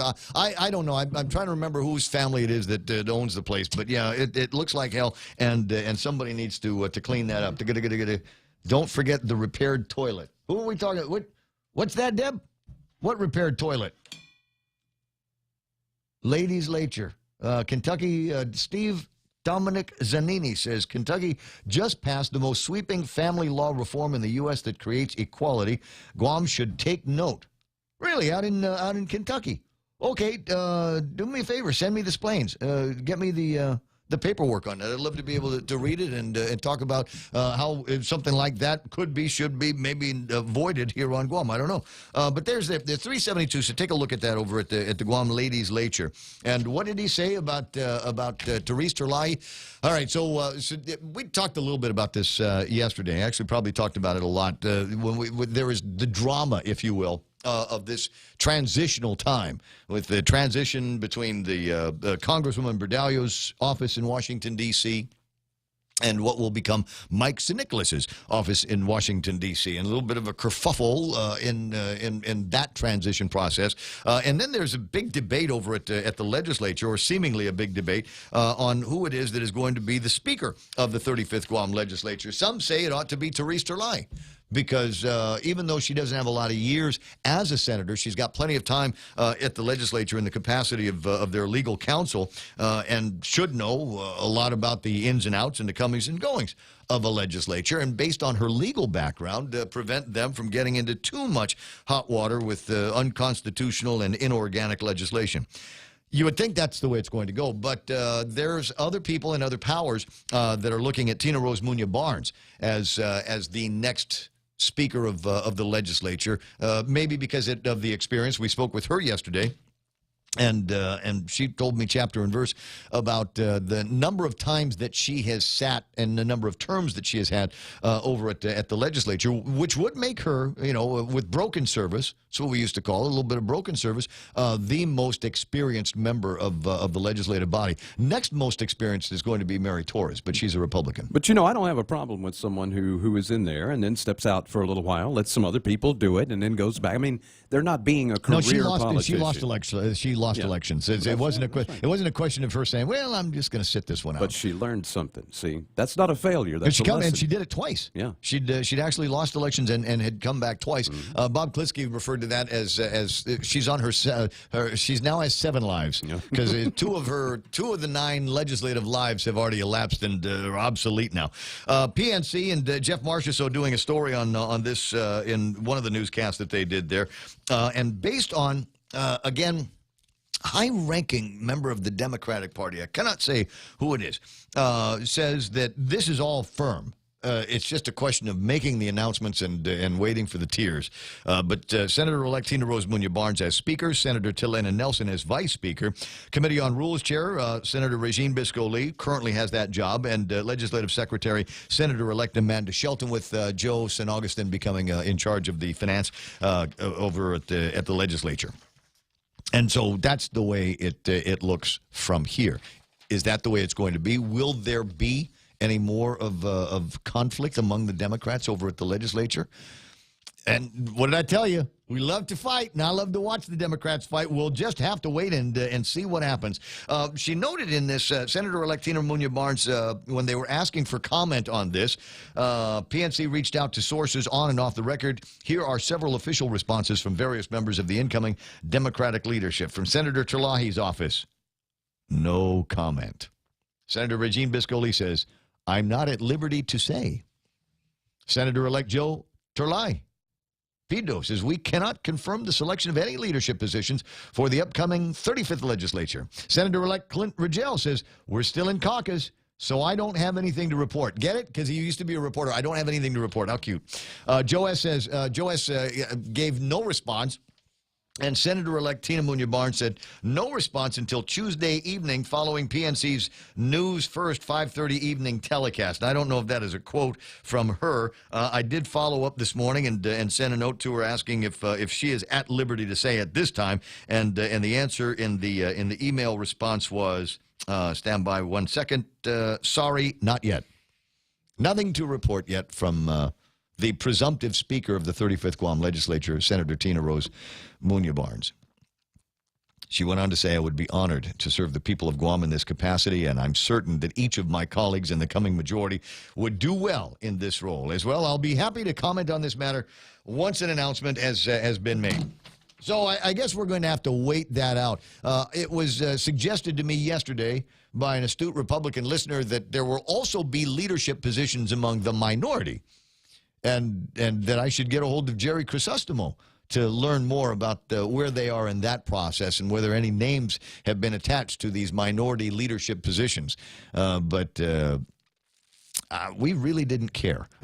I looked at it. I looked at the phone number, and I looked at if we get them, great. If not, I don't care. It does, who cares what's going to be happening with the minority? Darrell Taggarty called in yesterday and said, well, they're going to need to do a little bit more than just sit back and watch the Democrats. They're going to have to become involved and are going to have to be, he used the scissor analogy that I thought was cute. The scissor cannot cut paper with just one side. You need both sides working against each other to cut paper. And if I had my way, if it was the Ray Gibson legislature, then it would be taking a look at all of the ugly legislation that we have had in the past and taking those scissors and cutting right through them and just eliminating. Somebody needs to do that. In fact, if I was the Speaker, that would be my thing.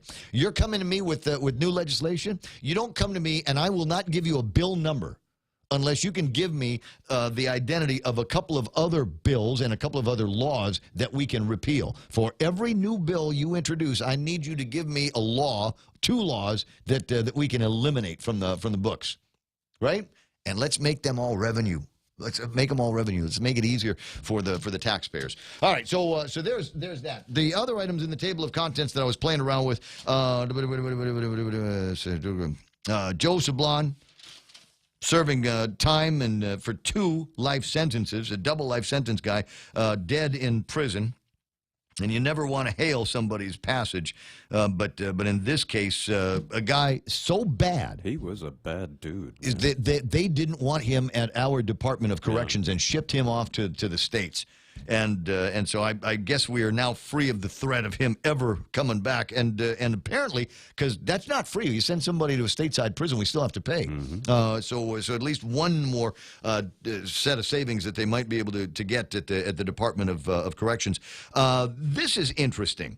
And along the lines of one of my Caped Crusader deals that I do all the time. It's high on the list of things that I want Lou and Josh to fix when they become governor of Guam, and that is some way for us to keep track of people that have been caught committing crimes. And there is a story, you might have seen it, where these guys, you remember when stealing Spam and corned beef was kind of a big deal.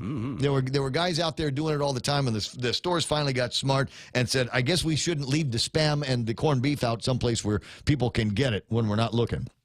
Because it's not that much of we're not hearing about too many of these spam heists and protein heists anymore. And so they caught a couple of guys. And they were supposed to show up at a court hearing. And they didn't. Just didn't show up. Like it's not a big deal. Don't worry about it. Well, can we come back tomorrow? They were sleepy for me. There just seems to be less and less. And it's our fault. It's our fault because we keep letting them do it. But what do we have that guy? Tatauto from the prison was supposed to be getting his sentencing and just thought it would be inconvenient to have to go to the court to appear for his sentencing. And so he played Vern for a couple of days. I don't want to go because they'll make me take off my shoelaces, and it's hard to put the shoelaces back on. Come on. And then next time he said, okay, I'll go. And then he changed his mind again. And I don't even know. They didn't, in the write-up in the media, they didn't say whether he was actually present for his sentencing. But in the olden days, you would never scoff at the court. You would never scoff at the judge because you'd get somebody like Paul Abadi, who was like a hanging judge. And he would throw serious penalties at you. And I don't know that anybody's getting any serious penalties anymore. No. So much so now that you get these guys, these guys that lifted the Spam, they didn't even bother to show up for their hearing. What are you going to do? Where is the power of the court if you can't even get these guys to show up for the hearing? And that means that we're going to have to send out a couple of marshals, find these guys at whatever their last known address is, and most of the guys that I think that were busted for stealing the Spam are probably of a nomadic nature, if you will. Yeah, and you know which ones I'm talking about. There's the ones that start their day over by the Paseo and wind their way through Agana and eventually head over to where. Oh, you mean the ones that are whistling in the neighborhoods at night? You hear them whistling in the neighborhoods at night. Yes, those guys. What else is a big deal? Jim Gillen back over at Public Health and Social Services, and an interesting story from a purely media and journalist perspective is Maria Ressa has turned herself in on tax charges. You might not know who Maria Ressa is, but if you've followed her career on ABS-CBN, and I have interviewed, I've met Maria Ressa and interviewed her a few years ago when the company that I was with started working with ABS-CBN. And a very popular, very well-respected journalist in the Philippines, and has been accused now of tax evasion. And this is Duterte leveling the charges of tax evasion against Maria Ressa. And so she has turned herself in and says, okay, well, you need now to defend your accusations against me. Oh, and speaking of taxes, if you have a business license, and I mentioned this before, but it's hitting home with a bunch of other people. If you've got a business license, there's even chance that it might not be renewed if you have purchased online and received here on Guam equipment that you have used in your business. And now the reason why I know about this is because an associated company has been hit. with not getting their license renewed. And the Department of Revenue and Taxation says, we'll renew this after you pay the use tax on about $60,000 worth of gear that you ordered and have received. And they said, well, do you know about this? And I said, yes, I know about it. And my answer is, don't pay the interest and penalties, because we have got a record of paying the use taxes upon receipt. You charge me, and I'll pay it. But in this case, the first that we're hearing about these use taxes being applied and used to hold up the license is months and in a couple of cases years after the process. So I didn't get an invoice from you on this. Nobody charged me the use tax at the time, and now the government is belatedly trying to recover these funds. I don't have a problem paying the use tax, but I'm not going to pay a couple of years worth of interest and penalties. And if you disagree, I want you to meet my lawyer. It's 9:53, and I'll be back. No one ever plans to be sick, especially when you're young. But sometimes things happen, and there you are with huge out-of-pocket expenses. And if your care requires you to go off island because your insurance doesn't include GRMC, you have hotel, food, and transportation costs on top of your medical copay. If you're a federal employee or retiree, choose Calvo Select Care. It includes GRMC. And should an emergency arise, we're right here.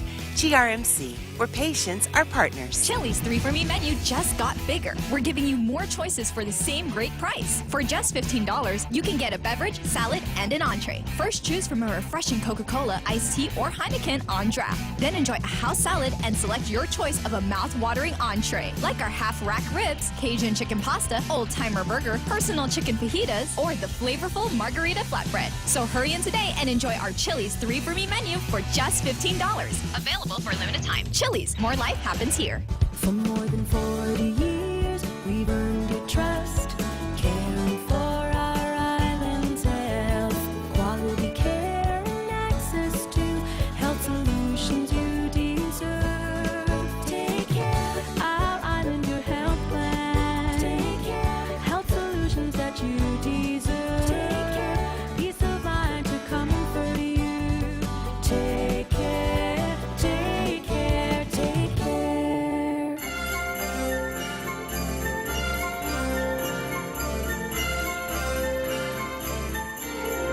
So Steve was on Facebook Live in the chat, was talking about how Kentucky has apparently passed maybe what they're referring to as just this incredible piece of legislation into law.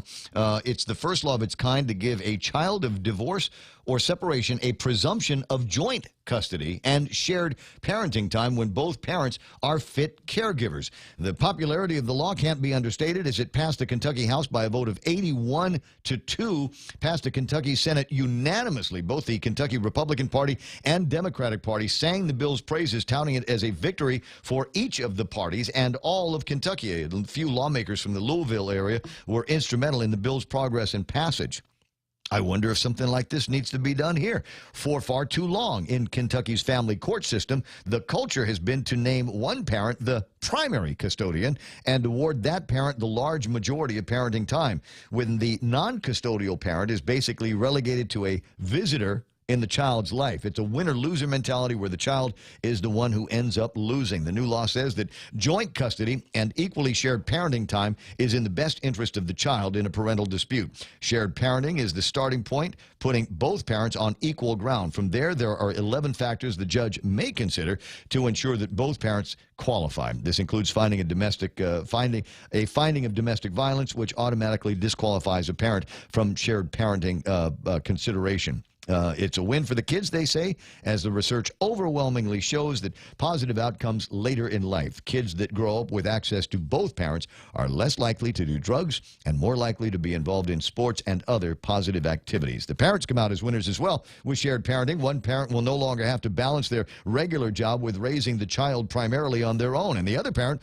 will no longer face the angst and despair of very little time with their child and a feeling of being left out of the child's life. With shared parenting, both parents can enjoy equal time with the child while also having equal time to advance their education, their career, or their personal life. This has happened in Kentucky, and if you think it's a good idea, maybe somebody that's listening that is associated with the 35th Guam legislature might want to introduce something along those lines. Steve, Dominic Zanini, I appreciate you pointing that out and sharing it on the Facebook page. Happy to hear about that story. 9:57 and change, and just a couple of things that are still left on my table of contents here. This is a big deal. You know what? I'm sorry. This is such a big deal, and I can't believe that I didn't bring it up first thing this morning. I mean, right out of the newscast. I should have been talking about this. I consider it among the highlights of the season, and it is something that I consider a must attend. And when you get the invitation, consider yourself among our island's, I don't know, I don't want to say more important people, but certainly more popular. A member of the family, if you will. You're definitely family if you get one of these things. And I received, on behalf of all of us here, our invitation to the annual Phillips and Berdalio Christmas party. As I said, and must attend. It is a great time. Number one, it brings in all the band gear, right? So there's always music, and there have got to be, he's got this place in his office where they lay out a spread of holiday food, and it's you're going to gain 10 pounds just by being there, and it's not the biggest room in the office either. So you imagine a line of a lot of people as they make their way through the Phillips and Berdalio party, and it kind of all concentrated in one place. It is impossible not to be of good cheer when you're that close and surrounded by so many friends. So that's going to be coming up, and my understanding is it's going to happen on the 20th of December. And thanks very much for the invitation, and thanks for years and years of great counsel and but more importantly, great friendship with Mike Phillips and his crew there. And on the Berdalio side, I thank you for the great counsel and the years of friendship, but I don't have to because we're blood relatives. So there. Kiss Auntie Annie for me. The time is 10 o'clock in the morning. The radio station is KUSG Agatnia. I, as usual, a terrific time being here with you, and I hope you had some fun and learned a thing or two as well. We'll get back together and bat around some more issues tomorrow morning, starting at 6 o'clock. For Michael Knight, Kevin Kerrigan, Blake Watson, and everybody associated with The Ray Gibson Show, thanks for watching. Thanks for listening. See you tomorrow.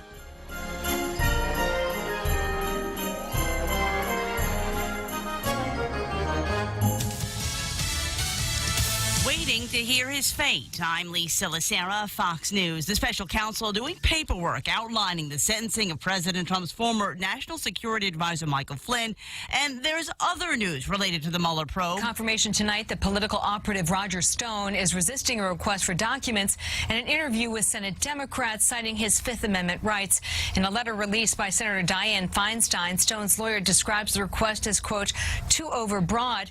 As court filings this week suggest the special counsel investigation is entering a critical phase. Fox's Catherine Herridge in Washington. The deadline for the memo on Flynn, midnight tonight. Documenting his cooperation and shed more light on his contact with Russian officials, including Ambassador Sergei Kislyak after the presidential election.